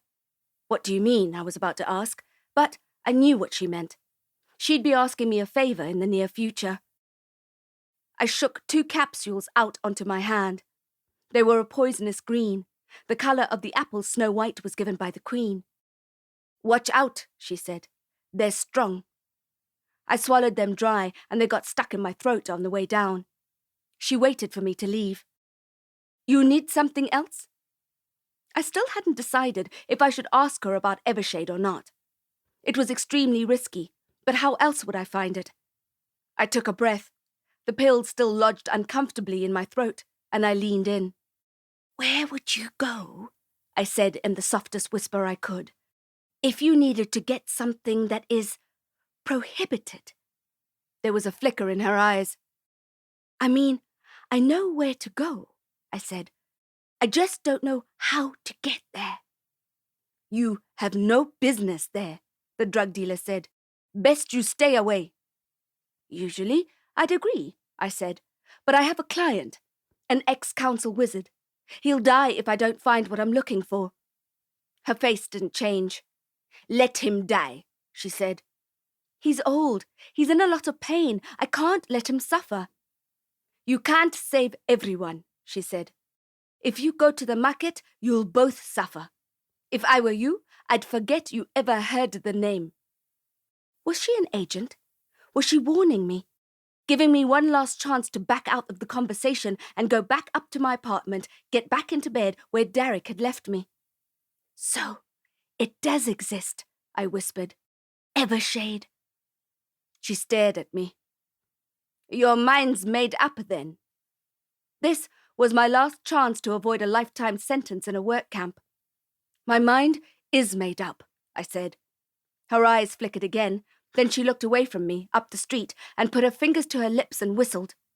"Vex," I thought. "Vex, Vex, Vex." My instinct told me to run, but then a shadow was at my elbow. "This wizard bothering you, Lou?" he said. I caught a glimpse of the gold painted on his teeth. He wore dark skin, a peak cap and shades, despite the sun being on the opposite side of the globe. They were council agents and they were going to take me in. My mind started whirring with what to do next. My right arm was out of action, but I could still knee him in the balls and then grab my wand. "I'm going to the market. I'll be back in an hour. Watch my post," she said to the man, and he nodded. "And give me those glasses." It took me a moment to digest what she said, and then I was so relieved I almost melted to the pavement. He handed his shades over, and she put them on. The drug dealer, Lou, grabbed my arm. "Let's go," she said. My heart was still racing when we left the corner. The relief I felt at having escaped being turned in, as well as the pharmaceutical effects of the painkillers, made me feel oddly cheerful and slightly high. Lou kept her grip on my arm as we hurried down the city street, which was glistening with water from a spurting broken pipe. Cars hooted and tuk-tuks wheeled by as we made our way through throngs of pedestrians in leather jackets, smelling of cigarettes and city pollution. Some stores were still open, blaring music from cheap speakers overhead, and the fried chicken takeaway place had a queue as long as a voting poll on election day. We turned right at a discount fashion store, with damaged mannequins in the window, then ran a block west, leaving the crowds behind. It was darker now, and danger glinted in the black air around us. "You sure about this?" Lou asked, glancing over at me. I nodded. She had her bag open again and was pulling something out. I wondered where we would turn next, but then there was a black cloth bag over my head and the cracking sound of duct tape being pulled from its ring. There was no one to hear my muffled scream as the drug dealer wound the tape around the fabric over my mouth. "Easy," she said to me, and dragged me further into the dark. I tried to grab my wand, but my right arm wasn't taking calls. It was dark and almost impossible to breathe. She spun me around until I was dizzy and had lost my sense of direction, then pulled me into a narrow alleyway that smelled of urine and garbage and regret. She smashed me up against the wall, sending lightning bolts of pain from my shoulder to the rest of my body. I was still trying to shout when she smacked her palm against my taped mouth, and I panted to get air through my nose. My heart was trying to pound its way through my ribcage. "Easy," she said, leaning into me, pushing me harder against the dirty bricks. "Easy." And then she mumbled something. I only caught the last bit of the portal spell. "Ayuna, sit." I was about to bite her hand when I felt the wall softening behind me. It felt like it was tilting and giving way. The places where her body touched mine felt electric, as if she held a current that was passing over to me.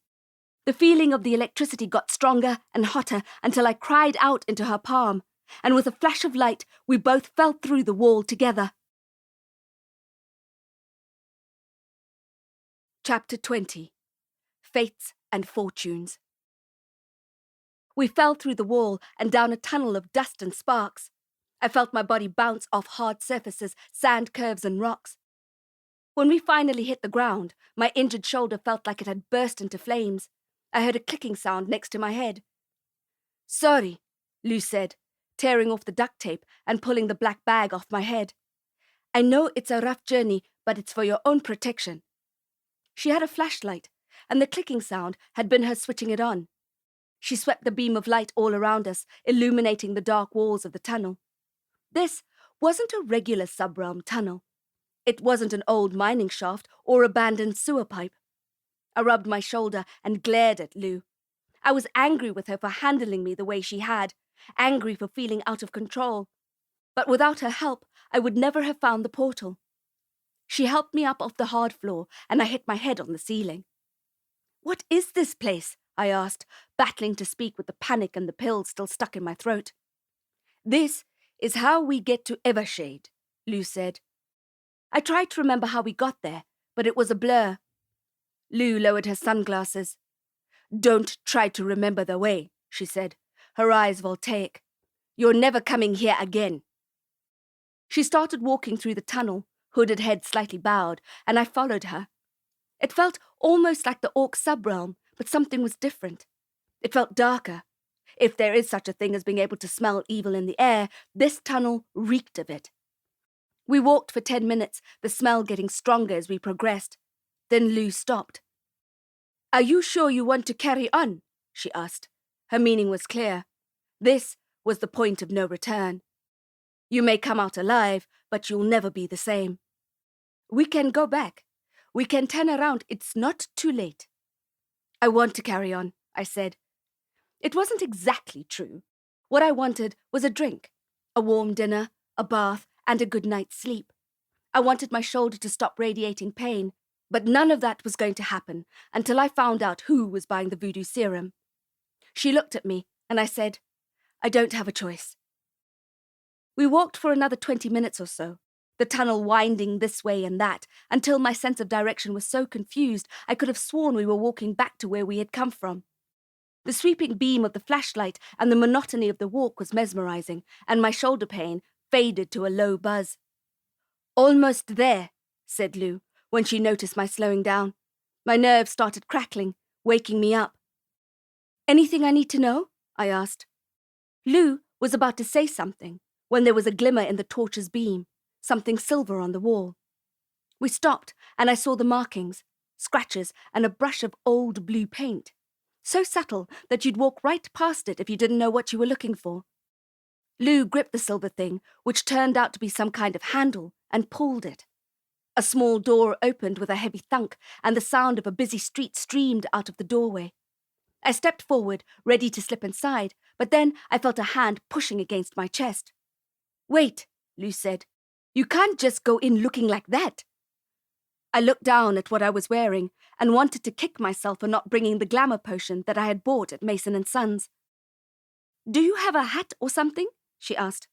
I shook my head, feeling like a dolt, when I glanced at Lou's hood and remembered my nano. Nano, hood. My nano snaked out of my top pocket and transformed into a hood that attached to my upturned collar. "Better," she said, then took off the sunglasses and passed them to me. I took them gratefully and put them on. I was expecting not to be able to see anything in the already dark tunnel, but as soon as they were in place, she switched them on, and there was a blaze of green. Night vision glasses. I looked at Lou, who was now a neon green ghost. "What about you?" "I'm not going in," she said, and before I could say anything, she pushed me through the doorway into the buzzing throngs of the night market. When I looked back, the door was gone, and an old wooden trolley stood in its place. The night vision shades took a while to get used to, and I tripped along the cobbled road until I got the hang of having so little depth perception. I felt as if Lou had not just portaled me to a parallel realm, but back in time. The scene was straight out of the 16th century, if you ignored the fairy lights that were strung up from the top of the timber stands. The crowd was also disorientating, because there were so many different species and they were all busy talking and bargaining and dealing that I felt like I'd drown in the clashing sea if I didn't hang back. I had never seen so many cultures together in one place. Some of the creatures I had never seen in my life, and they sent my heart racing. A supermodel-chested man with an angry octopus head, a fireman's body but Cthulhu from the neck up. The cephalopod's greedy arms lashed out and squirmed as he walked past me, and it was as if I could feel his gelid flesh on mine, suckered to my skin, and I shuddered. I walked slowly, trying to hide my face, but not draw attention to myself by doing it. There were goblins and orcs galore, as I suspected there would be, and most of the market stalls were run by them. The night air was thick with the soup of smells. Enchanted incense, magical candles, potion ingredients, orc BO, and goblin breath, and werewolf mange. Above the hustle and bustle, the lights strung up above the temporary kiosks flashed and twinkled. The whole market looked like you could pack it up in a couple of minutes and run, which is, I suppose, what happens sometimes when there is a raid. A woman walked past me and gave me a strange look, and I turned my face away. She had long blonde hair, blunt cut like a cheap wig, and a plastic-looking face. I was sure it was a glamour. She reminded me of a real-life Barbie, which made me think of Gizmo's empty mansion. If there was ever a time I needed the magical ferret, it was now. How would I even begin to find out who was selling the serum? And even if I found the exact stand, how would I figure out who was buying the stuff? I tried to ignore the questions crowding my head and just focus on the next step. I walked past an old crone selling hexes and tinctures. When I looked at her face, wizened and without most of her teeth, she hawked in my direction and spat on the floor. The next stall was run by an ogre, who must have been 12 feet tall, and the next was an orc selling bane garments, poisoned clothes, in all sizes, including some orc-sized lingerie and comfy-looking pajamas, which I thought seemed especially cruel. A man bumped into me. I automatically apologized, but he kept walking with his head down. It took me a moment to realize what had just happened, and when I checked my pocket for my wallet, it was gone. I should have known. A dark market like that is the perfect place to pickpocket. At first, I felt robbed, which technically I was, but then I remembered how empty the purse was, and I thought, the joke's on him. Honestly, I was glad to be rid of the thing. It was like my refrigerator, in the way that its constant emptiness was a daily reminder of how I'm failing at life, a reminder of how empty I am. A woman grabbed my left hand. A gypsy with a deck of tarot cards fanned out on her table. "Hello, love," she said, her eyes like wet jewels rimmed in kohl. "Come here. Come closer." "No thanks," I said, trying to retrieve my hand from her urgent grip. She wore a knot of woolen scarves with blinking gold sequins, and her hair was a bird's nest of rich brown curls pinned in place with a sharp ivory wand. The sign above her purple velvet curtained stall read, Chiromancer, Fates and Fortunes. "I'll do a reading for you," she said, her layers of coloured clothes rippling as she pulled me closer, her breath tainted with cheap red wine. "No," I said, but she didn't let go. I was stuck, knowing I couldn't cause a scene. "Now, you only need to pay if you know it's true," the dark-haired woman said, her makeup of glitter and charcoal running together on her shiny eyelids. "I don't have time," I said. "Let go." She pretended she didn't hear me and turned my hand over, moving the pad of her old, shiny-skinned finger over my perspiring palm. Her mouth moved in silent shapes as she narrowed her eyes in concentration and read the map of creases on my hand. I wanted my arm back. "I don't have any money," I said. But this time, she was so deep into her trance that she really didn't hear me. Just before I was about to yank it away from her, her eyes clicked wide open, and then her body was thrown backwards as if I had slung a lightning spell at her. The table landed on its side, and the tarot cards went flying in the air all around us. People turned to look, and I turned my face down, adjusting the hood to hide my face. The fortune-teller cried out as if in pain, cradling her hands and looking at me with a face shocked white. Then she started shouting in a foreign language, which I guessed to be Romani. Was she incanting a spell? Was she cursing me? I didn't want to hang around to find out. I started moving away, past the crowd that had gathered around us, and she yelled at me to stop. I ducked and wheeled around the corner kiosk, scuttling to the next aisle, wiping my sweating hands on my jeans. Chapter 21. Under no circumstances except a favour from a werewolf. It took a while for my breathing to return to normal. I made my way past more stalls and more strange creatures. A man, naked apart from a kilt, sang a drunken song as he hiccuped down the lane of booths.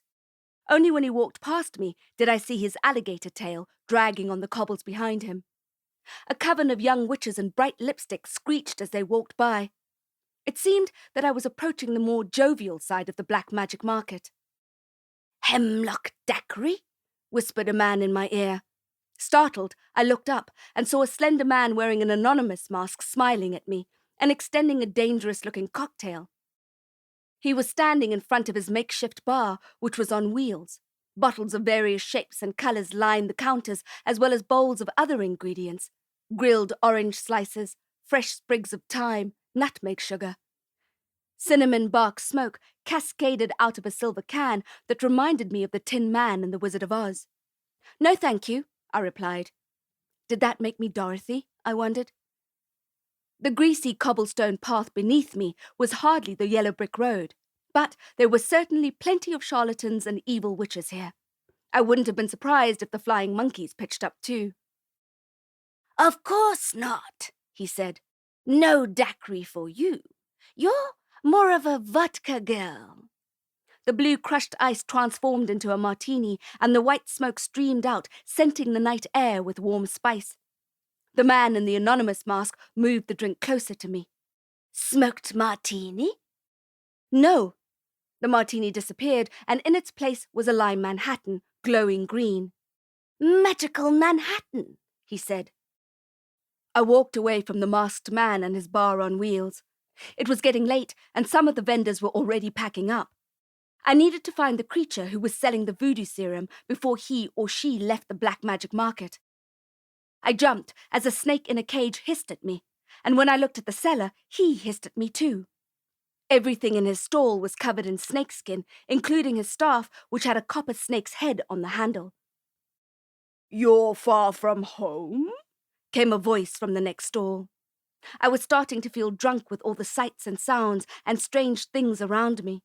Plus, the drug dealer's pills had kicked in properly now, and my vision was fizzing at the edges. "Is it that obvious?" I asked the man behind the counter. He had tufts of fur sprouting from his collar and sleeves, and his face was one large uni-beard. He smelt like dog saliva and warm rocks and freshly butchered meat. "So are you," I said, and he laughed. There's something about a werewolf laugh, It's contagious. I can help you find what you're looking for, if you like. I can't pay you, I said, and when he started to reply, I cut him off. And I don't want to owe a werewolf a favor. He smiled at me, and his large canine shone under the glow of the fairy lights above. Now, I would warn people like Bronn that you should, under no circumstances, ever accept a favor from a werewolf, but I was running out of time. An extra tuft of brown fur grew out of the top of his hand as he packed his things, and he grew a few inches taller, but more stooped. He bunched up the pelts from his counter and tied them with string, then threw them into the gaping mouth of his bag on the ground. "What are you looking for?" he asked, blinking his long eyelashes at me. The necklace of animal teeth around his neck clicked as he moved. "Potions," I said. "Ah, you won't have much trouble then. They're all over the market. Same potions, same prices. Like McDonald's. There's one in this very lane, just a few stalls down. The ugliest troll you'll ever lay your eyes on. He calls himself Alchemist Larson, but really, he's just a retired librarian. We call him Crooked Larry." The werewolf gave me a skew smile, but I didn't return it. "Not just any potion," I said, and looked into his hungry brown eyes. He stopped packing and straightened up. "Ah." I smelt the forest leaves on his fur and the blood. I could see he was thinking of lecturing me on how I shouldn't be at Evershade, shouldn't be talking to a werewolf, and certainly shouldn't be considering buying council-banned substances. But then his nose twitched and he kept talking. "Then you're looking for the Orc Enclave." He pointed northeast with two of his long, hairy fingers crowned with dirty yellow claws. "They don't like to mix with us mud folk." I wanted to give him something, but my pockets were empty. "You don't owe me anything," he said, hopping on the spot, pulling his backpack onto his shoulders. He saluted me, and I watched as the moonlight glinted on his downy back as he walked away. The Orc Enclave was more like the subrealm I knew, with barrel-chested orcs striding around, grunting at each other, and drinking orc extra lager. I could hear goblin punk music as I approached, which made me think of the night the gang had gunned down the orc godfather.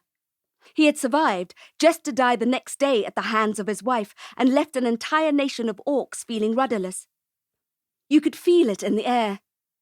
They had always been savage creatures, but now it was like they didn't have anyone to answer to. They could forget their inhibitions, which, to be fair, were minimal in the first place, but it certainly made them more dangerous. Everywhere I looked, I saw the Hammerskin logo, which sent my adrenaline spiking.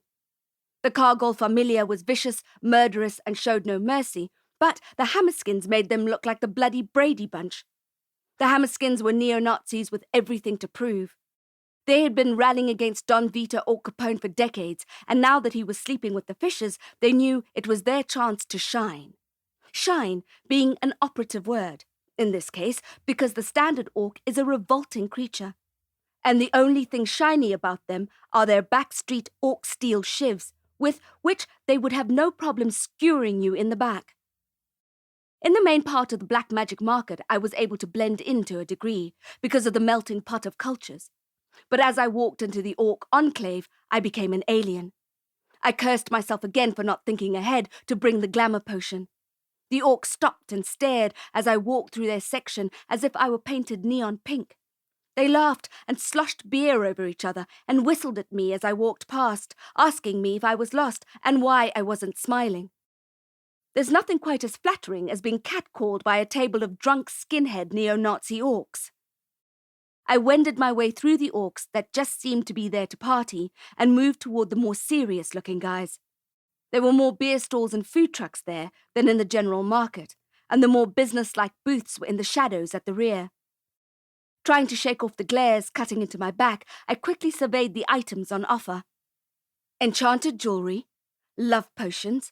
I had a feeling this was just a horse tranquilizer, not unlike the one I had been drugged with when I was last in the subrealm. Magical wigs and self-tan, and elvish Presley vests. When I got to the end of the row of stalls, which ended on a street, a motorbike roared past me, cutting me off. Is that it? I thought, as I turned around and looked at the sellers again. I'll admit that I was rather disappointed by the lack of contraband goods on offer. And I didn't understand why they would risk coming to a verboten market to sell vests made in China when they could rather do it at a local, legal flea market. No, I was missing something. I was definitely missing something. That's when I saw the motorbike again. There was a goblin parking it on the opposite end of the aisle of stalls. He pulled off his oversized white helmet and locked it away in the cubby and put something small in the back pocket of his pants. As I watched, he took a few steps forward and opened an invisible curtain, stepped through, and disappeared. A portal within a portal. This isn't Evershade, I realized. Whatever's behind that curtain is Evershade. I hurried in the goblin's footsteps, found the curtain, and pulled it open.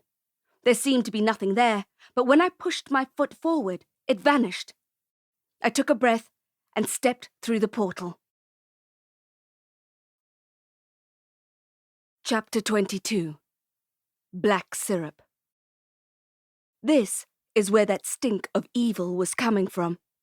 The air was thick with it, and I tried my best not to choke as it made its way up my nose and down my throat.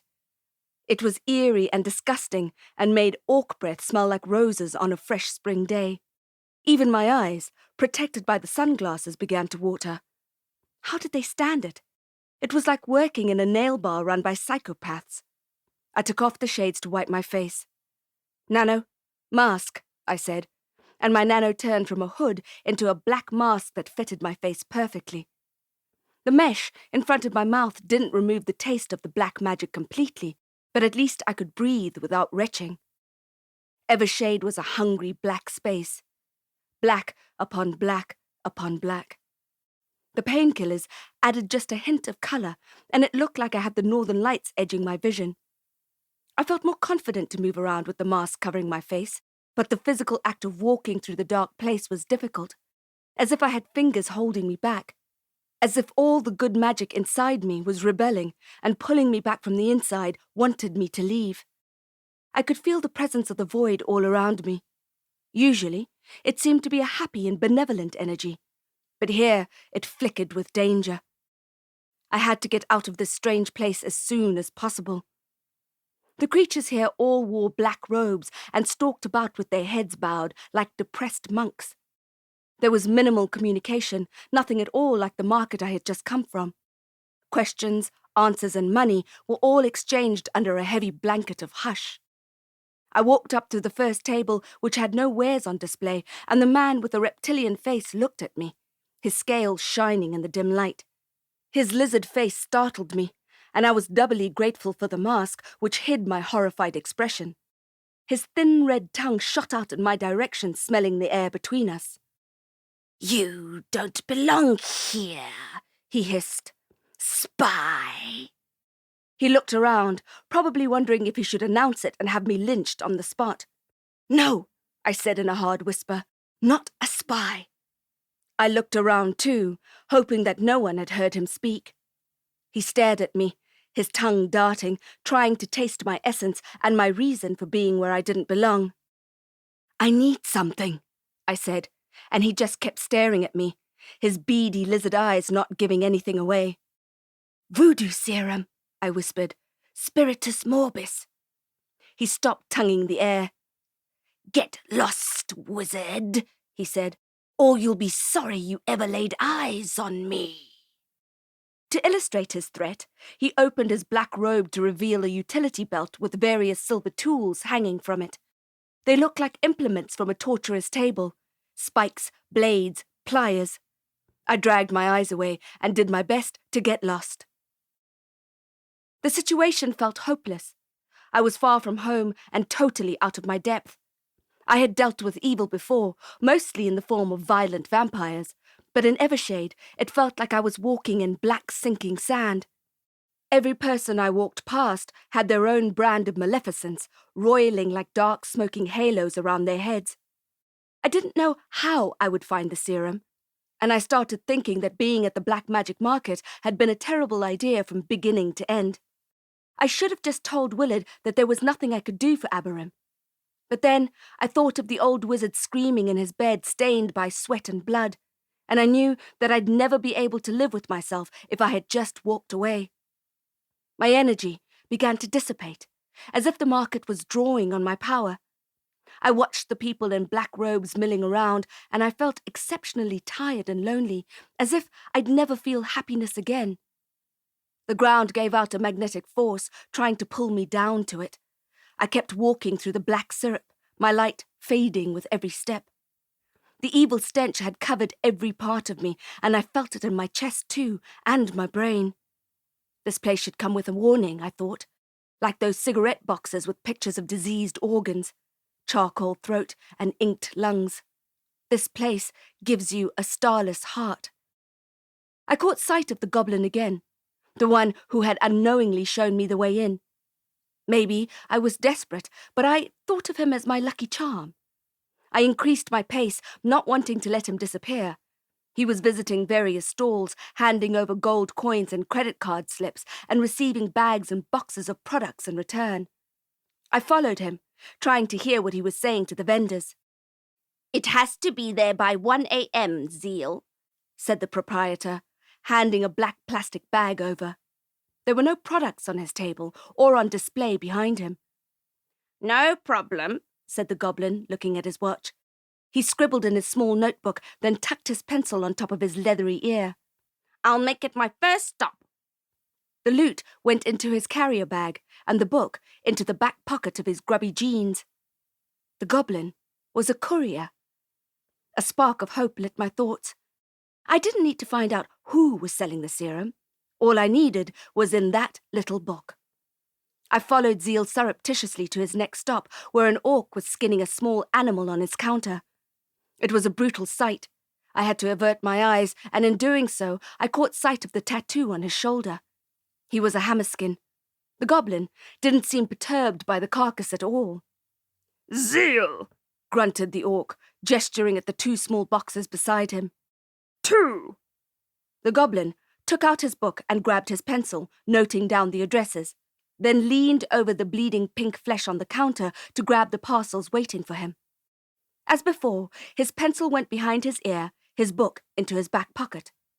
As he left the hammerskin stall, I made sure I was right behind him, but not too close to alert him to my presence. I unclipped my wand and held it under my coat. Perfect place to pickpocket. I sensed that I had to be very careful using magic in that place. There was so much of the dark stuff swirling around that it would be easy to make a mistake. My grip tightened on my mother's wand. I spoke under my breath, barely loud enough to hear it myself. As Zeal slowed to approach the next counter, I said, "Volas," and the notebook eased out of the goblin's pocket and floated up in the air. I grabbed it on my way past, pocketed it, and ducked into the next aisle, walking back to the portal as quickly as I could without bringing attention to myself. At the opposite end of the market, I found the lizard man's stall, then the gateway. I wrenched the invisible curtains aside, stepping up and out into the orc enclave, which was rowdier than before. My heart thumped hard against my ribs as I walked past Zeal's stationary motorbike, past the drunken catcallers, and back to the cobblestoned night market. Chapter 23. Buried. Spending those nights on the street when I was a kid were the hardest years of my life. I remember the hunger, the cold, the bitter, ashy, sour stink of us ferals. The way people used to look at us, as if we were something they wanted to scrape off their shoes. I learned some important lessons from the ferals, but the knowledge I value most is the quick and dirty magic they taught me. Specifically, how to pick pockets. I pulled my trench coat tighter around me as I walked back through the night market beneath the fairy lights. I beelined for the old wooden trolley in the dark corner where Lou had delivered me, but I couldn't find any way to open the portal. I scraped my hand black on the dirty bricks, trying to find the silver handle. "Dio damnatus," I swore, hitting the wall in frustration, then leaning against it. I pushed the mask up off my face so that I could breathe properly. Zeal would already have noticed his notebook was missing, and I didn't want to be around when the dark art suppliers got wind of what had happened. I pounded on the wall again, but it stubbornly remained bricks and mortar. Then a shadow grew over it. "We meet again," said a smooth voice from behind me. I spun around. It was the tall, awkward woman with the plastic face and blunt-cut blonde wig. As I watched, she curled her fingers under the wig and pulled it off, and her mask peeled off with it. It was the vampire with the cheekbones, Blondie. "Hello," he said. "What a happy coincidence." Not happy, I thought, not a coincidence. "You should have left that glamour on," I said. "It was an improvement." He smirked. We both knew it wasn't true. "You've been following me," I said. "You've been fun to watch." I stood on my tiptoes and glanced behind him. There was some activity in the enclave, some people talking in raised voices. He looked over his shoulder. "There seems to be some commotion down there." I blinked at him, innocently, then shrugged. Blondie's eyes drilled into mine. "You don't perhaps have something tucked away in that coat of yours, do you? Something that doesn't belong to you?" "None of your business," I said. "Don't you know that this portal closes at midnight?" he asked. What was this, I thought? A warped version of Cinderella? No, I did not know that the portal closed at midnight. I've never been to an illegal night market before. But with any luck, this irritating vampire would turn into a pumpkin. If he knew anything about my days at the Copperfield Institute, he'd know that pumpkins make the best targets for archery practice. "They'll be here in minutes," he said. "They'll eat you alive. Do you know what they do to people like you?" An ice cube ran down my back. I swallowed hard. The brick wall that I had backed up against felt as solid as ever. "I should ash you right now," I said. "That would stop you from showing up at inconvenient times." The ruckus was getting louder. "But if you did that," said the vampire, "I wouldn't be able to get you out of here." I choked on a laugh. "You?" I said. "Do you think I would go anywhere with you? A vampire?" There was shouting coming from behind him. Tables being kicked over, lights torn down. A whirlwind of malicious energy that threatened to mow us down too. "It doesn't look like you have much of a choice," he said, looking back again. My brain whirred in panic. "You take me somewhere worse than this." "That's not a nice way to describe your apartment," he said, a smile quirking his lips. "You'll take me home?" "I'll take you wherever you want to go." "I don't believe you." "Scout's honor," he said. He knew better than to say vampire's honor because he knew it didn't exist.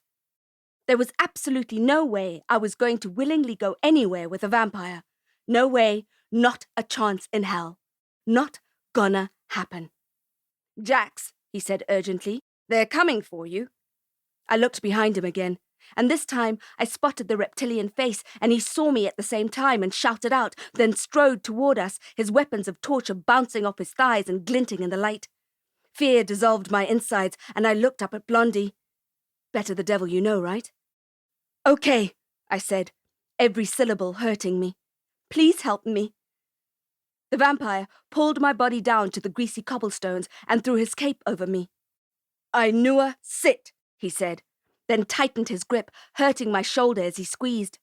I let out a sharp exhalation, but then the pain disappeared with a flash of light as we fell between the stones and tumbled through the air, then slid in the dark so fast that I couldn't catch my breath. When I woke up, I was in a comfortable chair in a cozy lounge that I didn't recognize. Classical music played through an invisible sound system. The room was warm, the light was dim, and the finishings were stylish and expensive. It was certainly not my apartment. Blondie appeared, a tumbler of water in each hand. I reached for my wand, but it was gone. My crossbow was at home. I had one arm to defend myself with. "Where am I?" I asked. "Where's my wand?" He passed me one of the glasses of water, and I smacked it out of his hand, ready to hear it smash on the expensive-looking floor. Instead, it paused before hitting the ground, and the water that had splashed out of it wobbled in the air, then made its way back into the tumbler, which flew back into Blondie's palm. "Shall we try that again?" he said. "I'm sure you must be thirsty." I was thirsty. I felt as if I'd been walking in a desert for a week with only salt and vinegar crisps for company. He held it out to me again and I shook my head. I had already accepted way too many favors from way too many dangerous creatures that night. "Where's my wand?" "I'll give it back to you," he said. "I just didn't want you to ash me here in my own sitting room." I stared at him. "Just had the carpets done," he said, and smiled. I didn't smile back. "You said you'd portal me home." "I said I'd take you wherever you wanted to go. You didn't have time to give me an address. So you brought me here. How convenient." "The offer still stands. I'll take you wherever you want to go, but—" "Yes," I said. I was waiting for the but. "But we have something to discuss first." "Of course we do," I said, kicking the glass coffee table with my mucky boots. The vampire stared at me. "You could show some gratitude, you know." "For kidnapping me?" "For saving your life. You have no idea what they would have done to you." I remembered the reptilian's flicking tongue, his glinting tools. "What are we going to talk about?" I asked. Blondie laughed. "There's only one thing we need from you, Jacqueline Denonite, and you know what it is." Frustration tore through my brain and I kicked the table again, hurting my toes. "I told you, I don't have the high-fire crown." "But you'll find it for us," he said. It was my turn to laugh. "No, that crown is molten lava, vampire. Molten lava in a volcano pocket realm that doesn't even exist anymore. So no, I'm not going to find it. And if by some miracle I did, I certainly wouldn't be handing it over to vampires." He angled his head and gazed at me, thinking, "Nothing I say will convince you." I thought of his promises of my personal file, my parents' names, the address of our family home, my own real surname that was lost to me. I wanted the information so badly that my insides ached. "Can you just tell me one thing?" I asked. "Just one thing I don't know?" Then I cleared my throat and tried to take the desperation out of my voice. "Just so that I know you're not lying about the file?" Blondie stared at me a while longer, thinking. "Okay," he said. My lungs swelled. "What do you want to know?" 100 shouting questions elbowed each other to get to the front of the queue. I wanted to know the answers to all of them. I was desperate to know everything about the life that was snatched away from me. I thought about the Belor funeral, the rampant green grass, the magical oaks, the hungry holes in the ground. I cleared my throat again. "I want to know where my parents are buried." The vampire did little to hide the surprise on his face. He took a few moments, frowning, and pushed his hair out of his face. Then he looked at me. "You think they were buried?" Chapter 24. A Vampire's Pity. It was a difficult choice to pick the address I wanted Blondie to deliver me to. His portal magic was impressive, and I couldn't help feeling a begrudging admiration for his spell casting. Usually, I didn't like the fact that vampires could sling spells, but his elegant casting was most certainly the only reason I was breathing. So I guess I was re-evaluating my standpoint on that, even if it twisted my guts. Blondie, whose real name he told me is Lysander, had given me back my wand after I had started weeping. I wasn't proud of the fact that I had broken down completely in the middle of a vampire's sitting room, but it had been a long day, and the mention of my parents had cut me to the quick. I had always pictured my parents lying peacefully in their graves in a beautiful enchanted wizard cemetery, but now I knew this was a childish fantasy. Of course that scarred vampire in the corner of their bedroom, that killer, had not left their bodies there. Why would he? No. He'd take the evidence with him to get rid of it. How? It was one of the few details I didn't want to know. The grief that lies inside me, that will forever lie inside me, stretched and howled, and I howled along with it, causing Lysander to take pity on me. A vampire's pity. What had my life come to? It only made me weep louder. Lysander gave me back my wand and reiterated the deal. The file, in exchange for the crown. Try to stay alive till then, he joked, which actually made me stop crying. Not because it was funny, but because I understood that if the vampires thought I was the only one who would be able to find the high fire crown, then they would want to keep me alive. That's why Lysander spared my life, twice, and that's why he was, by all appearances, helping me. But I saw the big picture, and I wouldn't be taken in by extremely good-looking vampires who seemed to be making a habit of saving my bacon. I refused to be lulled into a false sense of security. Lysander didn't care about me. He cared about the crown, which I suspected was the missing piece of the puzzle for the Silvano clan's mission to take over the realm. And if that happened, I was as good as dead, as were the rest of the sworn enemies of the Silvanos, which numbered in the hundreds, and included Ferra's whole family, the Belor twins, and Derek. When Lysander asked me where I wanted to go, it wasn't an easy decision. There were 4 different places I needed to be. Home, for a well-deserved rest. A doctor, to get regular-strength legal painkillers that didn't make me see the northern lights at the edge of my vision. The old world railway station to protect Tambovuleka and the starry-eyed tourists, and the address I had found in the Goblin Courier's delivery notebook. His handwriting was abysmal, but I managed to find exactly what I was looking for. It was dated a couple of weeks before. 2 ounces Spiritus Morbis, VS, it said. S. Abarim, 106 Merlin Drive, Orange Grove.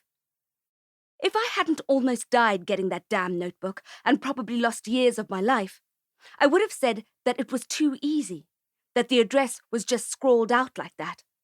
Then I remembered Lou's rough portling magic, not being able to breathe under the black bag over my head, the crazy gypsy woman, the werewolf, the hammerskins, the creepy reptilian, the black syrup, and being kidnapped by a vampire. It hadn't been easy at all. I gave the address to Lysander, who had made good on his promise, and had transported me through a sparking grey tunnel to arrive right outside Blimaex Abarim's brother's house. It was large, sprawling, and post-apocalyptic looking from the outside. It was everything Blimaex's house was, but turned upside down and dipped in evil. The timber cladding was rotting and falling away. The garden was a jungle of spiky weeds and nettles, which I only learned as I made my way up the path because it was past midnight and I had lost Lou's night vision shade somewhere in Evershade. The plant stung me on my good hand, stung me as if it had a personal vendetta against me, as if I had taken out its entire family, and this was its one and only chance to seek vengeance. The spiteful plant's poison crackled against my skin and sent a sharp, shooting pain up my arm. Stones stripped me in the dark, and blackjacks jumped onto my clothes like hungry fleas. I got the message loud and clear. I was not welcome. I crept up the rotting steps toward the front door, which was padlocked with an old, rusty mechanism. Only the 0 of the 106 house number remained on the wall. "Rumpus," I whispered, and the padlock crumbled easily in my hands. It had only needed a hint of destructive energy to fall apart. I put my hand on the door, ready to push it open. I hesitated. Was I really going to break into the house of a wizard who had turned to the dark side? I was lucky to be alive after the kind of day I had experienced. As I pushed the door open, I had a horrible feeling that my luck was about to run out. Chapter 25. A Flick of the Wrist. The door creaked as I opened it. Of course it did. Slyden Abarim's house was like the epitomic haunted house of your worst night terrors. But it wasn't haunted in the happy way that my apartment was, with a cheerful ghost who plays tricks on me and does my laundry. This house wasn't haunted by a spectre, but by the evil deeds the wizard had performed. The dark arts have a way of following you around in everything that you do. It's not something you dabble with at breakfast time and by dinner your hands are clean. It latches onto you with its dirty barbs, claws into your skin, sinks into your flesh and stains your skeleton. Dark bone, Directress Copperfield had said to us in the classroom that day, her titanium hair glinting in the light. Everything about this house was dark. No wonder someone like Slyden felt comfortable amongst the creatures at Evershade. He was one of them, and his house was an extension of that evil. I made my way slowly and carefully through the front entrance hall, resisting the urge to light my wand. Even in the dark, I could make out how dirty and dilapidated the interior was. Rats squeaked and scurried, smells of decay wrapped around me, and plates of half-eaten food squirmed with maggots. Sour liquid bubbled in my throat, and I had to fight to keep it down. I had to stop moving, close my eyes, and focus on not throwing up. That's when I heard the incantation, like the buzz of a giant fly coming from the room upstairs, which was framed by the softest flickering of candlelight. My stomach turned to stone. Slyden was awake, and he was making magic. The mumbling had a fury to it, an urgency, and my bet was that he was trying to finish his brother off. My anger started to simmer in my chest. I wasn't lucky enough to have siblings, and I craved the connection I was denied, especially when my parents were killed. But this old wizard thought it was okay to not only torment his own kin, but his own flesh and blood brother. It was time for someone to stop him. I climbed the stairs, my anger and purpose driving my limbs, making me forget how tired my legs were. The pain in my shoulder faded to background static. I unclipped the wand from my belt and ran through the spells I would employ to debilitate the man.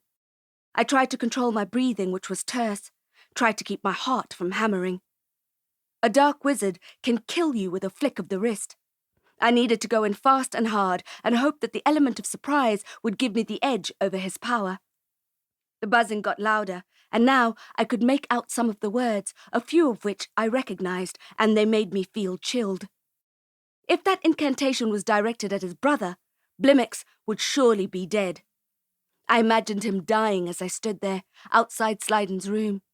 Imagined Willard fussing around him, offering his water and changing his sheets, knowing all the while that none of it mattered. Not anymore. I took a deep, silent breath and held my wand fast. I allowed the anger and sadness in my chest to boil up into my throat and down my arms until I felt as if I was glowing. I swept up all the power I was gathering and forced it through my left arm and into my wand as I turned the corner. "Ignem exquiris!" I yelled, and the hot blue lightning bolted out of my wand and into the room in the direction of the black-robed wizard standing in the center. The electricity slammed into him, and I watched his chalky face and black eyes as he stared at me, stared right into my soul. "Ignem exquiris!" I yelled again, and another shot of current sliced into him. He kept staring, and I hated it, hated how it felt on my skin, as if he was stealing something from me. My left arm wasn't as strong as my right, and the 2 lightning spells was enough to burn it out. I wrenched my right arm from the cure sling and caught my wand with my stronger hand. "Glacium exquiris!" I shouted, and compelled the fear inside me to turn to ice and to flow through my wand and into Slyden Abarim, who was still drinking in my eyes and my skin. A stream of ice shot out of my wand and speared the wizard in the chest. Got him, I thought, got him. But he ignored the icicle lodged in his chest. He was still standing and staring. "Rumpus!" I shouted. "Destroy!" There was a crashing and grey smoke, but still he stood. I would have used the death spell, I thought. It's not a spell I ever liked using. It was temperamental and extremely dangerous, especially when used on a more powerful wizard. But none of my elemental magic was working. I gathered my courage and held my wand out. It's not easy to sling a spell that you know may very well be your last. I began the chant, but stopped when I noticed that Slyden hadn't said anything or done anything to protect himself. He hadn't moved a muscle. I looked at his face again and felt his eyes drilling into me. What was going on? But then it was too late. I stepped forward and understood that it wasn't a wizard at all, but a chimera. I spun around to face the doorway I had just stepped through, and the real Slyden Abarim was standing there. He towered over me, his black-veined, bloodless face peering out from his hood, his eyes dead marbles shining black. He lifted his ebony staff and whipped a black whirlwind of silk ribbon around me, binding my body, my eyes, and my mouth. My wand clattered to the floor as I fell, immobilized, and Slyden grabbed my feet and began to drag me downstairs. Chapter 26. Graveyard soil under my nails. Sliding Abarim dragged me by my feet down the stairs, and every bump sent a bright blue flash of pain through me. He trawled my body through his filthy cockroach-infested house, and just when I thought it couldn't get worse, I heard the thunk of a heavy trapdoor being opened, and, with rasping breath, he pulled me down another flight of concrete steps into his basement, where the walls were so thick that our sounds, my groaning, his breathing, seemed exaggerated, and the world outside was completely muted.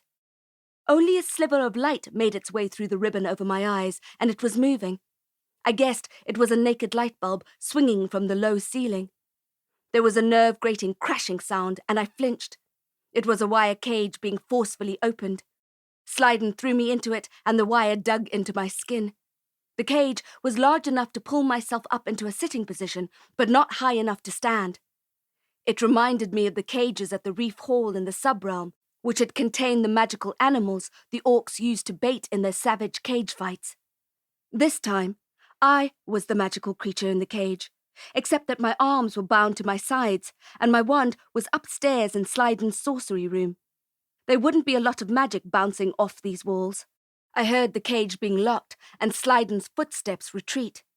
Then he climbed the stairs and banged the trapdoor shut. I allowed myself 1 minute's rest, my head leaning against the back of the cage. Then it was time to get to work. I wasn't panicking, yet. I had been in this position before, in the Obsidian Hill Cemetery, when a giant spiderweb had seemingly come alive and decided to stitch me up and embroider me to death, almost suffocating me in the process. I had cut my way out of that cursed cocoon, and I'd be able to cut myself out of this silk too. I took a few deep breaths, trying to calm my heart, which was doing tumble turns in my chest. With every breath, I slowed my body and my mind, until it was a still pond and I was able to focus. I was wandless and my mouth was gagged, so I needed laser focus to make the spell work.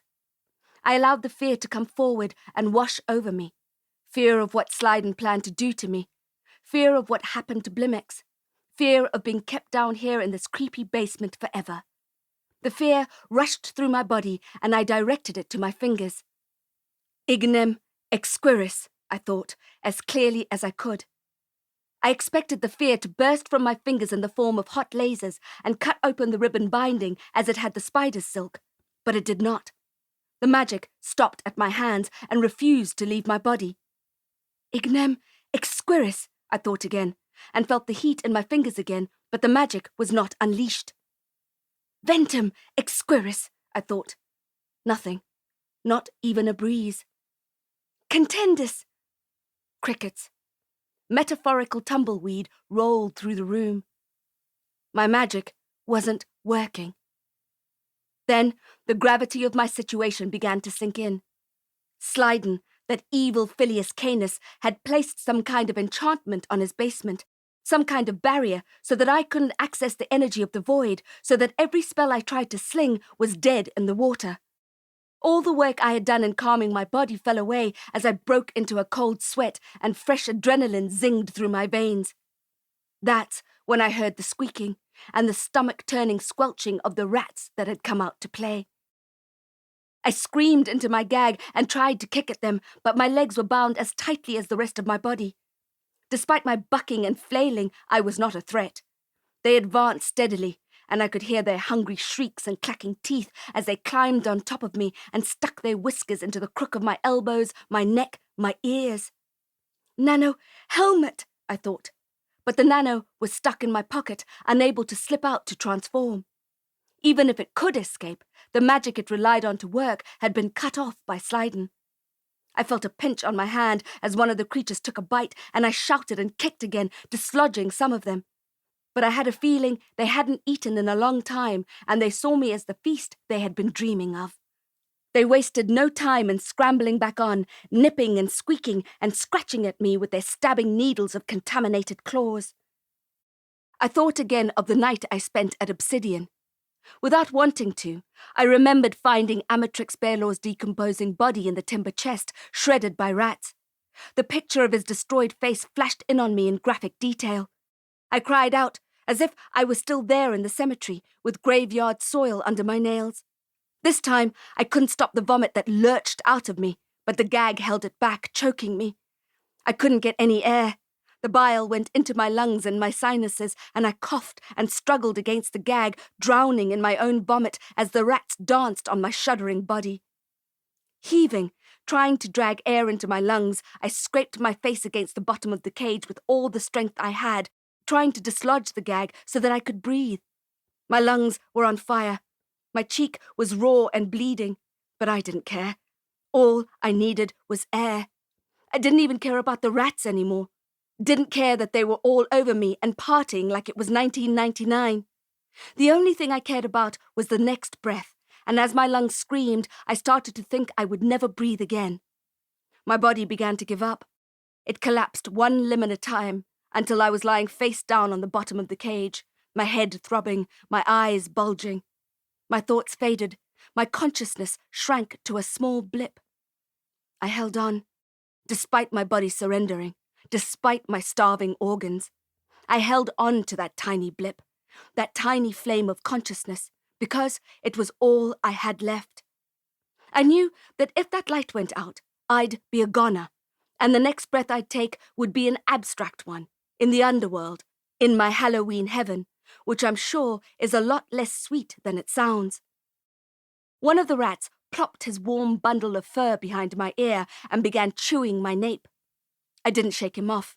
I kept my eye on the small flame, and it kept burning. My lungs stopped screaming. There was quiet, a beautiful quiet that cascaded over my silk-bound body, and the dark basement disappeared, and the cage disappeared. I didn't let myself swim in the direction of the dark portal that had opened up, the gateway that was promising me peace, but I floated toward it anyway. Just as I felt my body falling away, or my spirit lifting up, I wasn't sure which. The gag fell off, slamming me back to earth. I was able to suck in deep, shuddering breaths, and the light returned to my mind, slowly at first, almost reluctantly, then in a bright beam that promised me that I was going to live to fight another day. The rat had chewed through the binding that had been suffocating me, perforating it. As I tried to stretch my arms, the enchanted ribbon tore. I'm free, I thought, relief and pain mixing together. I turned onto my back and wiped the vomit from my mouth with my sleeve. I'm free. But then I opened my eyes and saw the top of the cage, which I had forgotten about in my flailing to live. I was still in a locked cage in a locked basement. Not just an ordinary basement, mind you, but a cellar that had snuffed out my magic. I began to shiver wildly. I was in shock, and I was cold and alone. The darkness inside me swirled up, and as I eyed the sniffing rodents that surrounded me, I wondered if they had done me a favor by saving my life, or if they had only served to extend my torture. Chapter 27. The Perks of Purgatory. I gritted my teeth and forced myself to count my blessings. I was breathing. I still had my fingers and toes, my nano, and my coat. Most importantly, I had my mind, and it was strong and clear, and I was going to find my way out of this basement. I inspected the lock on the cage. It was a small steel contraption, and wouldn't have stood a chance with my rumpus spell, if only I was able to cast it. I wondered why Slyden had a cage down here anyway, and what kinds of things he kept in it, or planned to keep in it, and it sent a chill down my spine. The picture of Blimaex's brother that I had in my head when I had first learned of his existence was a kind of neutral wizard who had just dabbled in the dark arts and been punished for it accordingly, cut out of the well-regarded family and out of the will. But that's not the wizard I met today, and I use the term met loosely. This man had lost his way completely. He was so immersed in his dark world that everything else had ceased to matter. I couldn't get the picture of him out of my head. His lunar skin, his dead black as abyss eyes. Slyden was pure evil, and I was his prisoner. I sat in the corner of the cage and tried to think of an escape plan. My body was recovering from the trauma, and as the shock receded, the pain arrived, crashing in waves over me. I winced as I massaged my swollen shoulder, which had not benefited from being dragged down 2 flights of concrete steps. I felt in my pocket for the painkillers I got from Lou and shook 2 capsules into my palm. My mouth was drier than a desert desiccant, but I forced the pills down anyway. I'd need them if I was going to go hand to hand with Slyden. I shook the top of the cage to test the lock, inadvertently startling the rats. The lock didn't give. "Sorry," I said to the rodents as they just sniffed the air and twitched their whiskers. I sat back again, leaning against the metal wire. I had to admit, the situation was looking a little hopeless, but I had never let that stop me before. There was a way out. I just needed to find it. The drugs started kicking in, and a lovely warm ripple of pain relief washed over my injured shoulder. I don't know why I wanted to go to a regular doctor for regular painkillers when I had these, which were much, much better. They didn't just take away the pain of my shoulder. My whole ransacked body began to feel better, and then the northern lights appeared at the edges of my vision, and it felt good. I rested against the mesh and closed my eyes while I let the farmer work its magic. "You're in quite a pickle," said a woman's voice. I flinched, and my eyes clicked open. What the hell? Was there someone else down here? Another one of Abarim's prisoners? I looked around the dark recesses of the room, my head moving in jerky movements. "Hello?" I said. "Hello," she said, and there she was, right in front of me, sitting on an imaginary table and swinging her black latex-covered legs. It was Liz Durrison, dressed as a dominatrix. Or rather, it was the ghost of Liz Durrison dressed as a dominatrix. "Liz," I said, blinking. "These pills are strong." "That's me," she said, twirling her whip. "I'm surprised you remember my name." Remember your name, I thought. Your name is engraved into every day. Your face is what I see when I drift off into a fitful sleep, and it's there in the twilight hours when I toss and turn. I wouldn't be able to forget your face if I tried. "Of course I remember your name," I said. "I'm trying to solve your murder." She made a surprised face. "Are you?" "Yes," I said. "That's funny," she said, adjusting her stiletto, "because I've been watching you, and I don't think you're trying very hard." "I am," I said. "I've just had some other fires to put out along the way." Liz laughed and looked around the bleak basement walls, then looked at me in an intense way. "You don't understand." "Understand what?" I asked. She yanked her bustier open to show me the branded symbol on her chest. "You don't understand how important it is that you find the people who did this to me." I remembered Durrison's naked body, dead skin like wax. "I will find the people who did it," I said. "I'm trying my best." "Try harder," she shouted, whipping the table, the snapping sound making me jump. "I went to your house today," I said. "I know," she said. "I was there." "I was looking for the first domino." "And you found it," she said. "Damn it, you found it." I looked up at her, frowning. "Did I?" "Do you need me to spell it out for you?" "Well," I said, "seeing as you offered, that would be very helpful." She had a disgusted look on her face. "You know it doesn't work like that." She clicked her fingers, and a glass of rosé appeared in her hand. She chugged it down, then clicked it again for a refill. "What?" she snapped when she saw me staring. "Believe me, it's one of the very few perks of being stuck in Purgatory." "How does it work?" I asked. I had experience with vampires, werewolves, shapeshifters, goblins, elves, and fae, but I'd never had a ghost sit down and chat with me like this, drinking pink wine as if they were at a book club in someone's creepy basement. Liz rolled her eyes so far back I worried she might lose them altogether. "Damn it," she said again. "What am I working with here? I thought you were supposed to be the best occult detective in the city." "I prefer paranormal private eye," I said. I was going to say that it's the alliteration I like, but I changed my mind. Durrison and I were hardly on confessional terms, and I had questions for her. "Damn it," she shouted again, jumping off the table and throwing her glass against the wall, smashing it to pieces. The rats squeaked and scuttled for safety. I know you must be angry, I said. I would be too.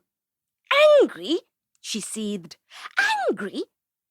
Is there anything you can tell me about what happened? About what they did to you? No, she said, stalking across the room and then back again. Don't you think I would have told you that? I don't know, I said. Was I hallucinating from the shock of my earlier trauma, mixed with horse-strength painkillers? Or was this really Liz's ghost coming to haunt or help me? I knew it, snarled Durrison. I knew the second I laid eyes on you at Morgan's neighborhood barbecue. You're a charlatan. You're a fraud. I'm not, I said. She laughed, and the bitter sound reverberated off the dank walls. You call yourself a wizard. You're nothing but a deadbeat. Worse than that, you're a con artist. And you're nothing but a bitch, I thought. No wonder you needed a dating app to meet men. Liz stopped snarling, stopped moving, and looked me straight in the eye. Then she disappeared like the picture on the TV when you pull the plug. Was it something I said? My mind flashed back to when I was on the Goblin City Hotel computer and I saw that scented sticky note stuck onto the frame. HobNob, it said. The dating app for goblins. It bothered me, and I wasn't sure why.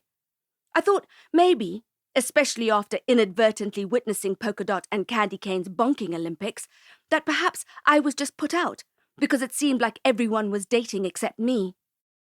The reason it was bothering me was because it was a flashing red light, a clue to the V-Cult killer case. You found it, Liz had said. I scrabbled in the pocket of my coat for Durrison's little black book, which I had nicked from her S&M chamber at her house. I flipped to the last pages of entries. Shining Night, 4 stars. Hot-blooded bear, 1 star. Red nasal, 5 stars. These weren't men's names. They were usernames from a dating app. Liz was arranging all of her booty calls online. Of course she was. She had a full-time job and 2 kids to look after as a single mom. She didn't have time to hang out at seedy bars trying to pick up casual lovers. She was into S&M. She liked to be in control. Online dating suited her needs perfectly. HobNob was the Goblin app. What was the Untouched Human app? I looked down at the book again, then paged to the front. Written in the softest pencil on the front page was the word Flint. There was a flurry of images in my head as things clicked into place. The other murdered women were also single, and my guess is that they were all using the same app. The V-Cult killers were finding their targets via Flint. It was perfect for them. Not only could they target single women, but they could target women who fitted the exact profile they were looking for. 5'8", athletic build, dark hair. All the details were laid bare. All you needed was a Flint profile and an internet connection. And if they had a profile, we could connect to the murdered women. We'd find our killers. Exhilarated, I leaned back and looked at the ceiling and the naked light bulb. Finally, I had found a way forward. But then, my eyes focused on the metal wire of the cage, and I felt so frustrated that I lost my temper. I thought I might know how to find the killers, but I was stuck there, and the idea of someone else being murdered in cold blood while I languished in an evil basement made me lash out. I punched the cage, kicked the lid, smashed the sides, and almost smashed my bones doing it. Usually, when I lose my temper, I lose control of my magic too. But my magic had been snuffed out, which made me even angrier. And then I stopped dead, mid-tantrum, panting. I couldn't use my magic, but could I use someone else's? I put Durrison's Flint book back into my infinity pocket and brought out the new potion I had bought, then promptly forgotten about at Mason & Sons. The small bottle of inhalant called Nebulam. A magic potion that can force a vapor spell.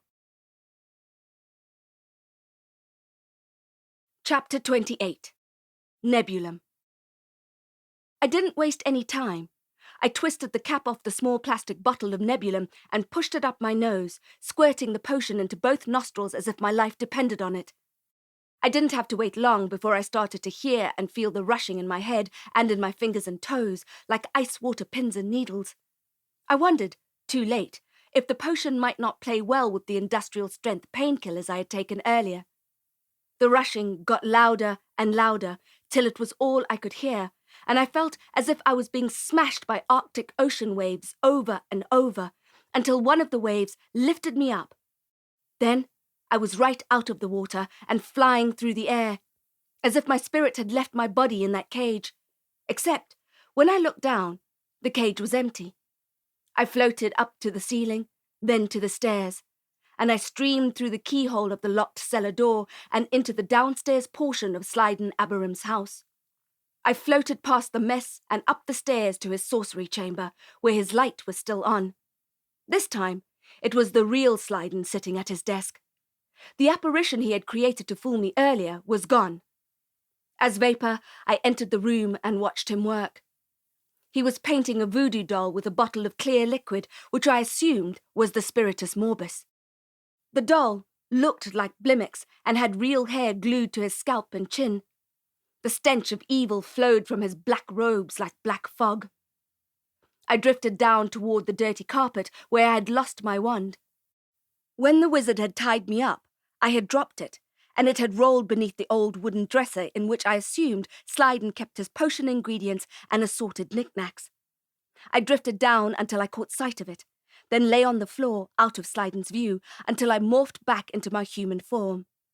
I lay on the floor, catching my breath as quietly as I could. Then I reached slowly and soundlessly for the wand and picked it up. Sliden coughed, which made me flinch, and I almost dropped it, but my grip remained steady.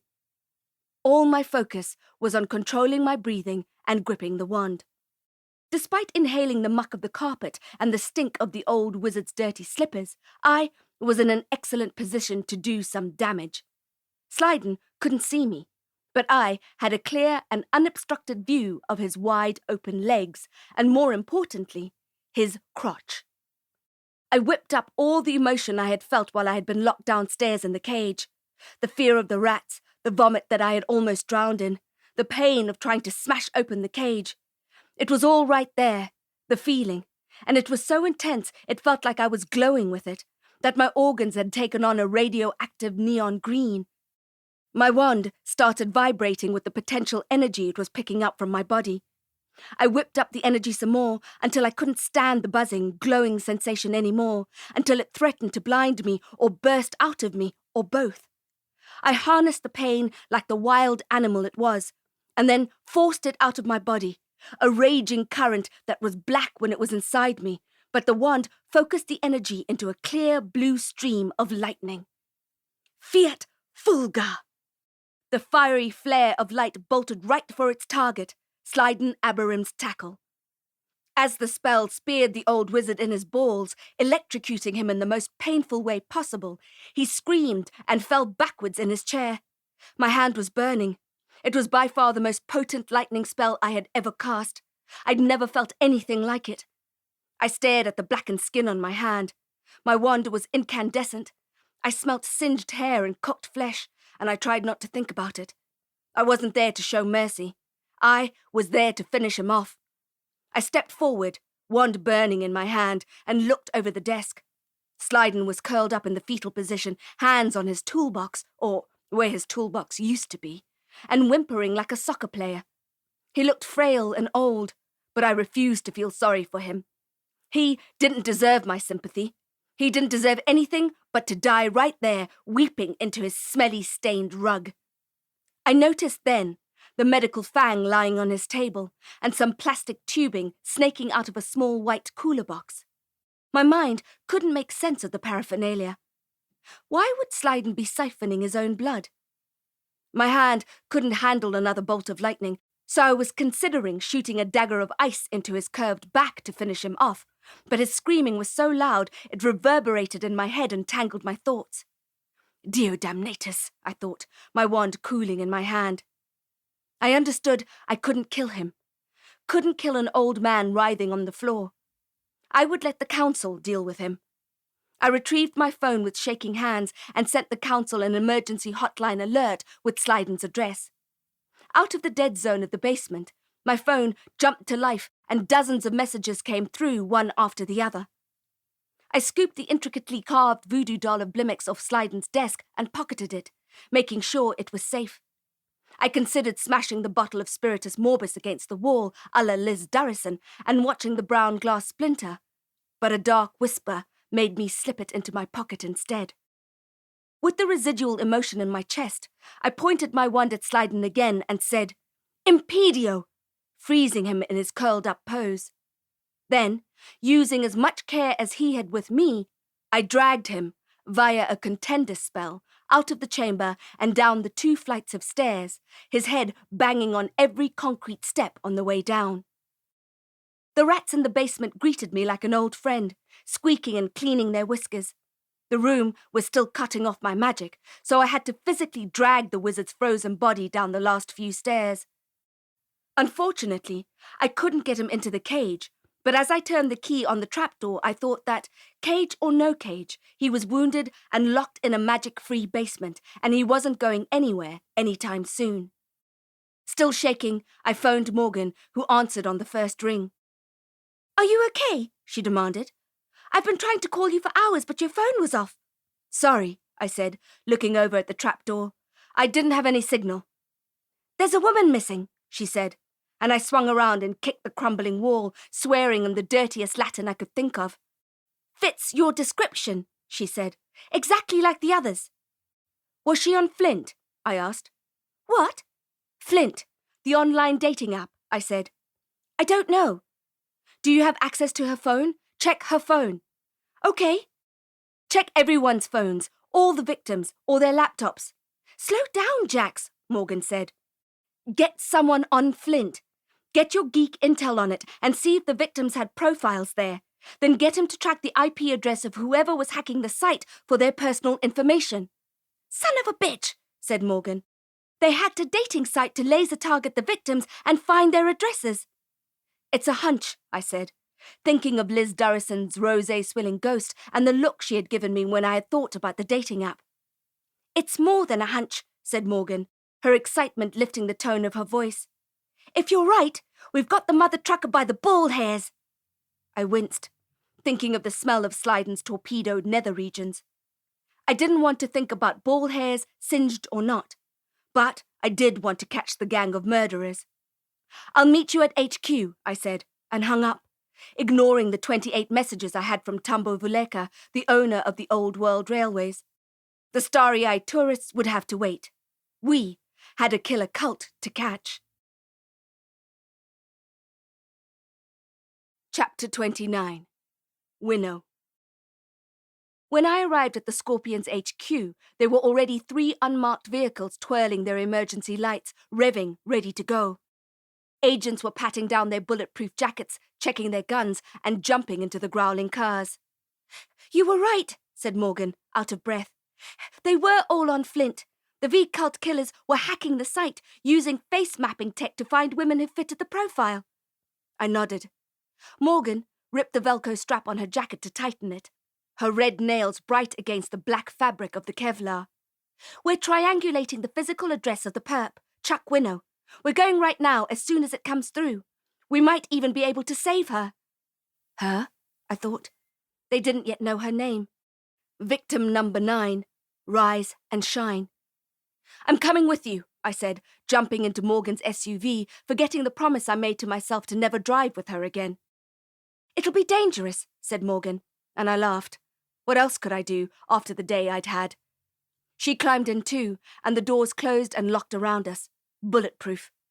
She switched on the ignition and pumped the gas, so that her car joined in, purring with the others, waiting for the address to show up on the screen. The sun began to peek out from the cityscape, tinting the buildings with light the colour of marmalade. "Come on," she said, staring at the screen in the middle of her dash. "Come on!" "Morgan, I need a favour," I said. She looked across at me with incredulity on her face, the flashing lights of the other cars lighting up her pale face with red, then blue, then red again. "God knows I love you, Jax," she said, "but this isn't a great time." "It's important," I said. "Seriously?" her face said. "Seriously? But then she turned off the engine and faced me properly. "You have my attention. Can you send a squad car somewhere for me now?" "Now?" said Morgan. "It's 4:30 in the morning." "We don't have time to talk about the details," I said. "But there is an evil wizard locked in his basement at 106 Merlin Drive, Orange Grove." She blinked at me, possibly wondering if I had gone mad or was pulling her leg or both.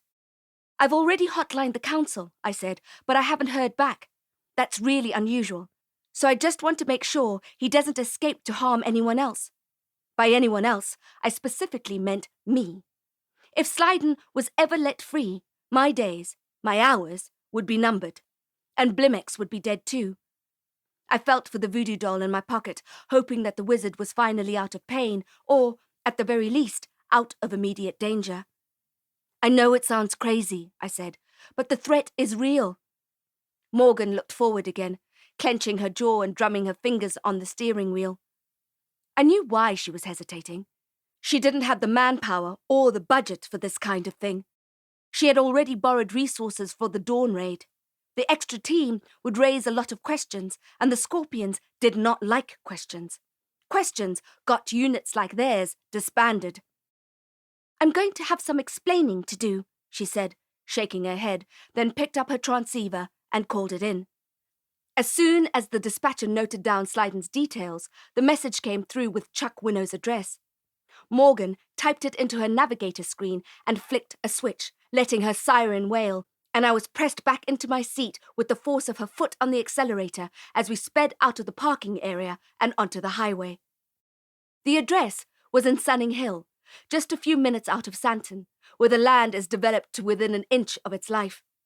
Security complexes racked and stacked alongside each other like trees in a forest racing upwards for the sunshine. The resulting traffic is one reason to stay away. The concordant hijacking rate is another. As soon as the light turns red, a pack of hawkers descend on the jammed cars, offering their wares through the windows. On a good day, you'll have Fong Kong shades, phone chargers, and fizzy drinks held up to your temple. On a bad day, it'll be a 9mm, and you'll be walking home. On a very bad day, you won't be walking anywhere ever again. Morgan and her entourage ploughed through the early morning queues of cars, her siren and flashing lights acting like a magical staff, parting the metal and rubber that stood in our way. As the cars peeled off around us, rubbernecking, I made sure I was ready for the confrontation. I took my arm out of the makeshift t-shirt sling. It was feeling much better, and I buttoned my trench coat right up to the collar and tightly belted it. "What happened to your arm?" Morgan asked. I thought of Gnaw, snoring in my doorway. "You don't want to know," I replied. "And your hand?" she asked. It was still blackened by the intense lightning spell I had slung at Slyden. I shook it out and then covered it with the sleeve of my coat. "If we survive this," I said, "you can buy me one of those overpriced cocktails and I'll tell you everything." Morgan checked her rearview mirror and overtook a minibus taxi that was slowing down for a passenger in quite possibly the most dangerous section of the road. "Deal," she said, and accelerated again. According to the nav screen, we'd be at our destination in 2 minutes. I started to feel my anxiety climb and could smell my stale sweat. Morgan picked up her transceiver to message the other vehicles. "Quiet approach," she said, and the car's sirens were all switched off. "You ready to nail these guys?" I asked. "Born ready," she said, her eyes as fierce as I had ever seen them. The squad cars had pre-clearance at the complex, which was designed and decorated in a cheap knockoff of an Italian villa. Low-cost South African bricks, plastered and then painted to look like burnished Italian clay. Straggly pines planted to conceal the myriad rubbish bins, and a concrete moulded water feature in the middle of the residence parking area. The unmarked police cars rushed in, and some of the officers were out of the cars, guns in hand, before the vehicles were even stationary. No one said a word as we ran toward Winnow's door, numbered 16. It was on the ground floor at the end of a short path lined with dead plants. The only sound was boots hitting tarmac and then clay floor tiles. The car's radios crackled in the distance. Morgan gave a signal to one of her officers, the most muscle-bound among them, and he nodded. He was about to slam his shoulder up against the door, but I grabbed him just in time. Wired on adrenaline and testosterone, he looked at me as if he'd like to slam me into the door too. I unclipped the wand and whispered, "Fiat Volca." A light blue stream of current flowed out of my wand and into the lock mechanism of the door, melting it quietly so as not to alert the people inside. The scent of charred wood reached us. Morgan gave the next signal, and the black uniforms pushed open the door and scuttled into the small apartment. I could smell the guns and the stress in the air, like ozone, and there was something else, something sweet. The entrance hall was empty, as was the kitchen, apart from a week's dirty dishes. The counter was strewn with old takeaway pizza boxes and polystyrene burger clamshells, sour milk and barbecue. "He's here," I whispered to Morgan, pointing at the still steaming kettle next to a fresh bakery box stained with frosting, strawberry with sprinkles. Chuck Winnow was there, and he was eating freaking donuts. The bedroom and bathroom were clear, which left us with one last room, the door of which was locked. The barrel-chested man looked at me, and I raised my wand. "Fiat Volca," I whispered, and the current left my body and zapped the lock.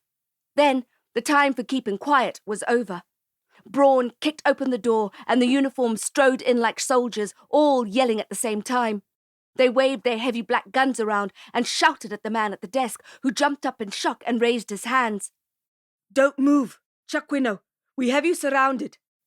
Brawn pointed his Beretta straight at Winnow's forehead and applied just enough pressure to the trigger to make Chuck want his mama. "Move a goddamn muscle," said Brawn, "and I promise you it'll be the last thing you ever do." Winnow raised his hands, showing off his damp underarms. The half-eaten pink donut dropped from his shaking fingers. There was the smell of urine in the closed space, and I saw the wet patch on Winnow's chinos spreading. His face was as round and white as a paper plate. Disappointment chilled my bones as I realized then that we would not be finding victim number 9 here, or the murderers. I took Morgan's arm. "It's not him," I said. Chapter 30. Morgue Mugshots. Morgan looked at me so ferociously I'm surprised she didn't snap her neck. "What are you talking about?" she said. "Of course it's him." "This is the correct address," said Brawn. Morgan faced one of the smaller cops, the one without a gun, wearing black-rimmed glasses. "Check," she said, and motioned to Winnow's computer. The man took over Chuck's computer. She turned to the man. "Are you Chuck Winnow?" she barked at him. The man was sweating profusely. His eyes darted around the room as if looking for a way to escape. Morgan took a step toward him and pointed her gun at his chest. "Are you Chuck Winnow?" she asked again, through gritted teeth. "Yes," he said. "Yes." He was nodding, short, jerky movements. Morgan smiled at me. It was a hard expression that wasn't really a smile at all. The officer, with the black-rimmed glasses, began tapping away at the keyboard. Winnow started stuttering something. Morgan raised her gun again. "Speak up!" She told me she was 18, he said. "Who?" she demanded. "Where is she?" "What do you mean?" he asked, frowning. "The girl!" Morgan yelled. "Where is the girl?" "I don't know," Chuck said. "At home? In China? It was weeks ago." "Not the same girl," I said to Morgan, although she didn't want to hear it. Not victim number 9. Not the murderer. Chuck Winnow was not the type to lead a serial killer cult as organized as the V-cult. He didn't wash dishes, and he ate pink donuts for breakfast. He was wearing a grubby t-shirt that was too tight over his beer belly. His desk was strewn with stained coffee mugs, one of them sporting a Darth Vader mask and toy figurines. He had wet his pants just looking up the barrel of a gun. I wanted this guy to be as guilty as much as Morgan did, wanted the killings to stop, but Chuck Winnow was not our man. The cop, with the black-rimmed glasses, smashed a couple more keys and then turned to the computer screen to face us. "Bingo," he said. The screen showed the back end of the Flint application, and Winnow's grubby paw prints were all over it. Morgan didn't lower her weapon. You'd better start talking. Flint, is that what this is about? Asked Chuck. His relief was palpable, although his face was still stamped with confusion. One of the officers came out of Winnow's bedroom and threw him a pair of shorts. Morgan and I averted our gaze while he quickly changed out of his wet chinos. I can tell you anything you need to know about Flint, he said. I've been working on it for some time. Hacking it, you mean? Said Morgan. Well, said Chuck, shrugging. Yes. He ran his fingers through his hair, and I could tell that he was still shaking. Why? Braun asked. It started as a hobby. I found a way to manipulate the algorithm so that I could get more impressions. Then I learned that I could also manipulate it the other way, to get only the right kind of girls to respond to my profile. The right kind of girls? Morgan asked. You know, he said, still perspiring. My type. And what is that? Asked Morgan. Tall? Brunette? Athletic? Chuck frowned again. No, he said. Petite. Asian. Go on, I said. So I use a combination of digital face mapping on the profile pictures and add the data set to that. Data set? Profile information, you know. Height, weight, hobbies, and then it narrows the list down so that I don't waste my time on imperfect matches. What do you do for a living, Mr. Winnow? Morgan asked. I'm an IT consultant, Chuck said. You're a hacker, she said. Well, yes, he said, then hastened to add, but I don't do anything illegal. Huh, said Morgan. Famous last words. His cheeks regained some colour. And this particular hack, said Morgan, this targeting you do on Flint. I wouldn't call it targeting, he said. That seems a bit... This targeting you do, Morgan said again, as if she hadn't heard him interrupt. You do it for other people. They pay you? Yes, he said. That's not illegal. His cheeks blushed some more. Is it? The cop with the glasses piped up. He'd been digging deeper into Winnow's machine. He runs a gambit of services like this one. Has a record of micropayments from all over the world. Let me guess, said Morgan, clenching her fist. They're all untraceable. Yep, said the cop, and the Flint profiles of the men Durrison had contact with are all scrambled. Same with the other Vics. Morgan's cheeks flushed with fury. You were given a job to target women who looked like me, I said, and Chuck looked at me as if it was the first time he'd seen me in the room. He blinked and chewed his lips. He chose his words carefully. I get lots of different jobs. But this one, I pushed, this particular one, started around a week ago. Tall, brunette, athletic, with a face like mine? I guess so, he said. He was lying about something. You guess so? Morgan took a step closer to him to remind him of what was at stake. Okay, he said. Yes, I had to find women that looked like you. I stared at him, my stomach roiling with fear and fury.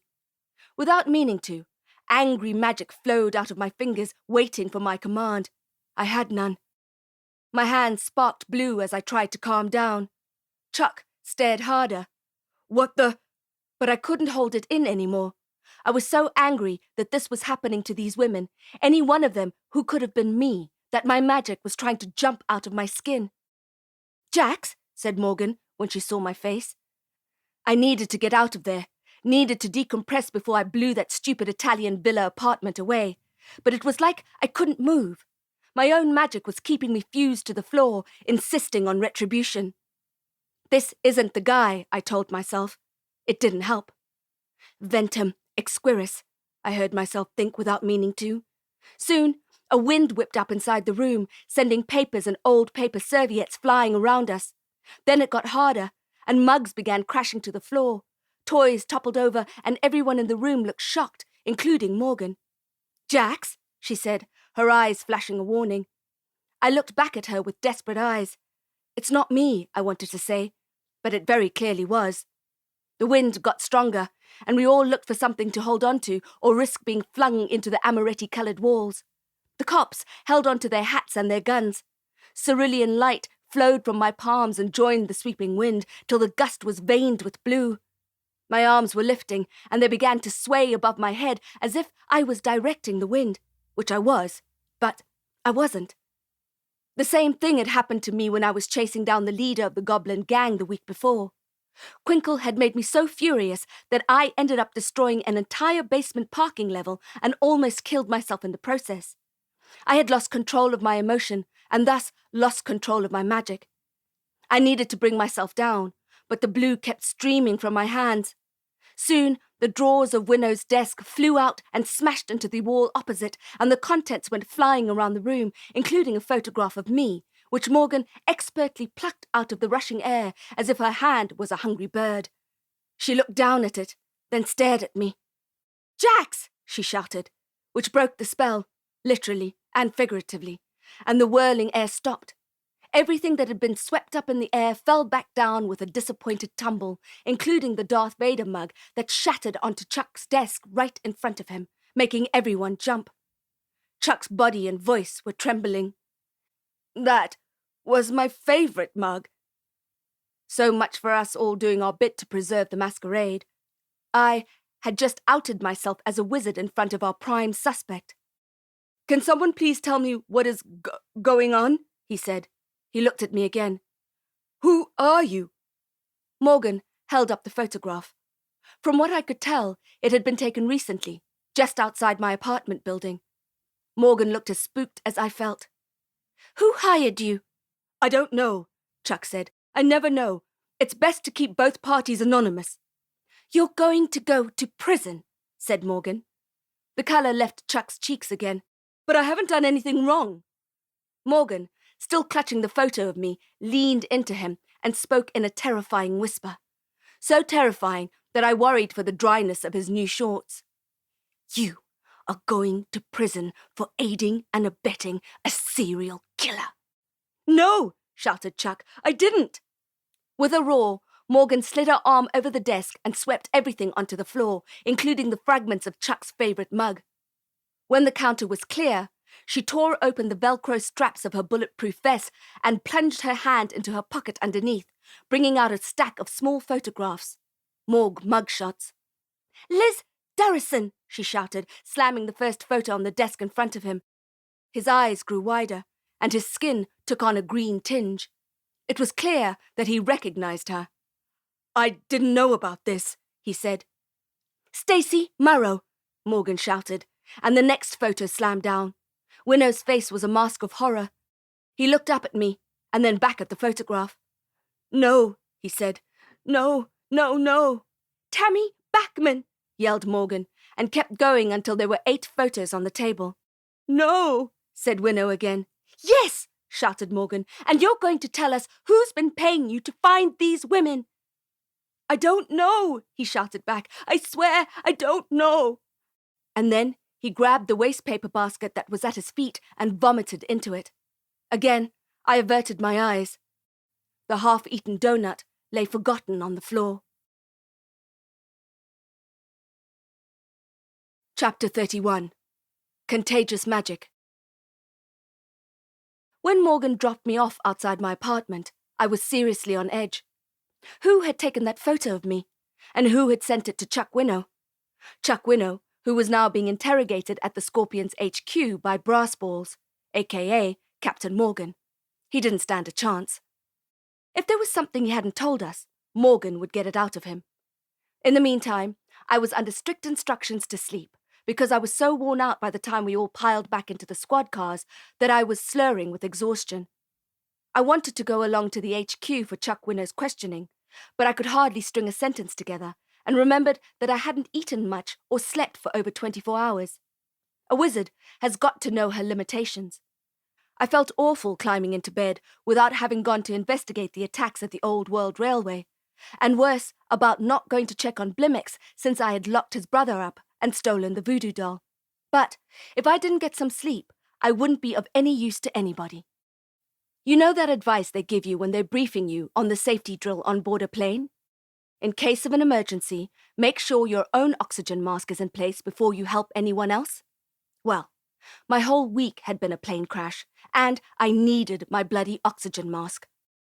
It felt like years since I had last been home. I greeted Gnaw, my security guard, with all the enthusiasm I could muster, and practically fell into my apartment. I gulped down the last 2 painkillers in the bottle with a glass of much-needed tap water. Then I filled the tumbler up again. I was so thirsty that I almost didn't bother with the glass. My skin had a layer of grime on it so thick you'd think I'd been sweeping chimneys all day. My shirt smelled so bad that I didn't even bother slinging it into the laundry hamper. Instead, it went straight into the bin. I could practically hear Ghost tut-tutting at my slovenly behavior. I didn't even wait for the reprimand/greeting of the red hardcover slamming to the floor. I just crawled into the shower and turned it on full blast. After 1 minute, I felt noticeably better. After 10 minutes, I had scrubbed my skin, washed my hair, and the drugs had kicked in. I felt 1,000,000 times better. I was pretty much high, and I started singing to prove it. Now, if I was an ordinary human, with an ordinary vocal range and rhythm, this may not have been a problem. But I am known for my shocking singing voice. It's enough to send werewolves running, Ferra had once said, when we had a magical karaoke evening at the Copper Cog and Ale. What could I say? I agreed. So I didn't sing. Unless I was alone, in the shower, feeling lucky to be alive and high on painkillers that were so strong they could have flattened a troll. I turned off the shower, still warbling, then reached for my towel, which I had forgotten to hang over the side of the shower door. Fex! Suddenly, among the cloud of steam, the offending towel appeared. Oh my word, I thought. Is Ghost stepping up his game, handing me towels after I shower? It's like having a butler. I could get used to this. Ghost? I asked. This was unprecedented. I began fantasizing about all the things Ghost could do for me. Blitz pina coladas for me in summer, brew spicy glühwein in winter. Would he now start answering the door and ironing my newspapers? Ghost? I wrapped the towel around myself and climbed out of the goblin-sized shower. The golden light of the sunrise was streaming into the bedroom, gilding the man in the chair. Derek looked up at me and grinned. I've been called worse, he said. I blushed, not because I was half naked, but because he had been subjected to my singing. Is that why he was grinning like a lunatic? Probably. I knew I should have said, Derek, you can't just keep showing up like this. I was in the shower. I'm half naked for feck's sake. You can't come and go as you please. This is my personal space. I'm going to fire Gnaw. You need to phone ahead. You need to knock on the door. You need to ask if you can come in. But I knew that I meant none of it. I loved that Derek had the habit of showing up exactly when I needed him. And this personal space had been too lonely and cold for too long. We stood there, not saying a word, and it was as if we understood each other.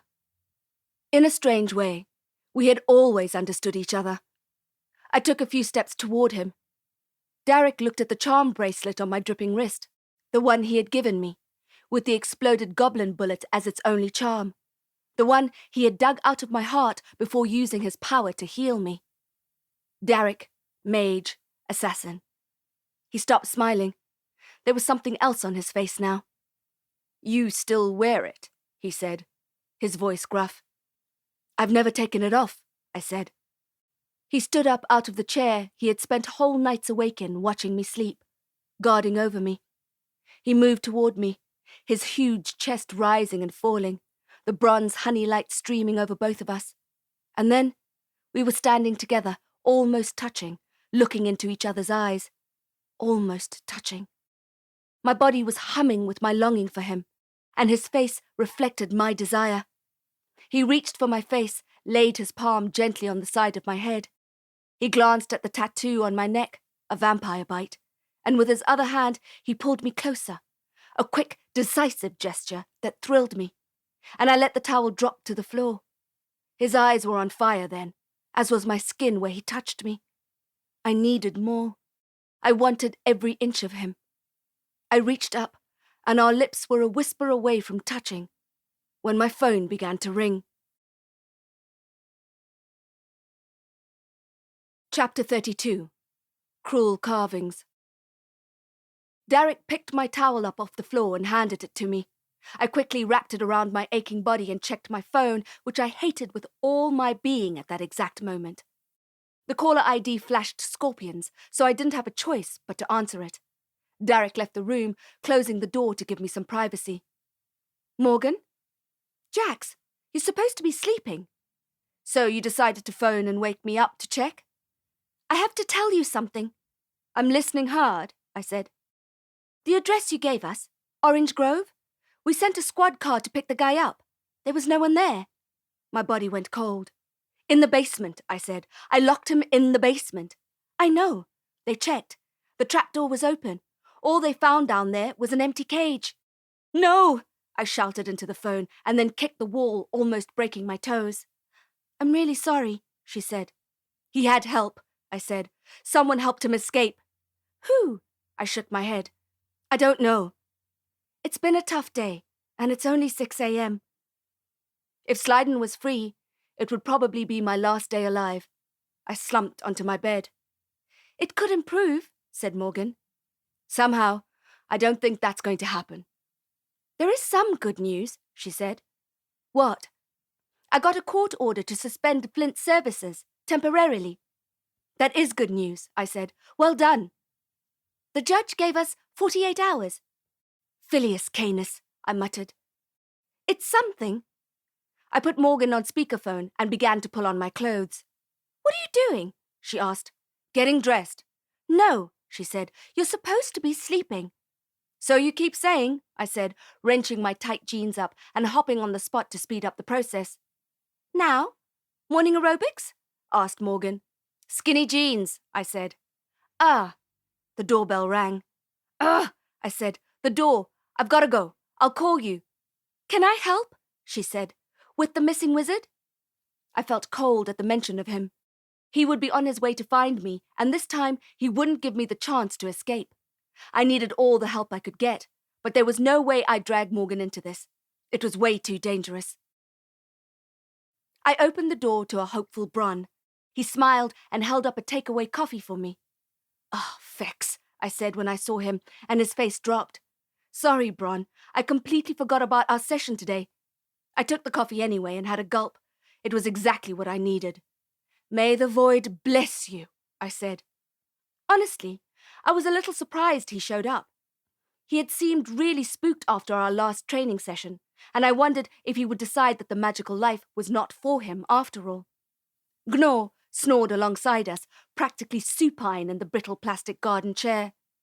I've been practicing, Bron said, the jade buttons of his eyes bright against his dark skin. Good, I said. Good.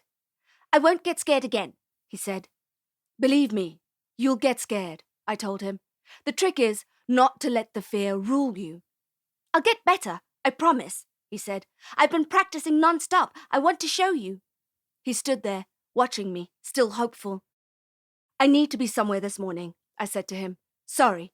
We'll continue our lessons tomorrow. If I'm still breathing, I thought. I could just follow you around today, he said. I won't say anything. I'll just watch. No, I said. Not today. I'll just shadow you, he said. Bron, I said, my eyes drilling into his. Not today, okay? The boy was really disappointed. He didn't even say goodbye. He just narrowed his eyes, and with a loud snapping sound, he turned into a raven and flew away. Thank you for the coffee, I yelled after him. Gnaw woke with a start. What, that? Never mind, Gnaw, I said. Go back to sleep. Derek was in the kitchen when I traipsed back inside. He was examining the plant, which had doubled in size and was now covering most of the window. That crown is somewhere, he said. Somewhere close. He broke a small piece of the plant off and put it in his jacket pocket. Gizmo might be alive too, I said, hope cracking my voice. Yes, Derek said, although the word sounded empty to my ears. I had to go. I would have said, make yourself at home, but Derek had done that a long time ago. I gave him what was left of my coffee and pulled my trench coat on. I have an assignment, I told him, even though he didn't ask. My coat felt heavy, which is when I remembered all the things I had in my infinity pocket. I pulled out Durrison's little black book and Zeal's notebook and squeezed them into my already bursting bookshelf in between fantastical fake folklore and The Shadow Chaser. While Derek's back was turned, I took the small brown bottle of spiritus morbis and hid it behind the top row of books. Then I took out the voodoo doll of Blimaex Abarim and laid it gently on the kitchen counter. It still had the Latin fairy tale carved into its body. "What is it?" Derek asked. "It's a puppet someone is using to transmit contagious magic," I said. "A voodoo doll." Derek leaned in closer, looking at the engraving. "That must have hurt." "Can you fix it?" I asked. "Heal it," he said. "A doll?" "It's still linked to the recipient," I said. "I don't know how to break the connection." "I don't know if it'll work," he said, "but I can try." He kept rubbing his hands together until they seemed to emit a subtle glow, which I hadn't seen before.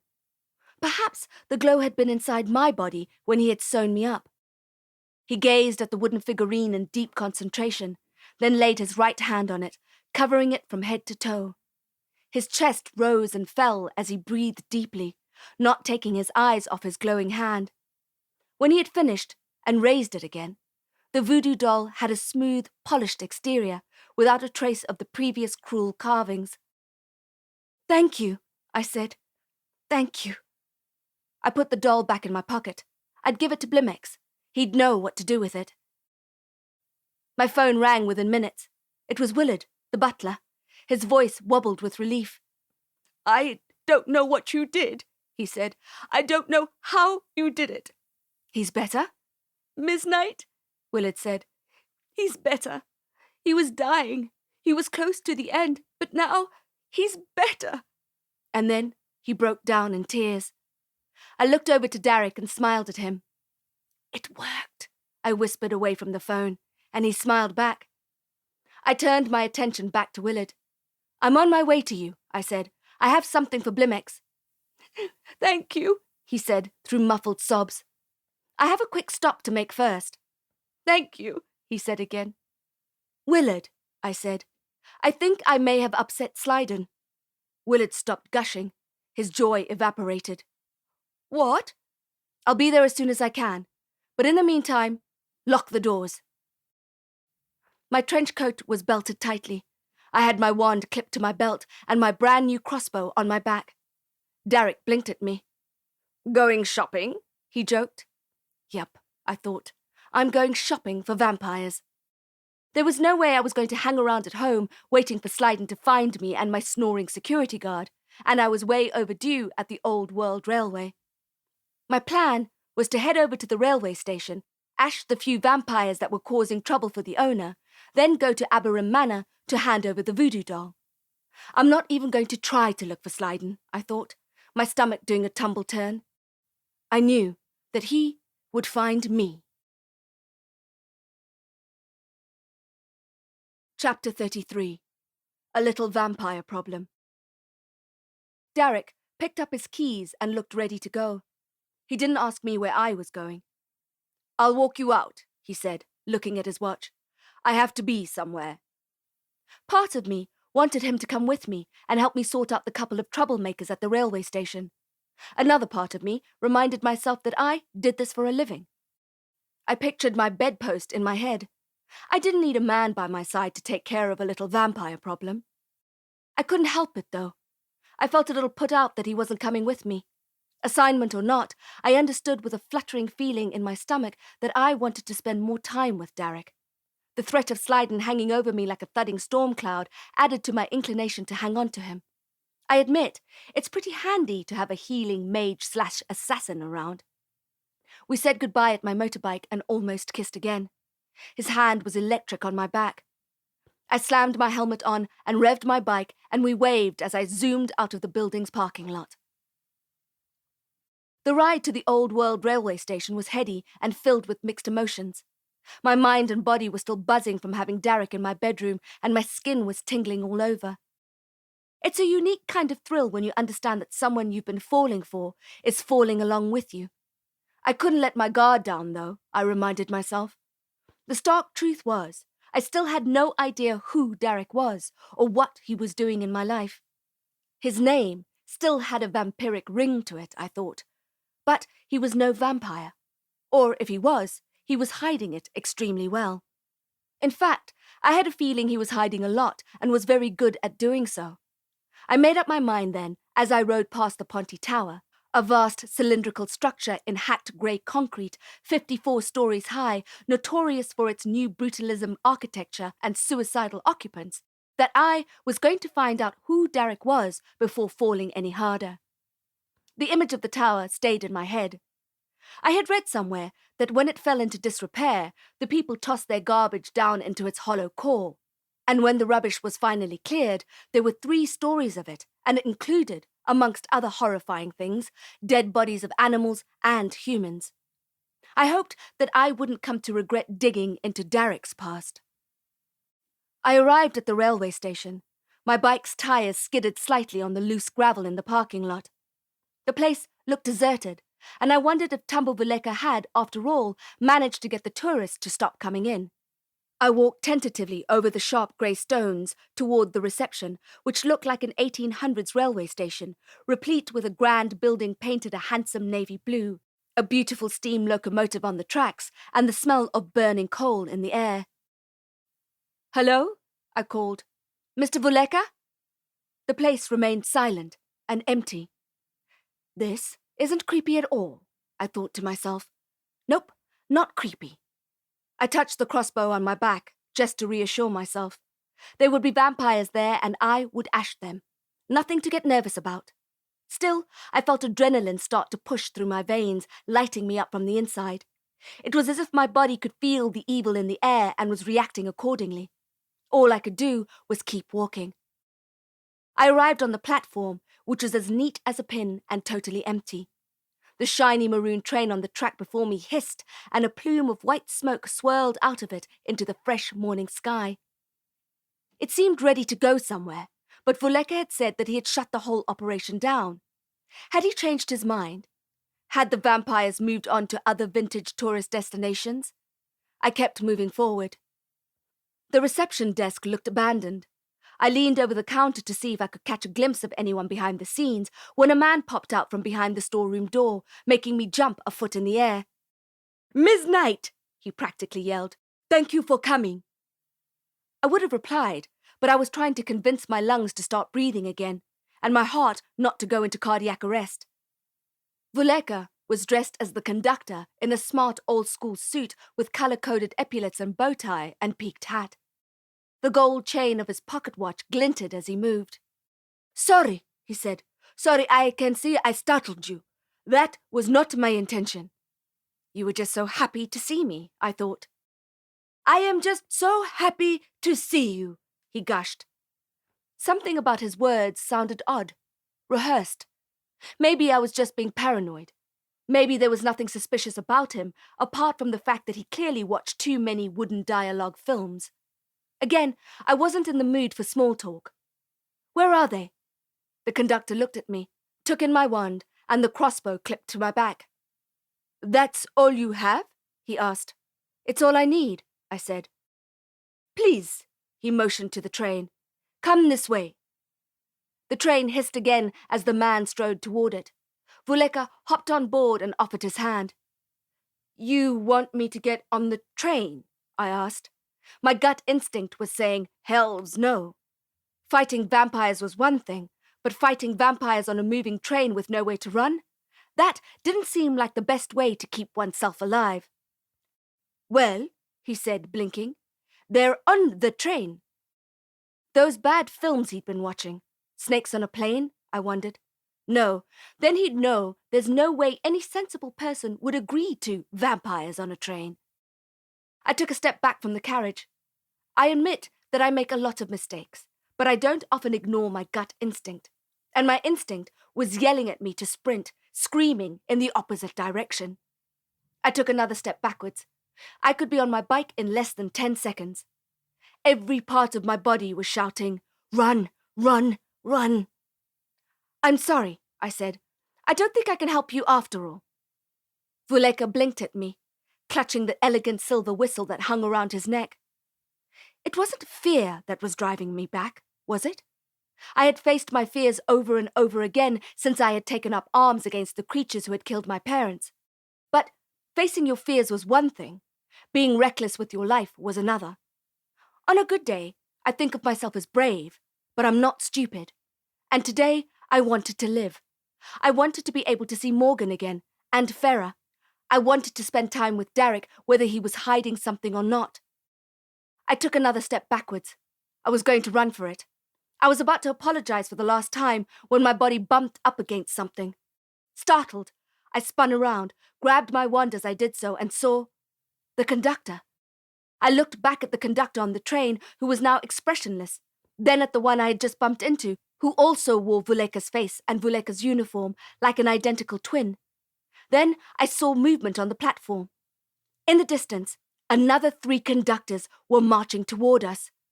All 5 of the identical men's eyes were trained on me, hawk-like. My mind was spinning. I couldn't make sense of what was happening, but I felt the menace like glinting daggers in the air. My crossbow thrummed on my back, my wand buzzed in my hand. I had a lot to live for. If they wanted a fight, they'd get one. I could handle fighting 5 men, I thought, and I steadied my stance. The conductor right next to me, who I had bumped into, made a grab for my wand, but I moved it away from him just in time, across my chest, and then swung my elbow back in his direction, catching him in the throat. He lurched back, and his hands flew up to his neck as he choked. Ignem exquiris! My spell burnt through my body and through my arm, and the current that left my wand was a searing blue bolt of lightning that took the man out at the knees. He fell over and shouted in pain. The other 3 were closer now, almost close enough for me to deal with. Glacium exquiris! I shouted, and my hot wand turned cold. It drew all the fear I was holding in my chest and turned it into frozen water, sending up a wall of ice between us. But I didn't have time to celebrate. There were another dozen conductor clones heading my way, and they were just as scarily expressionless as the others had been, as if they were all wearing super-realistic masks.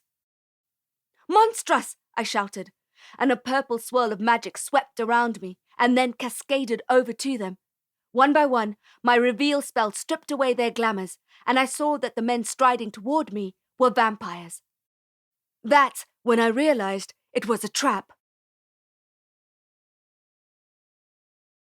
Chapter 34.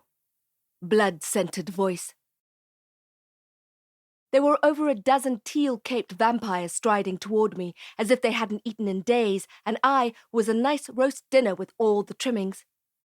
Before, their glamours had been bland, but now their real faces showed all the emotions they felt.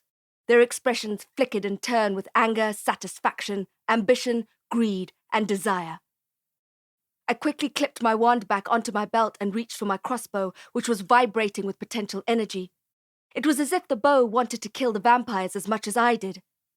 I took aim at the vampire in the middle of the advancing crowd and pulled the trigger. The arrow shot out of the bow with a satisfying thwack and sheared the air between us, stabbing my target in the heart. He shouted in pain and fury, his hands grasping at the terminal shaft of the heat-seeking arrow.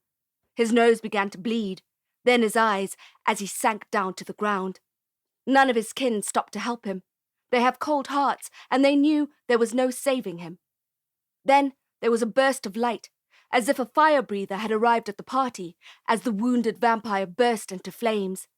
He screamed as the fire licked his face, and then there was another explosion, and he turned into sour smoke, and his body littered the platform with ash. I aimed the crossbow and pulled the trigger again and again, and managed to pick off another 5 vampires who all combusted in their own way. Some of the flames were green, some purple. I didn't have time to admire the fireworks. Another wave of conductors appeared, streaming out of the station, and I knew I had no option but to jump on the steam train behind me. It was the only way I could escape them, but only if I could get it to move. I swapped my crossbow for my wand and yelled, "Contendus!" But the train was extremely heavy, and it looked like my magic alone wouldn't move it. "Contendus!" I shouted again. The train inched forward and stopped. The vampires were too close enough to swoop and grab me. I wasn't going to let that happen. "Contendus! Contendus!" The train limped forward, and then the vampires were right outside, ready to jump aboard. I ashed the vampire closest to me, then pointed my wand inside the train, at the cab in the front carriage, and focused on the sliding door that separated us.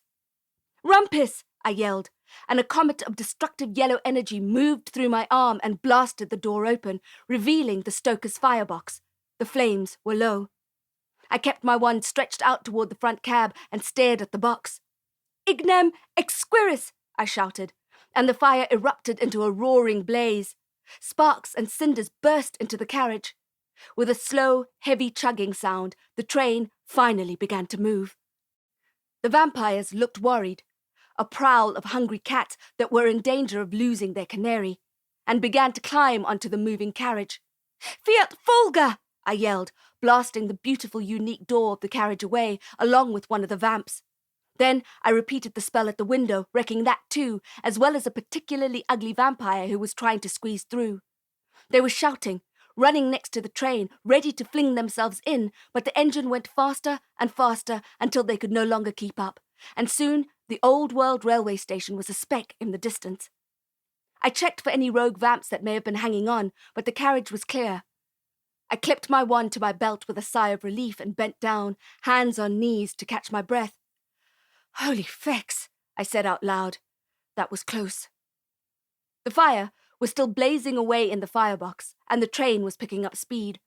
The pressure gauges were all redlining, and the steam whistle was shrieking to the sky. The dashboard in the front cab of the steam train was screaming bloody murder. I'd have to dampen the furnace in the firebox if I didn't want the train to careen into something large and unmoving, like the stone mountain which I knew was at the end of the railway track. There used to be a tunnel running through the rocky ridge, but a few years ago, the roof of the underpass collapsed. Now, the train glides to a stop at the foot of the mountain. The passengers disembark for an old-fashioned picnic on the wild grass next to the rock face, then head back to the Joburg station. Well, the plan was for the train to stop, but I didn't know the first thing about operating an 1800 steam train. I walked unsteadily to the front cab and looked at the various vintage dials and dancing needles. They reminded me of Ferra's steampunk pub for magical creatures. I needed to choke the fire, right? How difficult could that be? I moved a few levers and pulled a yellow knob, but nothing happened. The roaring fire was burning my cheeks as I tried to figure it out. I could use a ventum spell to try to blow the fire out, but it ran the risk of feeding the fire instead, like a giant bellows, and I didn't want to make this train go any faster. Already, the scenery outside was a blur. I may not know anything about trains, but I knew that this antique one was not made to go this fast. My body was overheated and nervous. I was sweating like a plump pig at a summer bacon festival. The heat started to make me dizzy, and I had to step back into the cooler carriage to get a grip. I could try to freeze the fire, but that didn't seem like a great idea either. Manipulating the two extremes may have unintended consequences, like stopping the train too fast, resulting in a certain wizard being thrown through the front window. Think, I told myself, think. Although, in my experience, telling yourself to think often has the opposite effect, like telling someone who is freaking out not to panic. Don't panic. The brass-framed countdown clock was whirring away. I could imagine that it usually ticked at a lovely leisurely pace, showing the passengers how long it would take to reach the end of the track. But now it was racing, as if we were travelling so fast that we were flying through time itself. 18 minutes to go, it said. 17. 16. I was trying to figure out what to do when I caught the faintest whiff of a vampire. I spun around, but the carriage was empty. I pulled my trench coat tightly around myself. "Nano, collar," I said, and my nano jumped out of my top pocket and fastened itself around my neck. I reached for my crossbow. It was almost out of arrows, but it would still come in handy.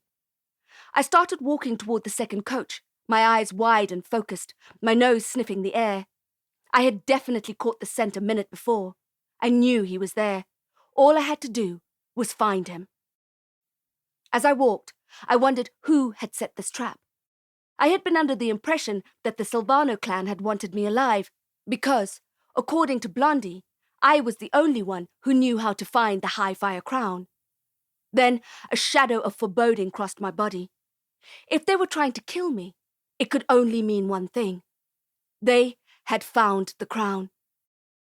I didn't want to be right about that. I really hoped I was wrong. Because if Acheron Baldassar, the head of the Silvano clan, got his grubby hands on that crown, he'd have what he needed to turn the realm upside down. He already had more power than any vampire had any right to, but the power of the crown would extrapolate it in a way I didn't even want to think about. He'd have free reign in the untouched world too, and the masquerade would fall. The council is the most powerful committee in the realm, but they wouldn't be able to touch Baldassar if he was able to rebuild and stabilize his pocket realm and rule from there. This assumption of mine had bad news written all over it, and I really hoped it wasn't true. Maybe the Silvanos were just sick of having me around, I thought. Maybe they'd had enough of a girl wizard adding notches to her bedpost. Maybe they knew what I knew, that deep down I had a roaring vortex of darkness that I would eventually unleash on them. I caught the scent again, the copper crimson, and slowed my pace. I was in the third coach now, and the train was still speeding along the track as if it were a Japanese bullet train instead of a locomotive. I guess even trains have their ambitions. I saw a foot. It extended past the seat into the aisle, in the second half of the carriage. The sock was black and beige, diamond patterned, and the shoe was a shiny leather lace-up. Conductor's shoes. I clutched my crossbow tightly and inched forward. It didn't look like the foot of someone who was about to leap up and sink their fangs into my neck. It looked decidedly flaccid, as if the owner was taking a nap. Without making a sound, I crept closer and closer. The foot didn't move. Eventually, hardly breathing, fingers perspiring on the bow, I was able to glimpse the body, and I really wish I hadn't. It was Vuleka, the real Vuleka, dressed in his smart conductor's uniform, which had been shredded. His throat had been savagely torn open, and his bow tie and elegant white shirt were stained with blood. In some parts bright red, and other parts brown. His murder didn't happen here on the train, I thought. There was no blood splatter on the finely wallpapered interior. He was most likely killed at the station, and his body brought here for me to see. A warning, or a promise. For some reason, the picture of the gypsy woman at the magical night market came into my head. The chiromancer. She had received such a shock when she had tried to read my palm, it had thrown her and her tarot cards into the air. I wondered then what she had seen. My death, or something I had to do to stay alive. Either way, things weren't looking good for me. As if to emphasize the thought, there was a soft shuffling sound behind me and a blood-scented voice. It was Lysander, wiping the blood off his chin with his dark sleeve. "Jacqueline Denner Knight," the blonde vampire said, cheekbones as sharp as ever. "We meet again." Chapter 35. Cat and Mouse. "I thought you wanted me alive," I said to Lysander, trying not to look at the slick blood that still stained his face. "Did you?" he said, amusement in his eyes. "I don't know why you'd think that. You're a vampire slayer, after all, and I'm, well, a vampire." I glanced down at the train conductor's destroyed body leaking onto the seat. "Don't play games," I said. "But games are so much fun." "Is that why you helped me to escape from the market? To play cat and mouse?" He combed his fringe with his bloody fingers, transferring red highlights to his flaxen hair. "I helped you because I like you, Jacqueline Denner Knight." "You disgust me," I said. If I had enough saliva in my mouth to spit at him, I would have done so. But my mouth was so hot and dry, it deserved its own mirage. "I've liked you from the beginning." "The beginning?" I laughed. "What, yesterday?" Lysander smiled. "No, not yesterday." He let that sink in, watching me squirm. I swallowed hard. "You've been following me." "You could say that." I remembered with a shudder the picture of him standing in my kitchen, taking a photo of my pot plant turned pervasive jungle creeper. My insides were painted with lead. "You found the crown," I said, and his lips turned up at the edges. I would never get that file from him now. "So shrewd," Lysander said, "but I knew that already." "Give me the file," I said, not enjoying the edge of desperation I could hear in my plea. Please. Why? He said, taking the phone out of his pocket. Why should I? I hated it, but I couldn't hide my vulnerability from him. I clasped my hands together and beseeched him. Please. I'm getting a feeling this is a bit of a one-way relationship, he said. You expect me to help you, but you offer nothing in return. What do you want? I asked. I was ready to say, I'll do anything, but the words stuck in my throat. He looked at me, answer at the ready, when he changed his mind and shook his head. It's too late, he said, putting the phone away. You had your chance. The scenery flashed green and blue behind him. We were still going at about 1 Brazilian miles an hour. I needed to get back to the front of the train. I lifted my crossbow at him. My fingers were trembling. He looked puzzled as I aimed it at his chest. Why do you look puzzled, Lysander? I asked. After all, as you said, you're a vampire, and I'm a vampire slayer. I saw the muscles in his jaw ripple. I kept my grip steady. If you're not going to give me that phone, then I'm going to have to take it from you. Lysander narrowed his eyes at me, ready to hiss. It looks like today is all about last chances, Lysander, and now it's yours. I held open my left hand, ready to receive the phone. Lysander put his fingers to his scarlet lips. Here's the thing, he said. There are another 50 vampires on board in the last few carriages. You're lying, I said. No. I would have seen them get on. No, said Lysander again. They were already on board before you arrived at the station. The vampires on the platform were just the welcoming committee. To get me on the train, I said, feeling the floor vibrate violently beneath me and my heart follow chase. Why? I said. Tell me the truth. Did you wonder at all, asked Lysander, why I helped you get to Sliden Abarim's house? Hearing the vampire say Sliden's name out loud shocked me. What? I said. Maybe not quite so shrewd after all, I heard him think, but still sexy as hell. My thoughts were in disarray, trying to puzzle the pieces together. When I had arrived at Sliden's house after midnight, he had been expecting me. The wizard had set up the apparition trick and just waited for me to stumble into it. There was no way he could have known I was on my way unless someone had tipped him off. I looked at Lysander's handsome face, the drying blood on his skin turning from scarlet to brown. When Morgan told me that Sliden had escaped the locked basement, I knew someone had helped him. I just hadn't known who. But now it made sense. You told Sliden that I was coming for him, I said, and you helped him escape from the basement. Well, he said, not personally. I sent a team. But yes, we have a long-standing agreement with Sliden Abarim. You offer him protection? Yes, and he gives you his blood, I said, the idea making me feel sick. I remembered the medical fang on Sliden's desk in his sorcery chamber, the plastic tubing and the cooler box.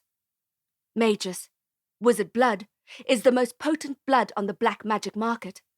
It's rare for obvious reasons and very expensive. I already knew that the Silvano clan were collecting magus. I had found the unmarked graves of 12 drained and murdered wizards last week at the Obsidian Hill Cemetery. The Silvano clan had magus, and they had the High Fire Crown. The situation seemed beyond hopeless. I didn't want to live in a realm ruled by reckless vampires. Maybe I shouldn't try to stop the train. Maybe I should let it smash into the rock face and blow us all to smithereens. It wouldn't help, though. Not really. Because Acheron was holed up safely in the pocket realm he was building, and he'd do it with or without us. Give me the phone, I shouted. This is the last time I'm asking. Lysander's nostrils flared. He was not going to hand over the goods. I increased the pressure of my finger on the trigger of my crossbow, ready to send an arrow his way. You wouldn't, he said. Then he narrowed his eyes and I heard him think, would you? To answer his question, I pulled the trigger. Chapter 36. Golden and Rose with Flame. 3 things happened at once. 4, if you include my screaming. The arrow left the sleek flight path of the crossbow in my hands and bolted toward Lysander's chest. The conductor sat up, ramrod straight, and looked at me with his dead eyes. He didn't seem to care that he had neither a windpipe nor a beating heart. A host of vampires swarmed down the train carriages, entering our coach in bloodthirsty droves. I screamed. Of course I screamed. Lysander's arm moved so swiftly it blurred like the outside scenery behind him. He caught my arrow just before it penetrated his breastbone, then looked at me with melty eyes, as if I had hurt his feelings by trying to rush an arrow through his heart. I guessed an apology was in order if I wanted to survive the next 60 seconds. But as I opened my mouth, one of the other vampires was at my neck. He hissed, showing me his rabid, dirty fangs, then prepared to sink them into me. I was wearing my protective nano collar, but I recoiled regardless. "Get off her!" shouted Lysander, confusing both the attacker and me. The conductor, still a corpse, stood up from the soaked seat and started walking toward me. Another pair of vampires approached, looking hungry, and Lysander hissed at them. "Stay back," he said. Lysander had the same voracious look in his eyes, and I couldn't figure out if he was protecting me or if he just wanted my fresh arteries for himself. He pushed the other vampires away and grabbed my arm, his fingers digging into my flesh. He pulled me closer and whispered in my ear, "We have to get out of here." I didn't have a choice but to follow his lead. My arm had already been ripped from its socket once in the past 24 hours, and I was out of troll-strength painkillers. Also, there were 50 ferocious vampires clamoring for my blood, plus a conductor who hadn't yet figured out he was dead. I reckoned my chances of survival were slightly better with the turkey carver. "Jacqueline!" He pulled my arm again, and this time I didn't resist. "We need to stop the train," I said. Lysander didn't answer me as we ran in the direction of the front cab. The bloodsuckers followed us. There were plenty of windows and a few doors, which of course tempted me to jump off the locomotive, but it was speeding along the track so fast that I was sure I'd kill myself in the process. Still, if worst came to worst, I'd jump. No way I'd be a victim of one of these foul leeches. I'd take a broken neck over being a vampire's dinner every day of the week and twice on Sundays. We kept marching toward the front of the train. What did Lysander have planned for me? I guessed I'd have to wait and see. I could hear the screaming pressure gauge before it came into view. I thought of trying an impedio spell to stop the motion of the train, but the amount of energy it would require was probably more than I had to give. Or I could try mortalis magic, a conjuring spell. I could conjure a fire extinguisher and put out the fire in the firebox. Lysander kicked open the final door, and the scene was much worse than I had imagined. Forget about the furnace and the firebox. The whole front of the train was on fire. Sometimes, when you sling a spell, the transfer of energy doesn't end there. If you're still somehow attached to the object or the outcome, it can continue drawing energy from you. I had panicked on the platform and cast a fire spell to bolster the flames in order to get the steam train moving. It had worked really well, but I had neglected to cut off my power after the flame of the spell had taken. Then I had caught the scent of the vampire and become distracted, as they had planned, which meant that all the fear I had felt during my grim discovery of Vuleka's body and my confrontation with Lysander and the others continued to feed the fire. I had expected to go back to the front cab and extinguish the fire, find the throttle or tamp the brakes to slow down the steam engine, but none of that was going to happen. The whole carriage blazed with a roaring fire. The metal turned golden and rose with flame. The heat was scorching, and Lysander and I held our arms up to our faces to protect them from the blast of fiery air. We both gasped as the heat slammed against us, burning our skin and our lungs, and we had to retreat. Still holding my arm, he searched my eyes. Face the 50 advancing vampires with only a couple of arrows left in my bow, I thought, or face the fire. I'll be honest, neither option made my heart jump for joy. And then a third option presented itself, in a shower of sparks and glory, which happened to be the worst of the lot. Chapter 37. Final Destination. As Lysander and I were watching the horror of the fire consuming the train, he loosened his fierce grip on me. His fingers travelled down my arm, and he held my hand instead. Behind us, I felt the vampires encroach. At first, they entered our coach one by one, and then suddenly there were dozens, hungry eyes and bared fangs. Lysander may have been able to bat off a couple of my attackers before, but it seemed that the mob wanted what they wanted, and a sleek, cheek-boned vampire wasn't going to stand in their way. The heat forced us to retreat further toward the baying crowd. Then, trouble arrived. Through the dancing flames walked a tall wizard dressed in a hooded black robe. The fire didn't seem to bother him, and it refused to leap onto his clothes. Just clear of the blazing cab, he removed his hood and looked at me. His chalky skin and black eyes filled me with a deep, icy dread that, despite the heat of the fire, chilled the marrow of my bones. He held his staff like a weapon in his hand. "Slyden," I said. He looked at me with evil contempt, as if he was outraged that I had dared to cross his path again, despite the fact that he had portaled here, probably using something I left behind in his basement: hair, skin, blood. He stretched his arm, knotted with swollen veins, pointing his staff in my direction, and mumbled something under his breath. I let go of Lysander's hand and dove behind a seat just in time to avoid being incinerated by the bolt of electricity that had my name on it. The seat exploded backwards, hitting me as it did so. I lost my balance and tucked and rolled on the vibrating floor. I recovered quickly, jumped up into my parkour squat, and dodged another powerful blue bolt that came my way. Lysander kept his distance from the dark wizard, and the vampires behind us stopped in their tracks, not wanting to get hit by Slyden's lightning. But they needn't have worried, because I saw the damage that the last two currents had done to the wizard's hand. His papery skin was seared and blistered, and I doubted he had another bolt in him. Slyden Abarim was more powerful than any wizard I had ever met, but he was also old and contaminated by the dark arts. My guess was that he had used a considerable amount of energy to portal onto the speeding train, and would have to conserve his magic now. But just because he couldn't fling another current at me didn't make him any less dangerous. He stepped toward me and uttered the first words I had heard him say. "Give me the carving." At first, I was confused, and then I remembered the voodoo doll in my pocket.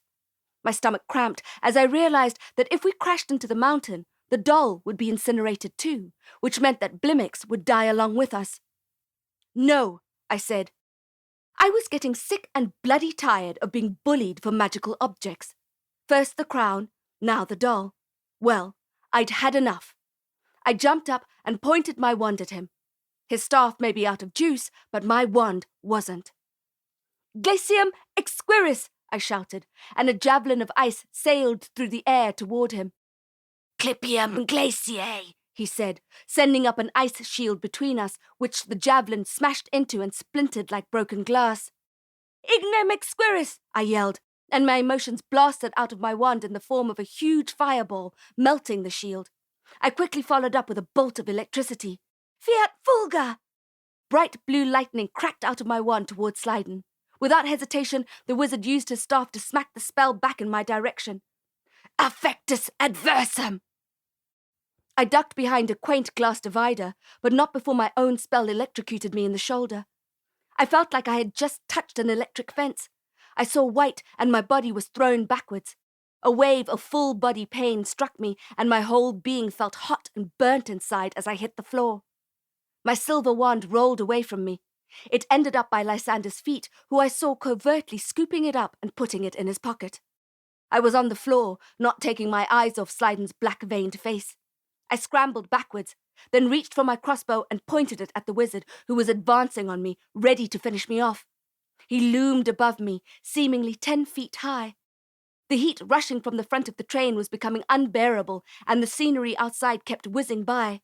We had minutes at the most to stop the train or die trying. I pulled the trigger, and the crossbow fired the third last arrow at Slyden. "Protendo," he said, swatting it away like an annoying mosquito. I dropped the crossbow, and it clattered on the floor beside me. Slyden may have been old and running low on power, but he was still the stronger wizard by miles, and he wanted me dead. He raised his staff and muttered under his breath. Evoco et exito, nunc et semper res ac mortalis sericam vita, ventum, ventum, ventum exquiris. A black silk ribbon slithered out of his staff and into the air above us. Then a whirlwind swept it around me, binding me exactly as it had in his sorcery chamber. I lay there, useless, my arms fused to my sides and my legs sewn together. I tried to scrabble backwards, away from the wizard, but I couldn't move. Filius Canis. I was furious with myself for allowing it to happen again. The previous trauma of nearly dying in Slyden's enchanted basement smacked me upside the head, and I started to panic. My heart was racing, pushing adrenaline-laced blood to every part of my body. My lungs hurt, I couldn't reach my wand or my crossbow, and I was surrounded by murderous bastards who wanted me butchered. All in all, it hadn't been the best day. Slyden regarded me in his cold way, his shining black eyes drinking in my helplessness as I lay squirming against the silk bindings, the hot floor vibrating underneath me. You thought I was the Black Rabbit, he said. He spoke quietly, and I wasn't sure I had heard correctly, but I didn't say so.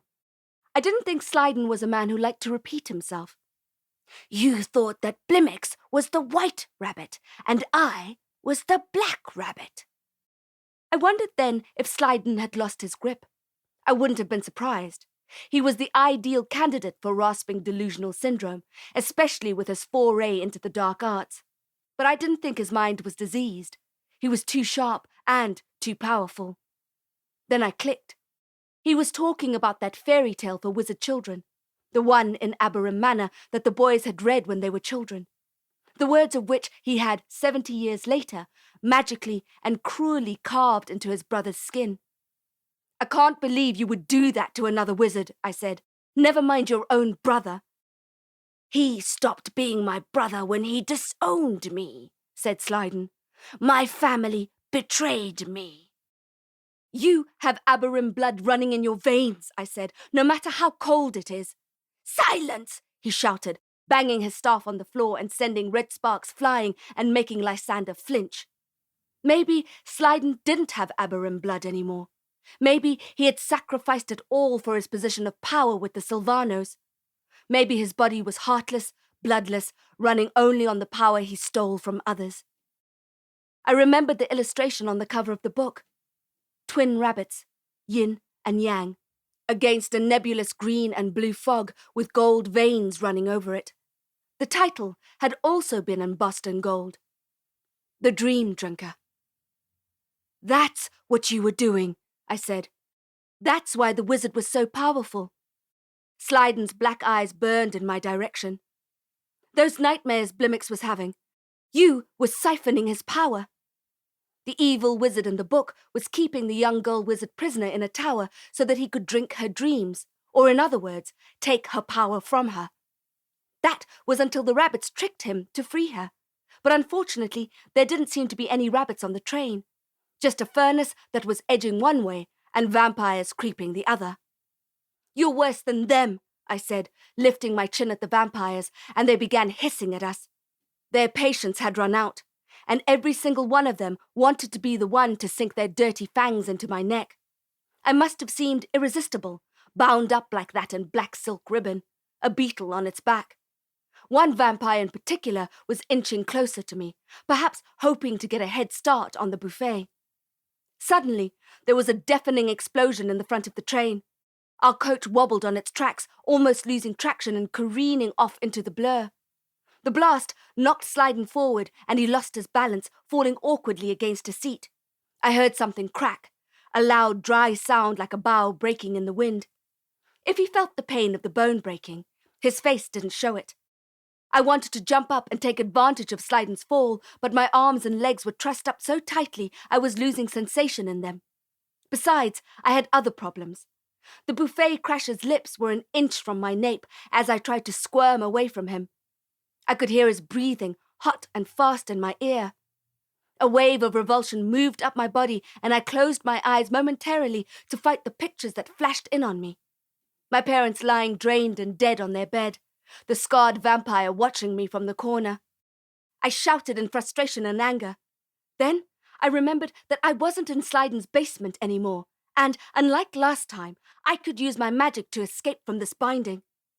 The fresh grief I felt for my parents was like a tsunami in my chest. Rolling, sparkling, mighty, it rose up, ready to crash and destroy. I shouted again, this time yelling "Rumpus," while I imagined the ribbons tearing. I forced my arms away from my body and jumped up off the rattling floor, the ribbons around my legs shredding as I moved. Slyden looked up at me, shocked. I hurled a fireball at him. Fiat Fulgur! And it hit him in the chest, then disappeared. I hurled another one, more powerful, and again it evaporated as it hit him. There was a slight grimace on his face, so I guessed something was hurting him. I was wrong. He was just gathering his strength for his next spell. His wet, black, bottomless eyes never left me. I was about to sling an impedio at him, to freeze him, if only for a moment, but I worried he'd smash it back at me and I'd be incapacitated again. It was too risky. I pushed my palm in his direction, going after his staff with a Contagious. He was too fast for me. Those evil eyes of his locked into mine as if they were slimy black leeches. They pulled at me like black holes, vacuuming me into a limp state that only moved in one direction, toward his deathly white face. He was lulling me into a dream state, mesmerizing me. No doubt a skill picked up from hanging around his vampire pals. And he was drinking my magic. Usually, the fear I felt in situations like this would feed my power, and I'd be able to use it to augment my magic. But now, all the grief and panic and anger flowed out of me and into Slyden, making him stronger still. He sucked up all my emotions and my will to move as my muscles lost their tension and my mind slowly began to follow suit. He hypnotized me into a wakeful slumber. My eyes were still open, but my body was fast asleep. I felt everything leaving my body, as if my whole essence was being absorbed by the dark wizard. I could no longer speak or move my face. All I could do was watch as Slyden drew everything from me, until I had less than nothing left. I collapsed again on the hot vibrating floor of the train as it sped toward the rock face. The last thing I saw was the countdown clock. It showed that we had 3 minutes until we reached our final destination. Then, everything faded to black.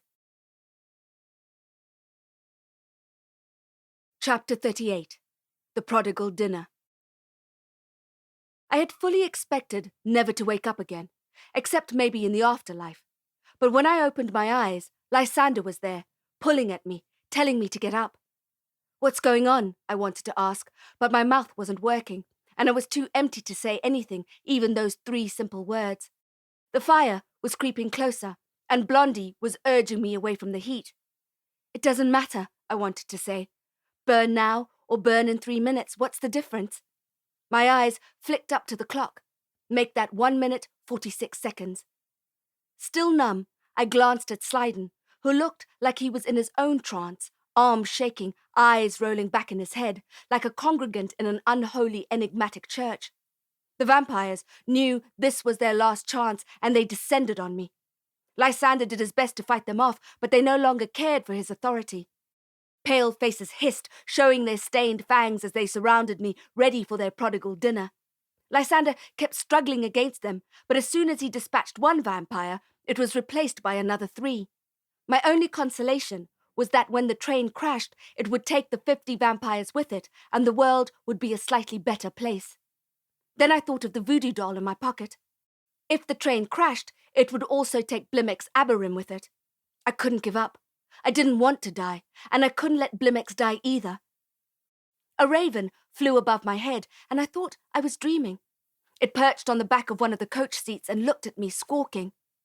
It couldn't be, I thought. Could it? With a loud snap of its wings, the black bird transformed into a young boy with jade buttons for eyes. It was my apprentice, Bron. But something about him was different. The meekness I was used to seeing in his demeanor was gone. In our most recent lesson, I had taught him to feel the fear and use it. I've been practicing, he had said to me earlier that morning. Bron had already weighed up the situation while in his avian form and was ready to act. With a quick jab of his arm, he snatched Slyden's staff, which brought the dark wizard back to blinking. The wizard thrust his hand out, ready to destroy the sneak thief. But before he could utter a spell, Bron pointed the staff at him and shouted, "Impedio!" And the wizard had no time to defend himself. Bron's spell froze him in that pose. The boy whipped around toward the vampires and pointed the staff at them, red sparks flying in warning. They began to retreat.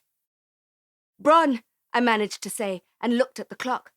We had sub-30 seconds to escape the hurtling train. Bron took his eyes off the vampires, and Lysander grabbed his arm and wrenched him up. He yelled and kicked at the vampire and shouted, "Rumpus!" The destruction spell blasted up out of the staff, but instead of hitting Lysander, it barreled toward the ceiling of the train and blew a huge hole in it, letting more air rush in and stoking the fire on board. There was another explosion, and we all ducked and tried to protect our eyes from flying debris. Suffocating smoke swirled around us. The flames leapt everywhere, greedily burning everything in their path. My coat kept the flames away from my skin, but I couldn't breathe, and the heat was overbearing. I was being broiled alive. The stampede of vampires was shouting and screaming, trying to break the safety glass windows to escape. They stepped on each other and threw punches in their panic to survive. I stood up, unsteady at first, but the adrenaline helped my body wake up from the trance. Bron shouted in despair as the flames lapped at his legs. He was still struggling against Lysander, who, feet on fire, threw me an urgent glance. "Ready?" he said. "Ready," I nodded. I jumped onto the seat next to me, then hopped up onto the backrest. I used the silver pole of the vintage glass divider to lever my body up, then kicked off against the wall, parkouring just high enough to reach the hole in the ceiling, which I grabbed with both hands. The metal, newly cut and still smoking, courtesy of Bron's rumpus spell, sliced into my palms as I used it to pull myself up from the burning carriage. With the top half of my body outside the train, I could see the mountain at the end of the tracks. I guessed we had less than 20 seconds before we slammed into it. I hauled the rest of my body up onto the roof, and the force of the wind almost sent me flying off the top of the train. "Nano, helmet!" I shouted, and my collar transformed into a hard helmet and locked around my head. I looked down through the hole and saw Lysander looking up at me from the flames beneath. He tried to launch himself up, but the weight of the boy was keeping him down. I wanted Bron to turn back into a bird and fly out, but I knew the fire was too hot and would destroy his feathers. 12 seconds. "Volas!" I shouted, sticking my arm down through the hole. The rushing wind stole my words, but the spell still worked. Lysander gave Bron a final lift, and the boy floated up to me. I grabbed him and pulled him out of the flaming coach, but as he reached the top, he no longer needed my help. As soon as he felt the blast of air, he snapped into his raven form and flew up into the sky. The huge grey rocky cliff loomed, and the metal I was kneeling on was burning the skin off my knees. 9 seconds. I looked down into the coach again, and in the chaos of sparks and smoke, I saw Slyden unfreezing from the Impedio spell. He had his evil eyes on Lysander, and I assumed he was planning on using him as a ladder. Lysander bent his knees, about to launch himself up, but Slyden made a grab for him. The vampire made it halfway up toward the hole torn into the ceiling, but Slyden caught the edge of his cape and brought him back down. I looked up at the mountain, struggling with the wind that was pushing me backwards. I had to get off the train. 6 seconds.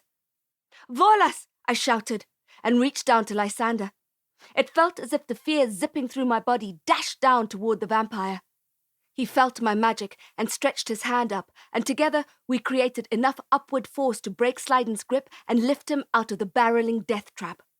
Once Lysander was clear of the melting metal of the train roof, he grabbed me so hard that I couldn't take a breath. Slyden's clawed hand reached out of the hole and gripped the edge of the glowing steel, his old skin burning and smoking.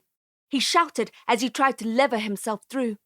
Lysander, still holding me so hard I thought he'd crack a rib, bent his knees, then pushed up off the roof of the train into the fresh blue sky. We slowly sank down to the wild grass field below and watched as the Old World Railway steam train hurtled into the mountain with an almighty explosion, sending hues of sparks and flames blasting into the air. Chapter 39. Epilogue. Black Tide. I arrived at my apartment building, burnt, bruised, and bleeding, with a serious case of the needs to get to beds. The neighborhood drug dealer, Lou, caught sight of me, and her eyes shone from under the shadow of her hood. She looked me up and down, sizing up my appearance, shredded clothes, singed hair, blackened skin. Ordinary day, then? I stopped walking. I didn't know you had a sense of humor. There's a lot you don't know, she said, quinine iris flaring. I shrugged. She was probably right. I waved and carried on toward the Swift, a bright spot of red leaking through my bandaged palm. I marched through my bedtime routine in a trance. I couldn't feel anything but a dark numbness. I didn't feel happy about saving Blimaex or standing by while his brother burned. I didn't feel proud of Bronn or grateful to him for overcoming his meekness, confronting his fear, and saving my life. I felt nothing. Whatever Slyden Abarim had taken from me had died along with him in the train crash. I still had that dark vacuum inside my body, and nothing would ever fill it up. Usually, after a day like that, I would have a good cry in the shower while I scrubbed the ordeal off my skin. It would release residual muscle tension and subconsciously help me process the trauma so that I could leave it behind, to hunker down in my ghost-laundered pajamas and have a deep, dreamless sleep. But there were no tears that night, and no emotions. They had been taken from me by the dream drinker, and I wasn't sure if I'd ever get them back. On my way home, I'd visited Abarim Manor. I explained to Blimaex and Willard what had happened, and they were extremely grateful, if not shocked. Blimaex was a completely different wizard to the afflicted man I had met after the Belor funeral. He was healed and healthy and dressed in a pristine robe. He said he was looking forward to getting back to his work on the council. I handed over the carved doll in his likeness, and he couldn't stop looking at it, perhaps amazed at how such a small, childlike thing could have caused him so much pain. "Thank you," he said to me, clasping my hands in his. "I owe you my life, and more." Willard paid me, and Blimaex gave me the poignant gift of the fairy tale book, which I wasn't quite sure I wanted, even with its happy ending, and I slid it into my bookshelf. The bookcase made me think of Liz Durrison's little black book, the Evershade Courier's notebook, and Ghost, who had not yet welcomed me home. It also reminded me of the small bottle of Spiritus Morbis which was burning a hole on the shelf. Finally clean, with my teeth brushed and pajamas on, I climbed with a deep groan onto my bed. Every muscle ached, and I was so sleep-deprived that my brain may as well have been a cloud of cotton wool. I put my head down on my spectre-plumped pillow, looked at the damp-stained ceiling, and exhaled a huge breath that I felt I'd been holding all day. I switched off the bedside lamp, closed my eyes, and waited for sleep to wash me away in its black tide. Then I waited some more, and some more. I tossed and turned, waiting for sleep to come. I hadn't slept in days, and my body was more weary than it had ever been. What was the problem? Maybe the fact that Ghost had not yet dislodged the red hardcover book and slammed it on the floor. Was he trying to tell me something? That my day was not yet over? That there was still something to do before I was allowed to rest? Or was it because of Lysander? Our connection made me feel intensely uncomfortable. I felt like I had entered into an unholy alliance with one of my greatest enemies. He had saved my life, and I had saved his, and I doubted our relationship would end there. I rubbed my eyes and sighed, then leaned over and switched the bedside light back on. I screamed when I saw who was at the foot of my bed and scrambled backwards into the headboard in fright. He was dirty and dripping with blood and holding something behind his back. "Phileas Canis!" I shouted once I could talk again. "Sorry," Derek said. "I didn't mean to frighten you." "What the hell happened to you?" "I'm okay," he said. "Superficial wounds." His facial expression was grim. One eye was swollen shut, and his torso was leaking blood. He was full of bruises and lacerations. I scrabbled off the bed and told him to lie down, grabbing towels and a dusty first aid kit, which contained an empty bottle of antiseptic and a single plaster so old I doubted it would stick to glue. Before he lay down, He showed me the shoebox he'd been hiding behind his back. It had holes in the top of it, like a child's silkworm box. "What is it?" I asked. He held it out to me, and I lifted the lid cautiously. The creature flew out at me, and all I saw was a blur of white fur and whiskers. Could it be? "Gizmo!" I shouted, and the ferret pressed its pink nose up against my neck. "Gizmo!" I said again, and Gizmo leaned his warm body into mine. And then the emotions that had been missing rushed up and knocked me over. And I held onto his small body and wept into his fur, which smelt bitter and sulphuric, and made me wonder where he had been. Derek was lying on the bed now, his chest heaving with shallow breaths. I stood there, wide-eyed, looking at the huge gash in his torso. He was the one with healing powers. What I knew about first aid was dangerous, but I was desperate to help him. "What do I need to do?" "Just lie with me," he said. I climbed onto the bed gingerly and embraced his brave body, which twitched in pain as he breathed. His blood soaked into my pajamas. I couldn't stop the tears. I clutched Gizmo to my aching chest and took turns weeping into Derek's shoulder and Gizmo's fur. I wept for the Bellor twins, who were freshly orphaned and on their way to the Copperfield Institute. I wept about the V-cult victims, all 9 of them, and for their families, whose grief must still be raw and overwhelming. I wept because of Lysander and the part of me I had given up by entering into a relationship with him, a part of myself that I couldn't scrub clean in the shower. I wept because the Silvano clan now had the Highfire crown, and things were going to get really ugly in the realm. I wept because Derek was hurt, and I didn't know how to help him. Mostly, I wept out of gratitude and relief that Blimaex was healed, Slyden was dead, and Gizmo was home. After what seemed like hours, the release felt complete, and finally the sobbing stopped. "Thank you," I whispered. I didn't know what Derek had to do to get Gizmo back, but I'd be grateful to him for as long as I lived. "Jax," Derek said, and I pushed up on my elbow to look at him. I sniffed and wiped the last of my tears away. As I looked into his eyes, I felt a deep tenderness, an intimacy I'd never felt with anyone before. He gave me that grim expression again. "Jax, I've done something terrible." In the next room, the red hardcover slammed to the floor. You've been listening to The Dream Drinker, Blood Magic, Book 2, a series in the Makeshift Wizard universe, written by J.T. Lawrence and M.J. Krause, narrated by Roshina Ratnam. Copyright 2018 by Muonic Press Incorporated, produced in 2019 by Audioshelf.